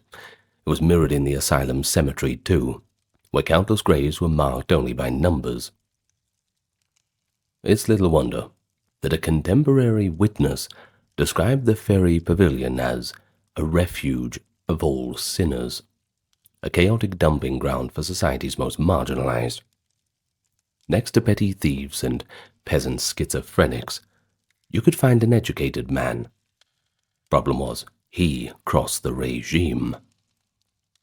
Had a little bit too much to think there, haven't you? Well, in one cell might be a troubled farm laborer who killed his wife in a psychotic frenzy, and in the next, a poet, or a dissident locked up for penning the wrong ideas. All were flattened into the same status, lunatics, and they were treated with equal parts indifference and brutality. And then there's more. If it couldn't get any worse, sexual predation was another dark aspect of asylum life. In his memoir, Antonio devotes passages to the rampant homosexuality and abuse that he observed. Volterra's male wards, like prisons, developed their hierarchies of active and passive sodomites. This is all in the wording that is provided, of course. He estimated roughly 1/3 of the patients engaged in homosexual acts or exploitation. Now, shockingly, he met one inmate who had been sent to Volterra at age 12, a child thrown into this environment. He wonders what judge could have been so stupid or reckless to commit a 12-year-old boy here, imagining that the judge must have never had a child himself. Antonio goes on to say that he felt that any father with a conscience would rather see his son dead than co-sign him to this Bolgia, Dante's term for a circle of hell. That was how they described Volterra's forensic ward. Now that 12-year-old boy, from Trieste, now 19, had essentially grown up among predatory adult inmates. Indeed, Antonio vividly describes being propositioned by a much older inmate who offered him tobacco in exchange for sexual favors, an offer he refused. And he also witnessed others openly masturbating or performing sexual acts in the communal dormitories. One particularly grotesque image that he records is of a man who, after such act, licked his own seed off his hand in full view of everyone. The young Antonio, nauseated, lost his temper at the scene, which led him to an outburst of violence, throwing a soup bowl at a nurse, that in turn resulted in him being tackled, choked unconscious, and tied down for 20 days in yet another punishment cell. Such was life in the hell on the hill, as later recollections would call it. A stew of untreated mental illness, brutality, coercion, and desperation. Of course, all of it was largely hidden from the public view. The asylum's walls were high for a reason. And then the war broke out, as if things could not get any worse. Well, they do. The outbreak of World War II brought further calamity. Italy's involvement in the war from 1940 to 45 created severe shortages of food and resources nationwide, and these shortages hit closed institutions especially hard. As the war dragged on and on, the government imposed rationing on the most basic of foodstuffs. Within the asylum, this translated into dramatic cuts in already meager rations. These early months of war were a turning point, remembered grimly by patients. In October of 1940, with no warning, the morning bread allotment was suddenly slashed. Where once each ward table had a basket of bread slices for the taking, now each man received a pitiful 80-gram loaf. That's hardly anything. The bread was of poor quality, mixed with non-wheat flours to stretch it out. They're probably grinding up acorns and all the rest, you know. Hunger became a constant torment. Patients and even staff had a sense of dread, as one nurse warned a patient who tossed away a bread crust. Don't waste that. A time will come where you'll regret every crumb of it. Soon the daily fare developed further, or devolved rather. To substitute the missing bread, the kitchen began issuing a few boiled potatoes, skins on, at lunch and dinner. Well, for a time this helped a little bit. Nothing better than potatoes. It all sounds good. But as the economy worsened, even the potatoes ran out. By 1941, inmates were given a single boiled turnip as their ration supplement. Now this is essentially starvation fare. Antonio asked rhetorically, what is a turnip? The lowest of vegetables, no protein, no vitamins. You wouldn't even feed it to a pig you wanted to fatten. In terms of calories and nutrients, it's 0. Yeah, pretty much. Turnips are, well, they're not my favorite. Anyway. Yet the men of Volterra ate even the turnips because they had no choice. They had to choke them down as their bodies began to waste away. They also gnawed on whatever else they could find. Dried fava beans and roasted chickpeas were issued occasionally. Foods considered livestock feed in better times, but these were not better times. Antonio, who was a northerner, had never seen a fava bean before. But hunger taught him how to chew them raw with a little salt and oil when available. As famine set in behind the walls, inmates became desperate and resourceful in equal measure. Those whose families lived nearby fared best. Local relatives were allowed to visit periodically, war or not, and they would bring precious parcels of food, perhaps a loaf of bread, some cheese or cured meat, or even just extra potatoes. A patient with a family in a Volterra area village suddenly became quite a wealthy man in the ward, sharing or trading a bit of food with his less fortunate peers. But for inmates from faraway provinces, like Antonio, who, by the way, his family was 400 kilometers north and completely unaware of what was going on, well, for people like him, there was just no rescue. The men grew pale and emaciated, eyes sunken, energy sapped.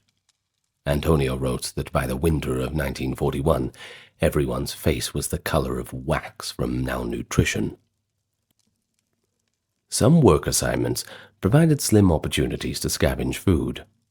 Antonio managed to get himself assigned to the cobbler's workshop, repairing shoes simply because he noticed the cobbler team often wandered the grounds delivering footwear to other pavilions.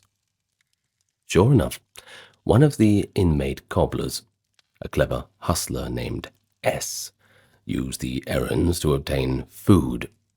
S would slip into the kitchen storerooms or befriend sympathetic workers, and he'd come back with pocketfuls of potatoes, beets, chestnuts, pretty much anything he could get his hands on.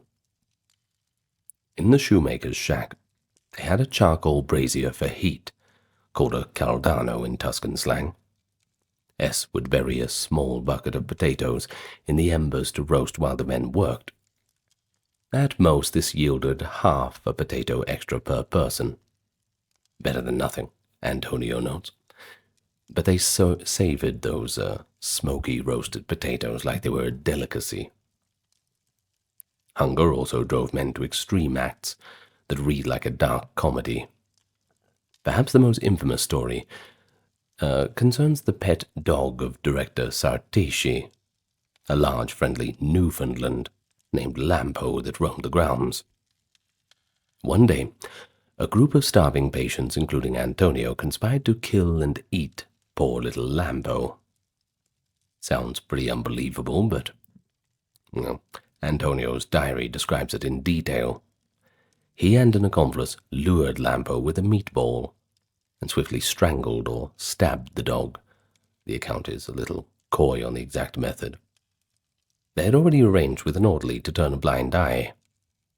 The prisoners then skinned Lampo on the spot, quartered the carcass with a smuggled hatchet, and hid the pieces in a drain.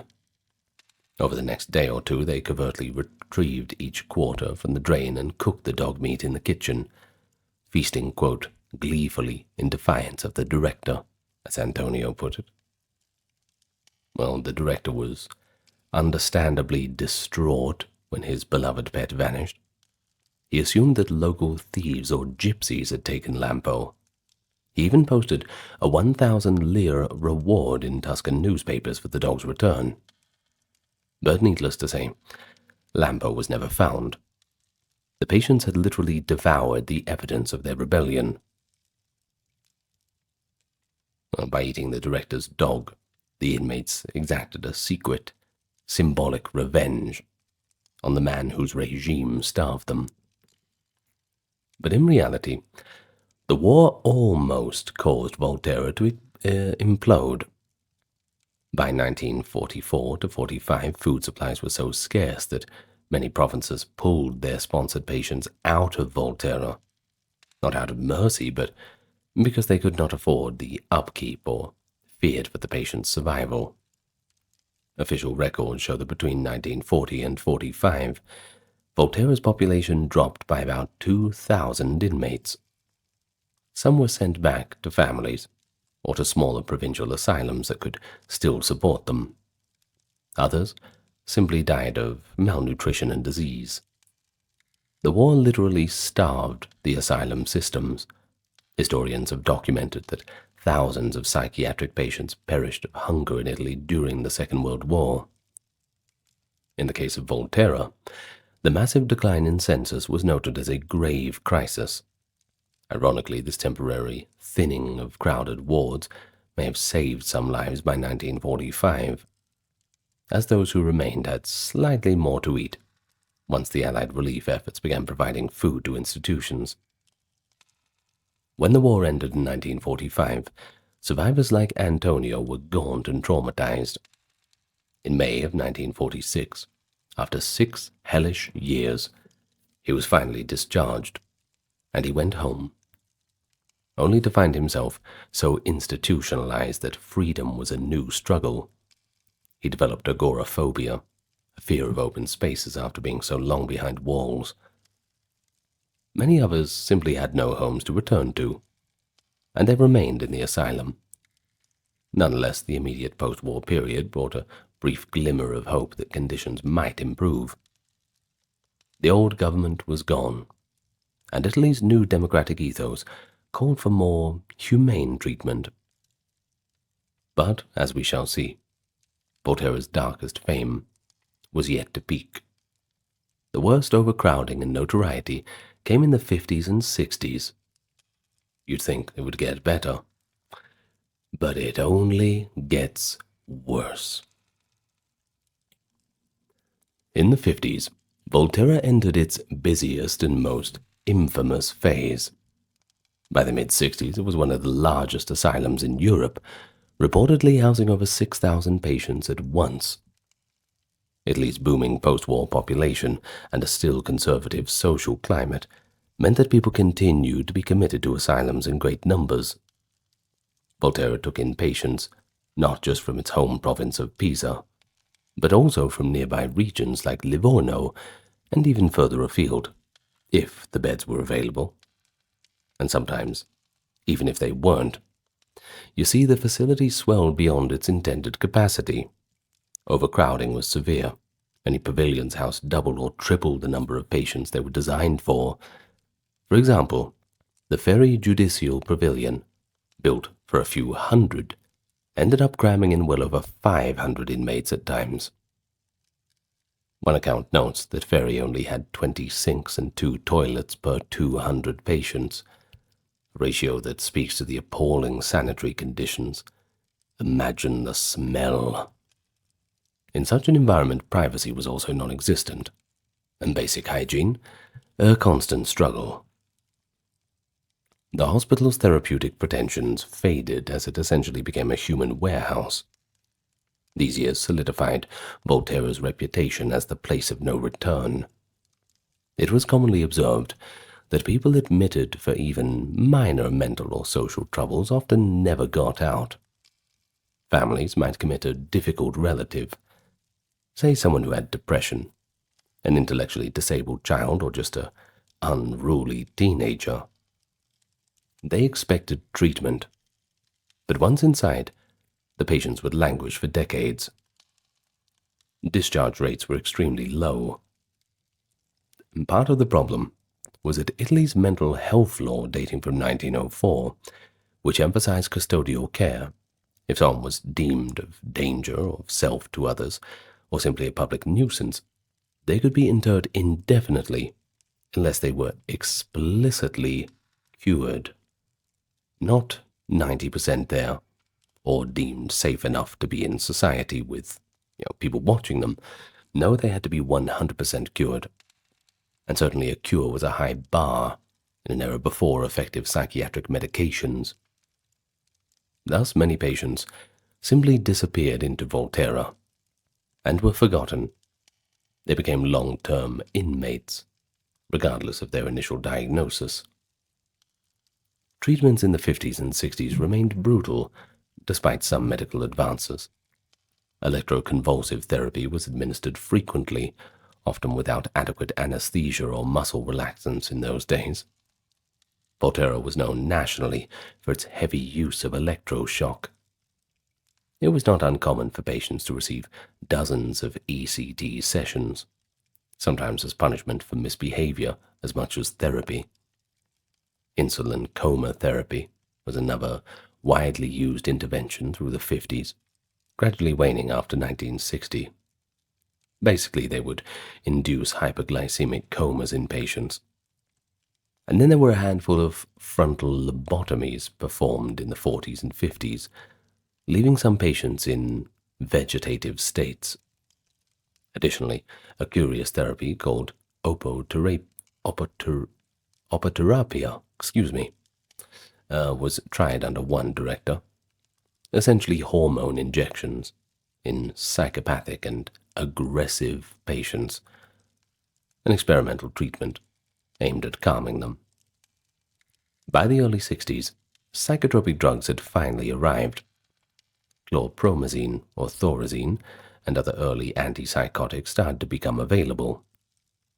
Under director Gino Simonini, who took charge in 1955, Volterra did incorporate the new psychiatric medications, which gradually replaced the more dangerous coma shock therapies as first-line treatments. Patients were put on heavy regimens of sedatives and antipsychotic drugs, which, while somewhat taming chaotic behavior, often left them in a chemical daze. One could walk into a ward and see rows of patients sitting on benches along the walls, mouths agape and drooling, the telltale Thorazine shuffle posture. The new drugs helped staff manage the hordes of inmates, but they did not necessarily improve the patient's chances of discharge or recovery in a meaningful sense. They just lowered the overtime, I suppose. Life in these years was deeply monotonous and regressed. Daily schedules were rigid. Wake at dawn, meager meals, idle hours in locked day rooms or bleak courtyards, and then an early lights-out call. Occupational therapy continued, the workshop still operated, and the able patients worked in agriculture or maintenance. But with so many patients, meaningful work was not available for everyone.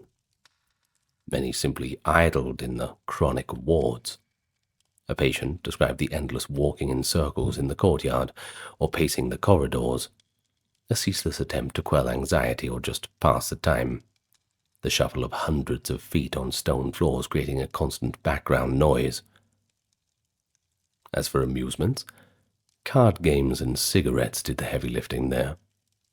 Gambling was rampant. Men would bet on rounds of cards using cigarettes or even pieces of bread as currency.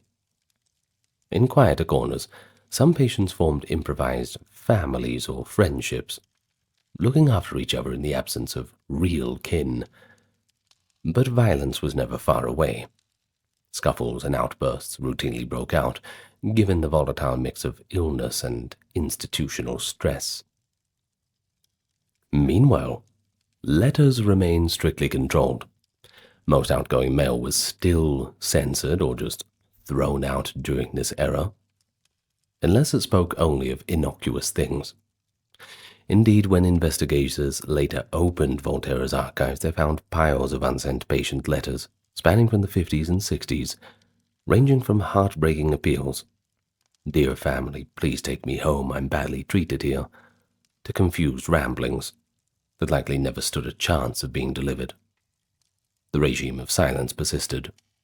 Visits from family were infrequent, and when they did happen, they were often traumatic. Seeing a loved one altered by years of confinement and heavy medication could be overwhelming for relatives, who sometimes simply stopped coming. Thus, many inmates became effectively abandoned, with the asylum as their only world, and the staff and fellow patients as their only family. The physical conditions of the hospital in these years, despite earlier improvements, deteriorated under the strain of overcrowding. Sanitation was poor. Too few toilets, often backed up or filthy. Contagious diseases like tuberculosis spread in the cramped dormitories. Patients were issued thin, worn-out uniforms. Laundry was not always sufficient, leading to foul smells and vermin infestations. And then when the winter hit, heating was inadequate in many pavilions, a legacy of the poor infrastructure.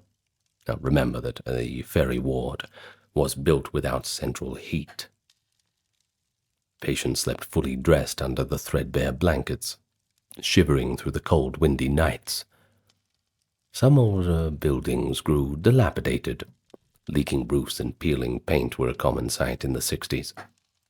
In essence, the grand village was falling apart, even as more and more souls were packed into it.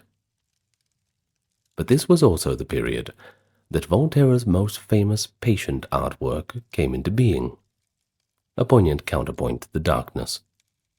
From 1959 to 1972, a schizophrenic patient named Oreste Fernando Nanetti methodically engraved a 180-meter-long graffiti text onto the plaster of an outdoor courtyard wall, using the metal buckle of his straitjacket like a chisel. Nanetti, who called himself NOF4, scratched an epic autobiographical fantasy along the walls of the Pavilion Ferry. He inscribed writings, including imaginary space adventures, telepathic messages, and diaries of abuse witnessed, an entire universe carved into the concrete. Other patients, and even a few nurses noticed the quiet man etching day after day on the wall. But for years, no one stopped or encouraged him. It was simply one man's obsessive pastime amid the daily drudgery.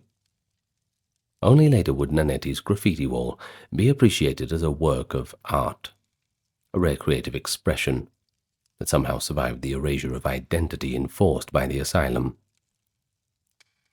At the time of its creation, though it was just part of the scenery of suffering, words literally scratched onto the walls, a testament that he was here, he existed, from someone who the asylum tried to render voiceless. But despite all the misery, the 1960s change was brewing in Italian society. Psychiatric hospitals began to face scrutiny. A reform movement, led by visionary psychiatrists like Franco Basaglia, argued that such asylums were inherently dehumanizing, and they should all be abolished. Volterra, however, was slow to change internally. There were some small steps. In the late 60s, enlightened staff members started a patient-written magazine called The Human Dimension, giving a few patients a platform to write poems and articles, a remarkable experiment in a place that had denied them a voice for so long. In 1968, patients at Volterra even organized a song contest, mirroring the San Remo festival, where they performed songs, a moment of fleeting joy and normalcy, I suppose.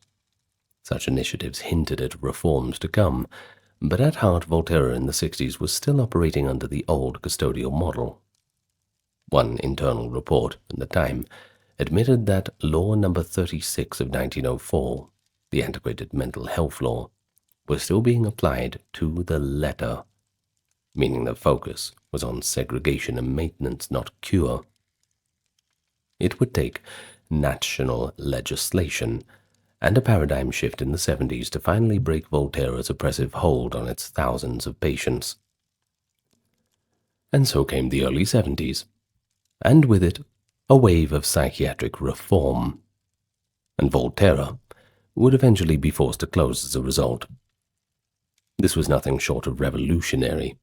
After years of activism and pilot projects in other cities, notably Perugia, Gorizia, Trieste, Italy passed Law 180 in May of 1978, the famous Basaglia Law, which mandated the gradual shutdown of all traditional psychiatric hospitals in the country.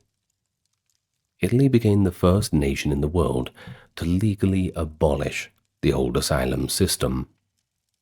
The law was named after Franco Basaglia, the psychiatrist who had demonstrated that patients could live better in the community setting, and who had denounced asylums as total institutions that only worsened mental illness.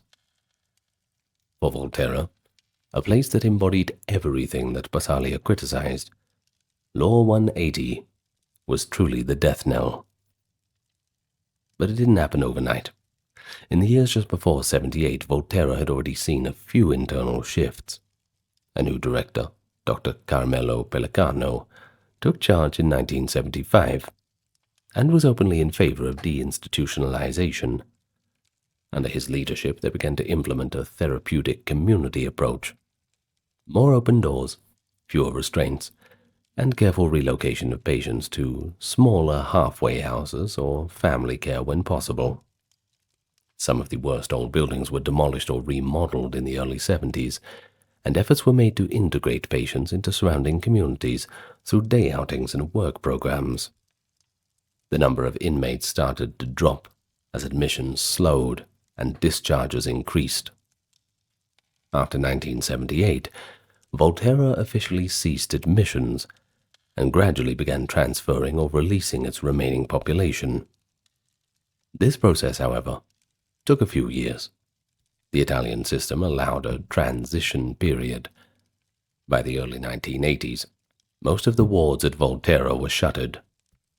Their former occupants moved to general hospitals or psychiatric units or community mental health centers. The emptying of Volterra was dramatic.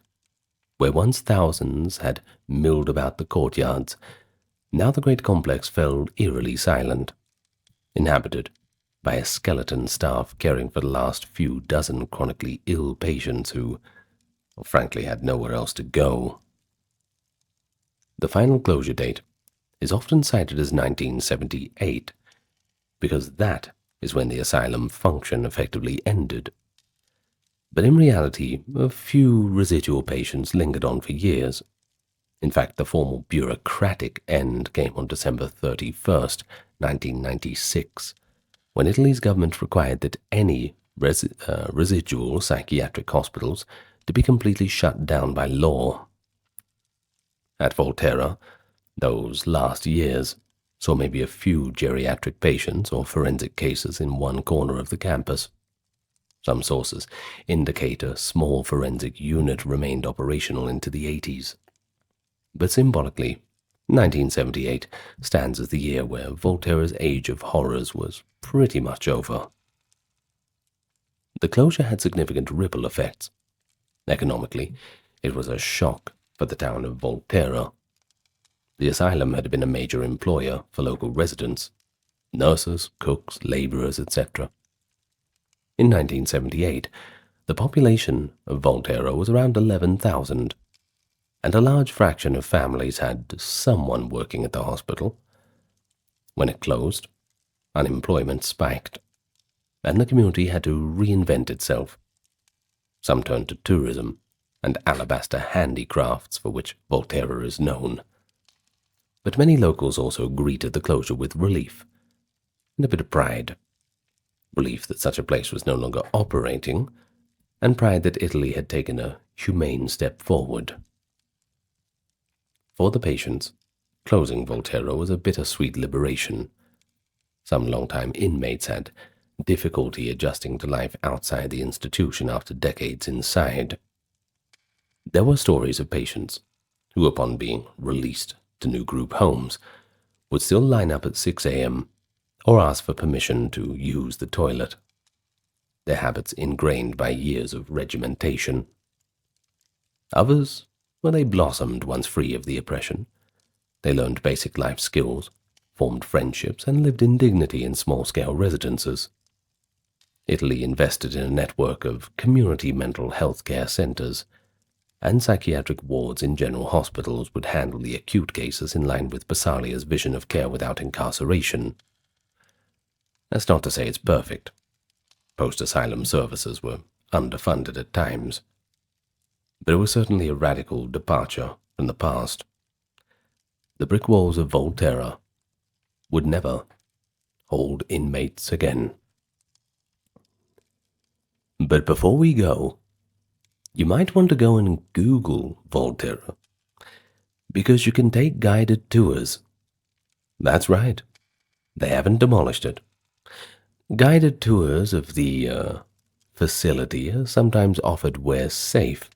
There's even a small museum in the former admission building. I've seen pictures. It's very cool. Visitors can walk in those corridors and peer into the cells with those rusted bed frames where so many nights of human misery were spent. A kind of macabre day out. But it's important to see these things, I think. Tour guides and mental health professionals use these visits as an opportunity to educate people about how far psychiatric care has come, from the neglect and abuse that places like Volterra embodied, to a more compassionate and rights-based approach today.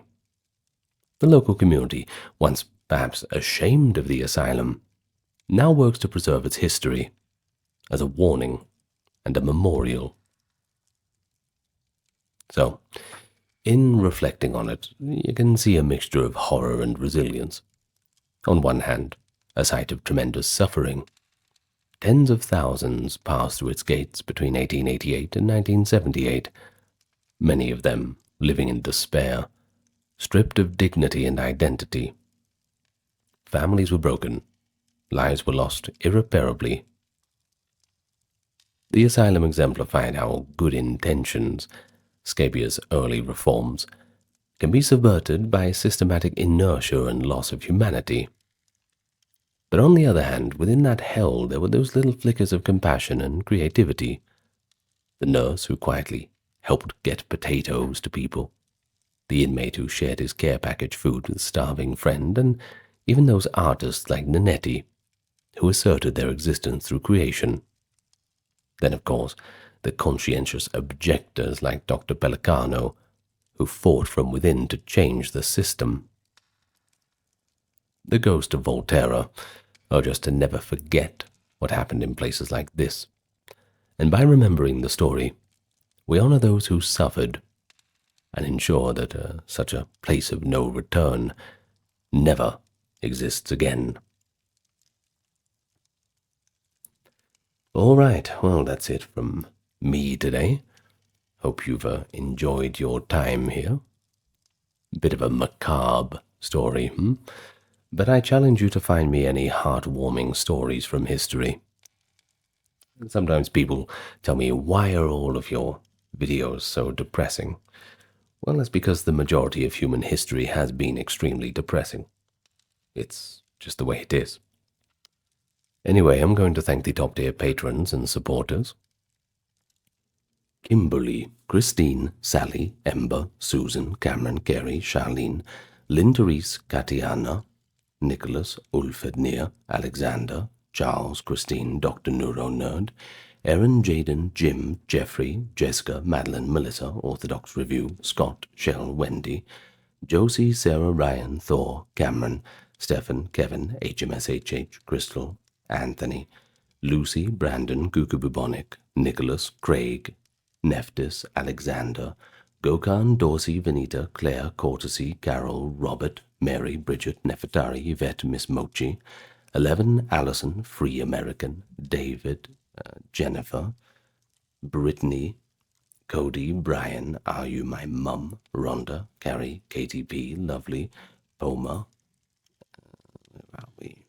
Kevin, Marissa, Altazakin, Lucy, Julianne, Rosie, Tivolo, Chris, Apocalyptic, Brandy, Wolfsbane, Dude, Brinny, Aiden, Fabian, Michael, Agworm, Prince of Persia, River, Indian Trail, Catherine, Alexa, Big Gun 101, Brandy, Bestian, Stevie, Jessica, Scott, Gail, Emily, Jade, Jake, Demonstow, Mason, John, Magenta, Dumpster, Tracy, Mossy Frog, Catherine, Ezio's Art, Autumn, Monica, Jennifer, White Rags, Gertrude, Rose, Formal Horse, Sandpiper, Mike, Darth Mel, Daryl, Michelle, Ezio, Melissa, Joy, Jennifer, Lindsay, Leah, Jax, Chayla, DRD, Neon Binary, Skull Kid, Max, Virginiast, Tater, Tessa, Kyrene, Debbie, Chadwick, Catherine, Lily, Foodie, Scariness, Haldor, Last Hurrah, Heather, and Lindsay. Thank you so much for keeping everything ad-free. And that is enough from me for now. I'm going to go and rest. Okay? Good night.